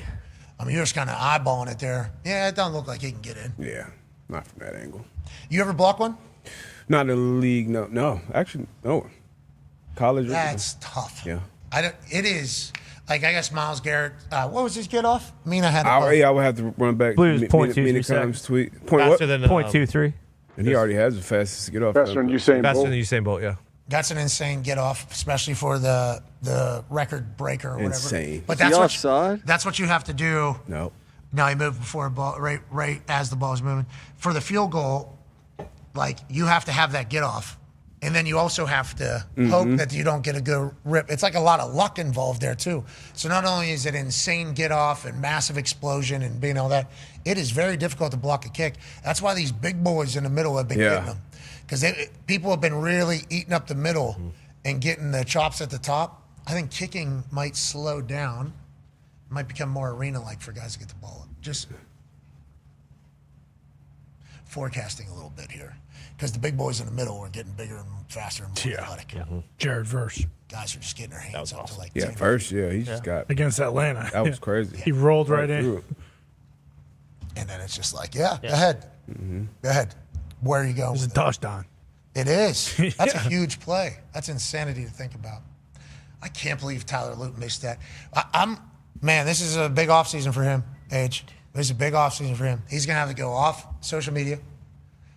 He's going to have to. I felt for him. Darkness felt for him right away. Even though I was glad. I was very happy with it. Watching my kids, we all wanted the Steelers to win. And we said, hey, they were devastated when Likely caught that. I was like, hey, still got to make the kick, man. Like, still got to make a kick. That nothing's guaranteed. Has to be a good snap, good hold, and a good kick all at the same time, happening like a symphony with good synergy. Yep, exactly. You know, all that is taking place. And any kick could obviously be missed. That moving like that, though. But shit, Boswell's kick looked damn near same slice almost. So for that to happen right like that, I mean, right down the middle at first, Yeah, and that's not a Boz miss either. But Boz, that ball normally stays true for Boz, you know? There might be a little movement, but that's half an upright. That's crazy. And it was crazy to watch Cam Little's, like that draw he had on his because it started like outside and then carried like he's a real talent. Watching these kicks, man. Kicker's a big deal, brother. Huge. Chris Boswell, I guess, is also getting some Yinzer heat. I believe Yinzers are asking him. They won. Shouldn't miss that extra point, pal. Okay. Yeah, you're all pro. Maybe best in the game. We need you to make an extra point whenever fucking AFC North's on the line. Okay. With some other things sprinkled in, I assume. Yeah. Is that accurate? Yeah. He hit a 57-yarder, though. He did. Sure. Yeah. I mean, I would be singing a different tune if Luke did miss that kick. But. Yeah, if they lost by 1. He'd be so pissed. He's so pissed. Oh, my God. Attaboy, Boz, you're going to be good. And Luke, you're going to be good too, buddy. Oh, yeah, Luke. You're going to be better because of this. Doesn't feel like it now, and obviously nobody is happy with it. No, and you should not be. Like, definitely have to make that kick. He's going to be better for that long term. Let's go to the next overreaction, shall we? It's from Mark Zink. He's spinning a ball on his finger. He's an athlete. Hashtag I don't want to overreact. But watching Statue Bulls run the show while the Bucks had one of the worst collapses in NFL history, knowing Liam Cohen was right here, turned Baker into a star, built an elite offense, and is now thriving elsewhere while we're stuck with Todd was heartbreaking. Sorry about it, Mark. They're not moving on either. No. Was that announced today? Well, that's what Shefty said. He said, again, he heard that about the Cardinals and Gannon, so you never know. But they have not said once that he is on the hot seat or he's going to be fired, and they've been calling for his job for the last, really, 10 weeks. It stinks because they were fun to watch. Yeah. Awesome. Vita Vea rolling, too. Mm-hmm. Just the whole thing was so cool. MVP favorite. Oh. The first 6 weeks. My God. Mike Evans. They're 5-1, right? Yeah, 5-1. Ibuka was the rookie of the year. Yeah. This is multiple times now. When was it? A couple years ago, we were at the Texas State Fair and Baker joined us? Yep. They were that was the beginning of season. They were real good. Yep. And then something happened. What happens? That's what people are asking. Exactly. That's a good question. Last year, they lost at home in the playoffs to the Commanders. They did. On a last-second field goal. I remember that. Imagine that loops. Exactly. And they go back and win. That's a whole different tune. You don't use that as a verb. You're going to kill him, man. You know what I meant. Yeah, like the what loop if he kick. Because that ball should have went in. That ball. Now, Dan Orlovsky did a good film breakdown. Yeah, he did. He sent it to me this morning. He referenced you. I saw it live today. Yeah. Oh, did he reference me? That's good. I'm happy to He hear said, I confirmed this with Pat McAfee and Greeny. I think so. And McAfee checked off on it. We're okay. Like they gave you your pretty your good. That was bad. Good impression. Greeny. Good impressions. Yeah. That was really good. Because Orlovsky sent it to me this morning, and he was like, "Am I crazy or what?" Was like the caption when he sent it to me. Look at this, dude. And it was him recording on his computer, and I don't know, coming over at like 6:07 a.m. probably. I'm sitting in 194-degree sauna I got a sauna cap now. Mm-hmm. I got a sauna cap now, so I feel like I'm saving my hair. The only one I could get in time was a Viking one, so I look like an asshole. That's sick. Kind of cool. But that's what I'm doing. Just, Dan Orlovsky sending me over this. I'm sitting in there dying sweat, scrolling through the internet, trying to see what's happening in the world. And Orlovsky's like, am I crazy or what? So I look at it. He was pretty accurate. So every single make that loop hits, full head down, all the way follow through. Because the thing that is taught is basically like you're looking to be looking down past your legs, still at the spot as the ball is flying. And I think it's just kind of taught that so like you stay in it, like you're supposed to stay in it. But I told Orlovsky, yes, certainly matters. Because in his last one, he like lifts his head up with the kick almost. And it's like, certainly could be a problem of him not being all the way in it, not trusting it, trying to guide it. And he could probably showcase it by that. Or also, as soon as he kicked it, he knew he wasn't good and he wanted to look at it. Like which one leads to what? Like, does your head down lead to good ball contact? Or does bad ball contact lead to your head coming up because you want to see how shitty it is? So it could go either way. I think only Loop would know. But feels like he knew immediately that thing wasn't going in. And I hate that for him because as soon as he looks up, he's hoping to fucking God that thing somehow is going straight. And then it's not. And it's only going more that way because the Father blessed the Lord. True. Exactly. That's a tough time. I hope he's okay. Good luck, bud. Good luck. Let's go to Top Villarreal at Mr. Villarreal32. Hashtag I don't want to overreact. But it's over for the Niners. Yet again, when the lights are the brightest, Kyle Shanahan shits the fucking bed. Salah had his defense ready. Shanahan outsmarted himself again and had zero answers from Mike McDonald. Kyle can't win the big games. What a joke. McDonald's been able to do this to everybody. Yeah. Okay, I think some people are underestimating how good the Seattle Seahawks defense is. And on the offensive side, I was disappointed in what that Niners offense looked like. Yeah. 3 points after what, Brock Purdy and offense were able to do the 2 games leading up to this is a very tough defense, but 3 points. And then every one of these games, you see that second half stat from Shanahan's tenure, which is insane. I don't know the exact stat, so I don't want to mess it up. 20's down by 10 points in the second half. Yep. Insane. He's never won. Like, insane for him and obviously the great offensive coach that he is to not be able to, we all think, adjust down the stretch of the game. So that was very alarming going into the playoffs because with the defense, you don't think it's a lockdown defense that you're going to hold teams to 17, 19 points. Great celebration. So offense going to need to score some points. So that was very alarming if you are a Niners fan. Did he do some sexual innuendos there? Looked like he did. A little bit. Looked like he did. He did. I don't want to be, dry snitching, but he was lucky he didn't get a penalty right there. Hey, with how these refs have been calling this, that's incredibly unlucky. They're going in to score. Yeah. Christian McCaffrey makes a move. I appreciate that. The big guys got a little wiggle in there. Hey. They got a little wiggle in there. But I want to let you know, these refs these days, they're calling that. Yeah, they are. They are calling that. You got a spotlight on. Is that sexual? Got to pick his nose? Is that gang-related activity? Yep. Can't have it. 15. How do you deem something sexual? That's like a personal preference, I think. Yeah, because that, honestly, I guess we just learn about the refs a little bit, Yeah, like, is the ref hard? Is that, then he throws the flag? That's actually a good question. Like, that's a very, specific thing, I think, of what people are into.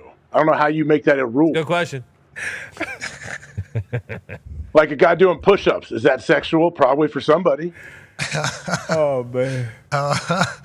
You're right, Age. Hey, you never know. I guess everybody's into their own things, because the push-up could be pretty, you never know. Yeah. Sexual. Sitting down, we learned about what was going on in those hammocks. Exactly. Yeah. Exactly. Oh, mushing it through there. Yeah, That's what I'm saying. I guess we never know. It's in the eye of the beholder. Yeah. Yeah. It's tough. I think we should reword that rule. Yeah. I think we should take the subjectivity out of it. I think there should be strict sexual references that are not allowed. Mm-hmm. Just in case some of these refs start thinking to themselves, well, I've seen that done before. Mm-hmm. Yeah. Because my first thought's hula hoop. Boom. Oh. Good call. Yeah. Good call. Mine was definitely helicopter and penis.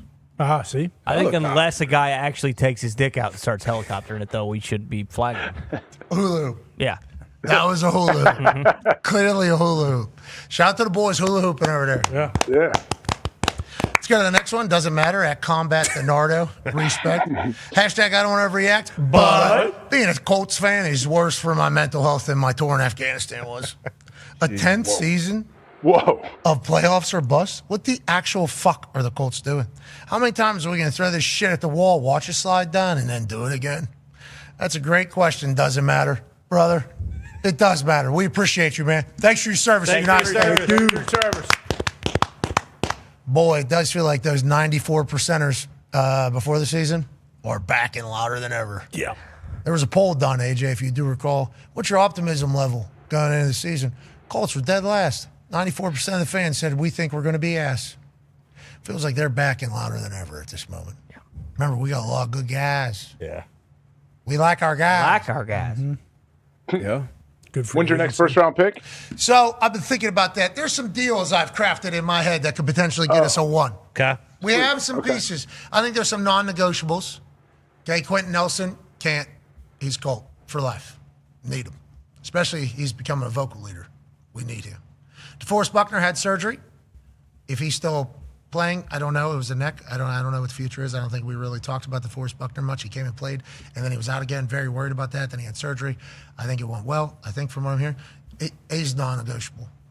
Everybody else, I think, should be available. Okay. I think Patriots would. Yeah, I think Patriots would send you a 2, maybe a 1 for Latu. Maybe Cam Bynum. Tyler Warren's not going anywhere, especially first half of season. Tyler Warren. Yeah, I assumed he was also off the table. Yeah, Tyler Warren's not going anywhere. So that was a good call. Latu. Who else? Cam Bynum. Yeah, I could probably get a second. Fetch a second for that. We'll give you pennies on the dollar for sauce. Like 2/4 maybe. That's not. We're not in that business. You said that's not what we're doing. What that's not for? what we're doing. What are you looking for? That deal's pretty close right there. That would have to be a 1. I love Latu. He's a ball hawk. He's a dog. He's absolutely. Oh, never mind. Can't trade for him. He got that Colts tattoo on his shoulder. That's part of his story. Yeah, guys do That's that just all the part time. of his story. That's fine. There'll be A.Q. Shipley has a full raven on his back, and then he's got a Pittsburgh steel bridge, and he's got a Colts horse. Yeah. Does he really? Yes, actually. Every team he played for? Yeah, he's got his life story on there. Life story on there. Yep. That's pretty not cool. everything. Yeah, every part of his life. Every part of his life is on there. But I'm just saying, we could make some moves, bundle some pieces, get some stuff. We still have 2, 3, 4, 5, 6, and 7 picks. Which he eats in. Mm-hmm. Pierce. What round was he? You know it. I think he's a free agent. Second round, but he's a second-round pick, I'm saying. Oh, yeah. Ballard fucking eats, bruh, in the second, third, and fourth round. He does. Yes, he does. Where's Josh Downs? Third. Third round. Yeah. Jonathan Taylor, second round. Boom. See? Now we're talking. See, Ballard cooks. Oh, he just doesn't like first-round picks. Unless the best freaking rusher Quentin in the Nelson. draft. And DeForest Buckner. We gave up DeForest for a first-rounder. Yeah, that's two out of 10 years. We gave up 2 for Sauce. And we don't know how that's going to be. Okay, he's picking first in the draft. Him getting hurt was tough. Both times he got hurt was tough. Very early in the games. So it's not even like we saw him in the game. It was like first play of game happens both times. It's like, so excited. Sauce is playing. No, he's not. So next year we got full Sauce. I completely forgot about full Sauce. You didn't see he's picking first in the draft? No, what do you mean by that? This season, over the 17 games, he had the worst record in the NFL. That's not him. It's not him. He's a lockdown corner. You throw at him. I saw that I saw because it he too. came out and said that. Yeah. And everybody was attacking him knows for that. saying that. It's like Sauce Gardner, he's a corner. What's he supposed to say? Yeah, they're going to talk their shit like that. It's kind of what corners do. Then he deleted it. I didn't like that. But then I was told that's what he does. That was MO. That's his thing. He will put something and then he's taking it down. Oh, it's like which I kind of like even more. Oh, okay, get it off your chest, then all right. Yeah. Snapchat for Twitter. Good gimmick. Yeah, it's not bad. Yeah. Now, granted, I don't know if it was the right time to do it, in the situation that has been happening. But hey, a lot of people failing to respect what he has been able to accomplish on a football field. He's potential lockdown. Now, who else do we get? Ward, who is considering retirement.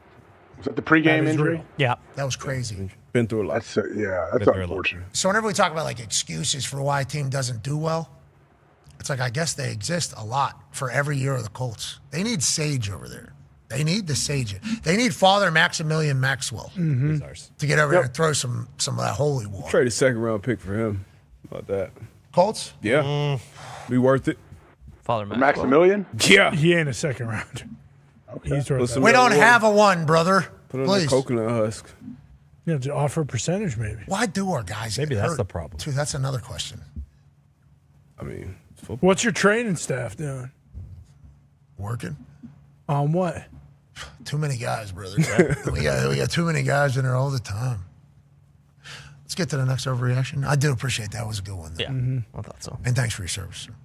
Kyle B, the Polish jabroni, 91. Hashtag I don't overreact, but this team went from selling tickets for $1.80 16 months ago to hosting its first playoff game in a decade this Saturday night. What a time to be alive. Hashtag keep pounding. Congrats, Carolina.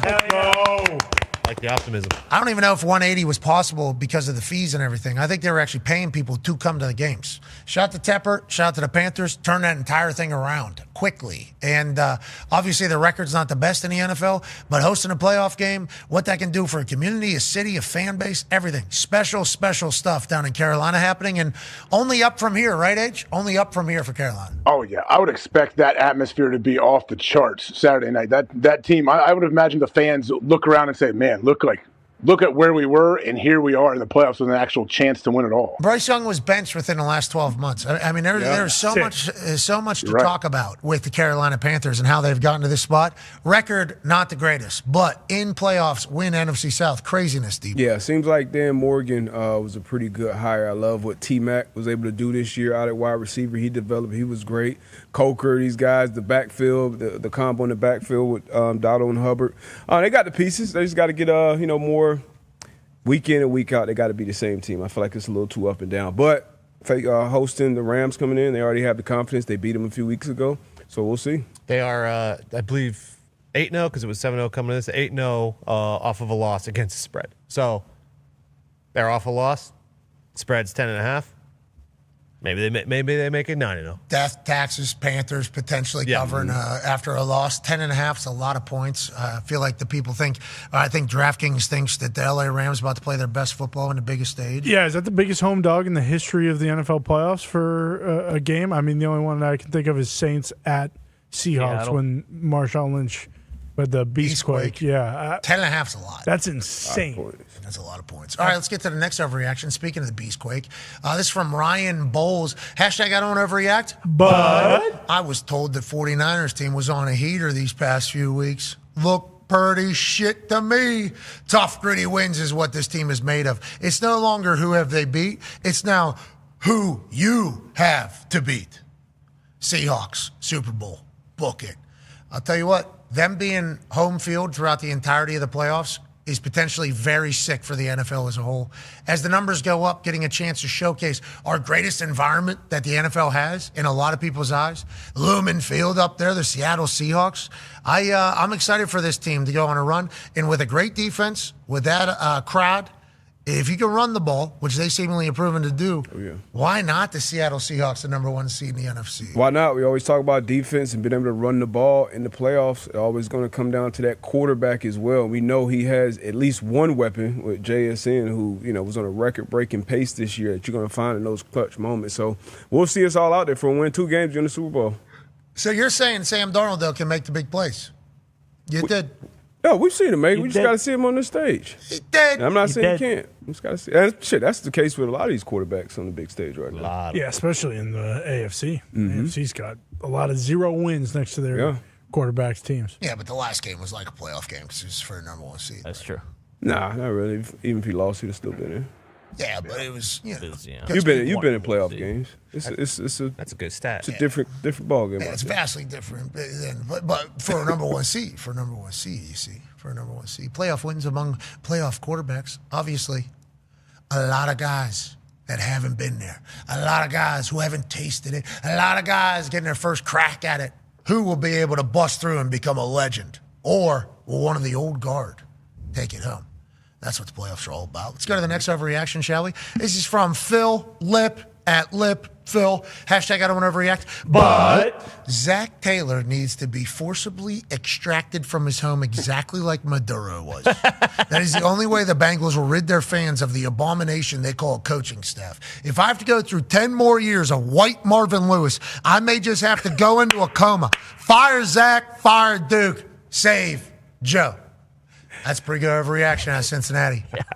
That is a pretty 10 out of 10. But Phil Lip knew year left on both contracts. Exactly. Not a chance. They're going nowhere. I paid 2 coaches. Hey, Marvin Lewis, beloved by everybody, so maybe Zach Taylor does become the Caucasian version of that. It is a wild time to be a Bengals fan, it feels like, especially with Joe Burrow being as good as he is, and the reality that they're probably never going to actually win anything again. They missed it whenever they were taking on the Rams. Yeah, it'll be very interesting to see what are they going to rehaul their entire roster? They can't really, and I know I don't think it's fair. A lot of people are saying all Joe Burrow cared about on Sunday was his fucking hair.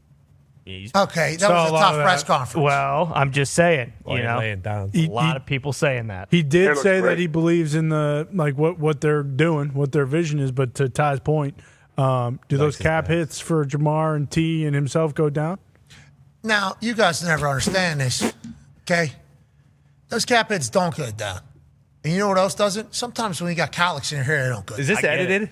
No, that's what it was. He was battling 2 cowlicks, okay? For those that don't know. I got a lot of these in my hair. Age, I don't know if you have any because obviously you go ahead and take that thing straight back, so good for you.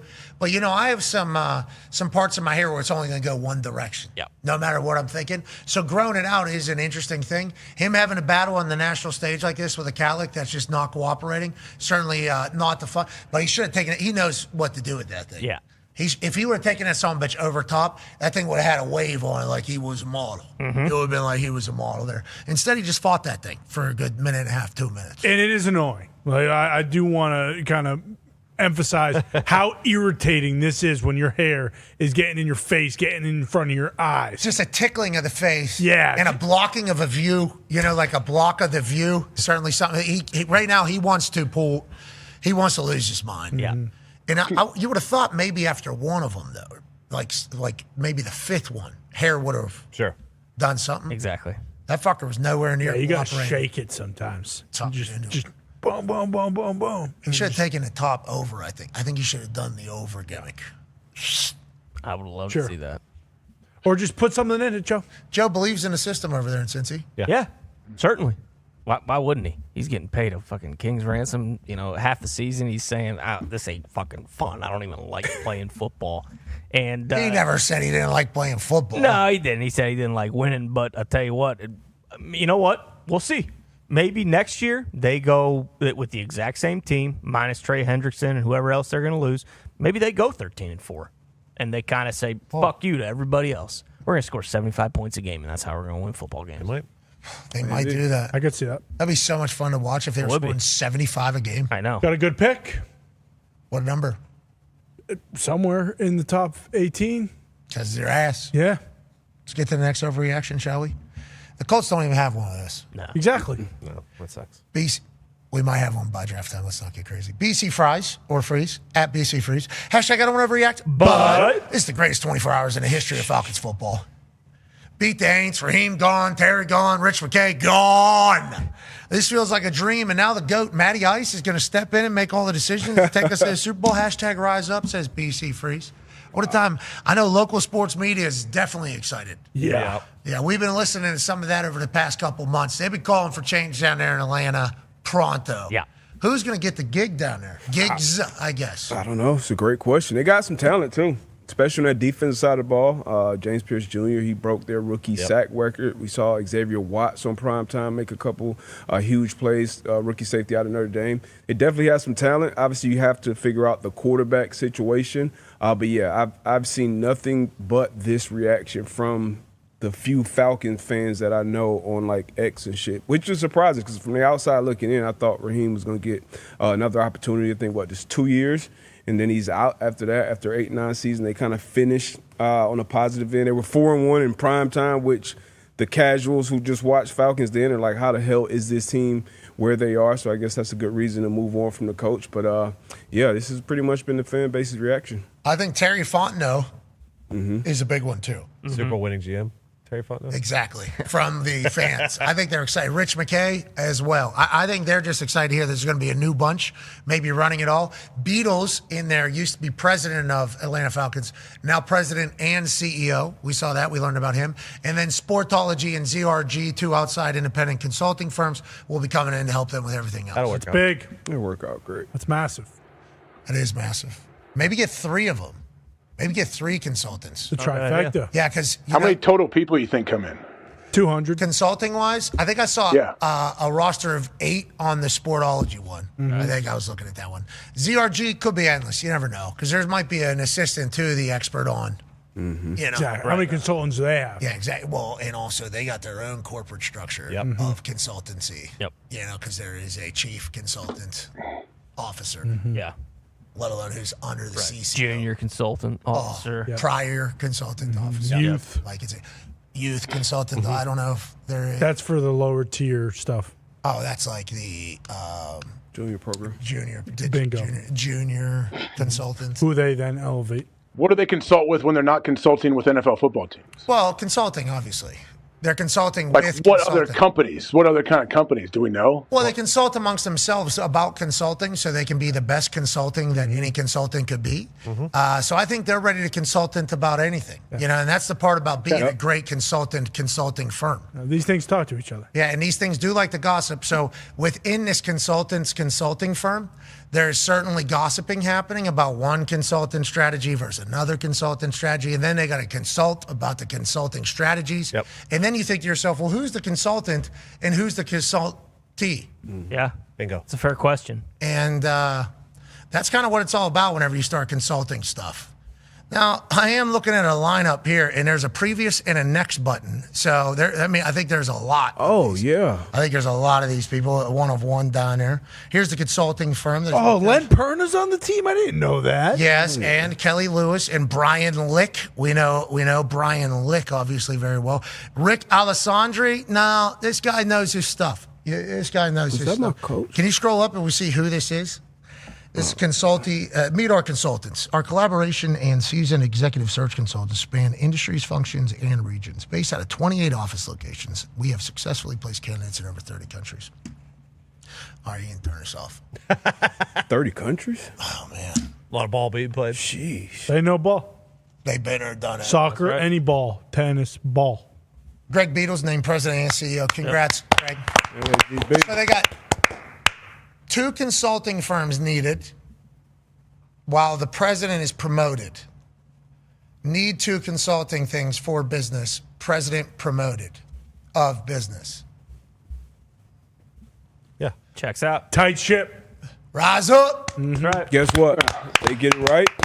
Rise up. Yep. It'll be all around the league. It's the only thing that matters. Mm-hmm. Get it right, win a Super Bowl. Good luck out there. We're pulling for you. Brady's using a consulting firm? I think he is the consultant, I think. That's probably why he was given ownership, though. And I don't mind that, you know. I don't mind the Tom Brady consultant. I don't like independent. Was he running? What do I know, though? We don't own a fucking team. What do we know? Was he running last year when they hired Pete? I believe he was involved, yeah. So. Yeah, because he was, he was the one who loved Spy Tech because they worked together in Tampa. All right, Tommy. Exactly. Kind of a prove it year. Yeah. Big hire. For Tom? Tommy boy. Mm-hmm. For Tom Brady? Mm-hmm. Kind of is, I guess. Oh, Huh? yeah. Didn't really think about that. I mean, I didn't know who you were talking about 4 seconds before you said it because that feels like my brain would have never thought we were talking about Tom Brady. One of the owners of the, of the team. I believe there's a bunch of minority owners being added to the Raiders, by the way, that do a lot of business. Like a lot of people. There's a lot of brains about to be in the Raiders organization, I think. What are they all? And where's Mark? Is he still just upstairs playing on his Game Boy?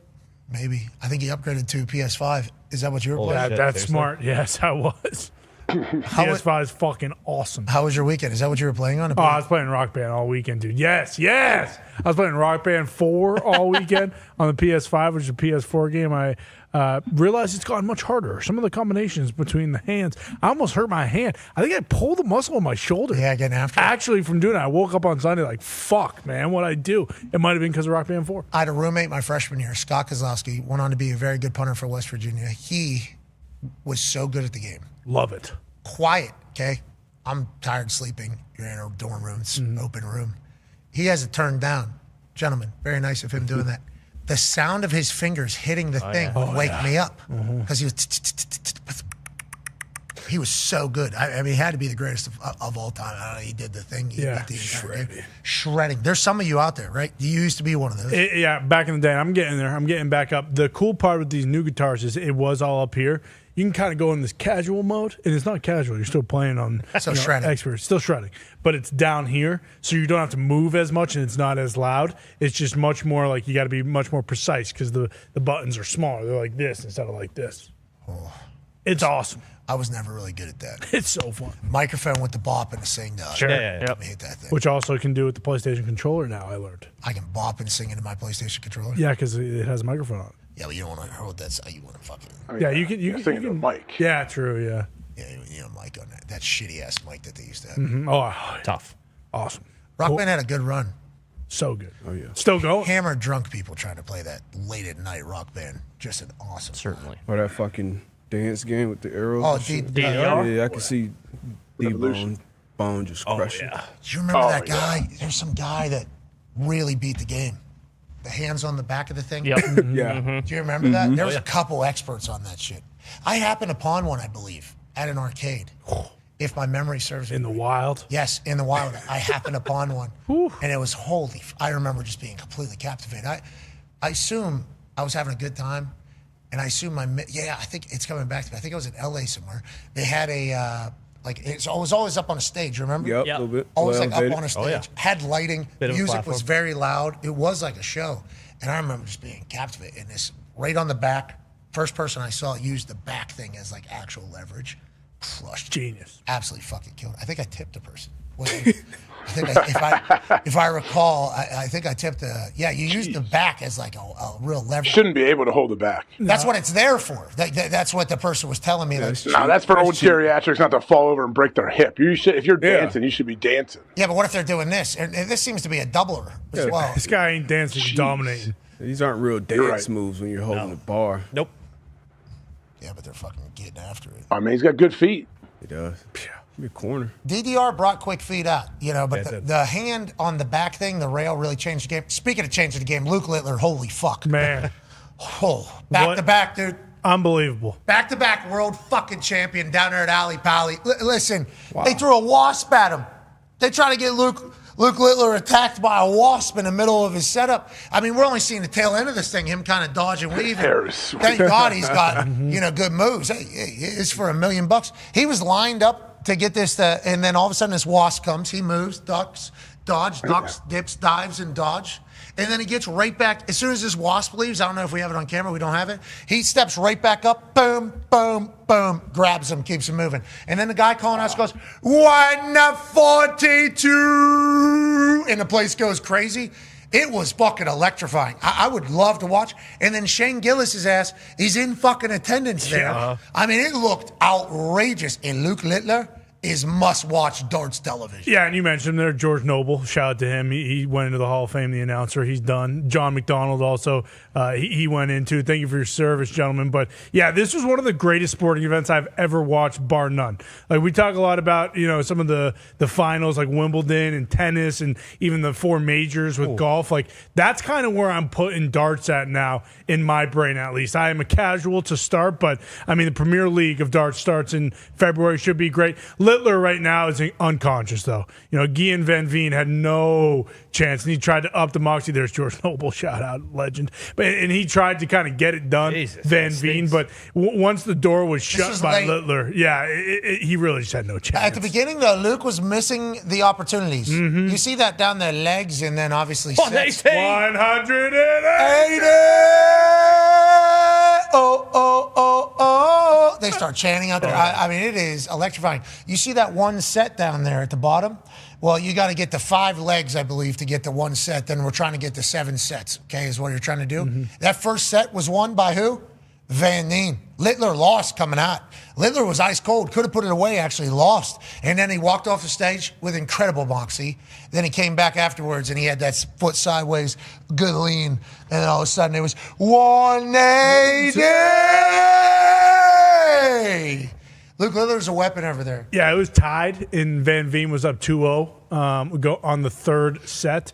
And then all of a sudden, boom! Here it comes. Reel that fish. There it is. At one point, he won like 14 of 15 sets. Like Van Veen was just getting shut out. So right on the side, don't play this. Put the screen on the screen. No, don't play it. So triple 20, bullseye will do it, right? So once you get under 180, they start putting on the side what you have to do, and you have to double in or double out. Okay, so you have to hit a double. So once those little things popped up on the side, then we kind of knew what the fuck he was trying for. And then watching them potentially miss one of those and then in real time adjust to like a double 8 instead. Okay, we'll do that. It was outrageous. But gone fishing. Yeah, it felt like, because you're seeing what he's looking for, triple 20 bull. And then they're zoomed in, and it's like triple 20, and then now they zoom in on the bull, right in on the bull, and it's like, bullseye, he's done it again. And it's, the place goes fucking apeshit.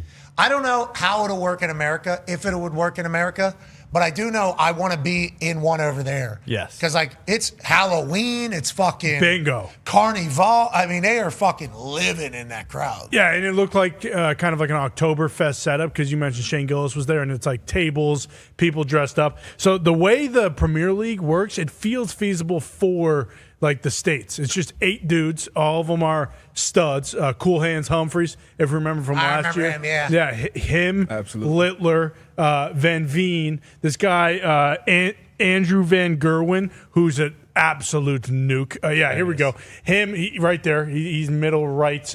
Stephen Bunting. There, he's the people's champ, I guess. People are not happy. Yeah, people aren't happy with him right now. He's titanium. He comes out to titanium. But if they just took these 8 on tour and just did like, hey, we're gonna do round robin at a theater. Yeah, the Dome would be fucking sick, but a theater with 5,000 people.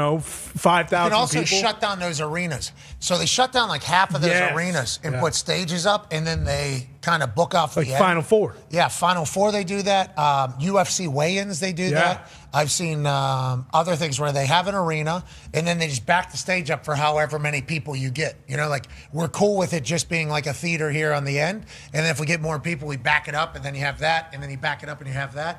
It's like, I think that would be a good setup for the darts. Yeah. Because these arenas, not as expensive as you would think. Now, granted, they're taking a piece, but if you can fill it up, which these fuckers can, it would be an incredible event just to go and have a good time. Yeah, well, for the good time, like if you just drop, beer prices and food prices, maybe if you're thinking, hey, maybe we take a hit on that, but we get more people build the sport in the States, it would be a pretty easy way to do it. I think it's special moments, especially if you're Luke Littler's 18. Yeah, Moxie. We got to be there for the three-peat. Next year. He's going for the three-peat. I don't know. I think he might be the first ever.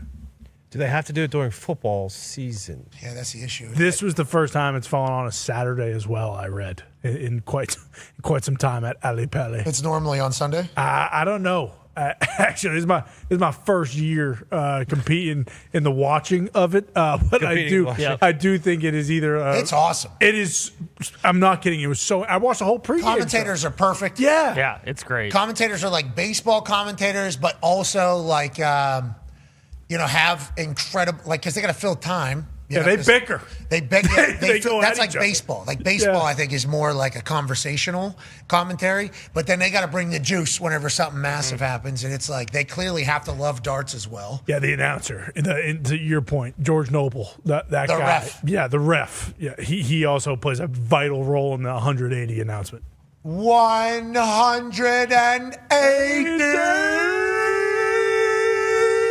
And then the other guy's trying to throw while that's happening. The entire place is going crazy. Starting chants. Yeah. Like Congrats, Luke. You got us all captivated, brother. Yeah, Luke. And I love it. So I guess we got our insight from Nigel, our English correspondent. It said a lot of German fans booing Luke Littler at that one that we saw. Oh, he reached out? Yeah, well, I think he tweeted it. He said, hey, boys, one crucial piece of information you're missing is I think that's a lot of German fans. That's Nigel. Yeah, he's giving us a piece of info that we need. And I know if Luke Littler's throwing, it's going to be electric. Yeah. Well, and the tweets about it. Like, hey, this guy's only getting better. Exactly. And they're saying, like, hey, wait till this guy turns into, like, a legitimate alcoholic. Like, he's going to get way better. Like, right now he's drinking, like, fruity drinks and doing all this bullshit. Wait till this guy starts drinking hard liquor and booze. Not just, like, these breezy, fruity drinks. Like, once he kind of turns it up, that's when his dart game. I did see that tweet. I did see that there are some people that believe that about darts. I happen to have a friend who is a semi-professional dart player, and his entire mission is to get hammered before it starts because he feels like it's a little looser. Yeah. Now, granted, he made it to the finals and didn't know it, and he lost. And he missed and that's going to happen sometimes. Just like beer pong. Yeah. I guess people start getting a little bit. Hole starts getting a little bigger that way. Darts, I don't know if these pros are playing like that. Honestly, Van Neen looked pretty tight. He needs to have one. Tightened up. A little too tight. I thought he was a good player, though. He knows his time will come. The way they stand with that box and then leaning over. The problem with Luke Littler's body, it's like a athlete. It's like a shelf as it's leaning over. Mm-hmm. It's unbelievable. Van Veen's problem was like he just looked like a dick. It was like, dude, you can be losing and still like try and be a fan favorite. Like he was losing.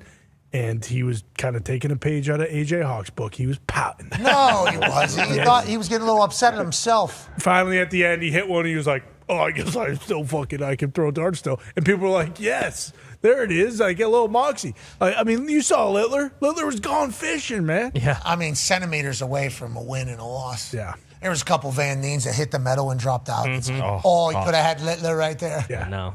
And like he would throw one in the announcer's back. There it is. Got a good marker now. You should lock this one in, and he'd miss again. I don't know how he missed that. Yeah, and that's when he'd start patting. So the marker, by the way, is a miss right outside, and then that's like a target basically, because you can either use it to do that. But there's blood on the board at one point because Van Veen cut himself on his darts. So pissed, yeah. So then, the commentator was not happy. It was unbecoming of the dartboard to have blood on there. Did they switch it out? No, they didn't. I think they asked Littler if he wanted it to be up. Leave it. Yeah, that is what he said. Yeah, the end of once the leg ended, then George Noble called it in. He's like, all right. So, but that speck of blood was on the 5 pretty high, and you saw Littler not miss after. Oh. I feel like it was like almost. I think they're looking for like. Oh, yeah. That's when the commentators started going at it. They were like, "It's a little off-putting, no?" And one of the guys was like, "No, not at all." And then they asked Luke if he wants it. He's like, "No, it's good. Yeah, it's good." Because it was right. It's fun sport. It's fun sport. Once again, we don't have Monday Night Football. No. So we are exploring the space of everything. Last overreaction tweet here from a Baltimore Ravens fan, I do believe. Justin Beansock at JSock. # I don't want to overreact. But thank you, Luke. Because of you, the Ravens can finally get rid of Harbaugh and clean house, and I don't have to see Falele's bum ass take another snap at right guard. He got hurt last night. Congrats, Tone Diggs. Tomlin is still going to be the head coach, and the Steelers will remain mediocre. I like the little positive spin here by the Baltimore Ravens, some of their fans. We don't know if they're going to move on from Harbaugh, but it did sound like going into the game, there were certainly conversations going to happen on either side if there was a loss. Have you overstayed your welcome? Has your message run dry? Is it time for you to move on? As Schefter said, if Harbaugh was to be fired, he'd be hired tomorrow somewhere else. Maybe it's time for a new scene for him. We shall see, Tone. Yeah, they're not. It's just not what they do. He's still employed there. We're in the playoffs. Never lost on Monday Night Football. And then we're off to the races from there.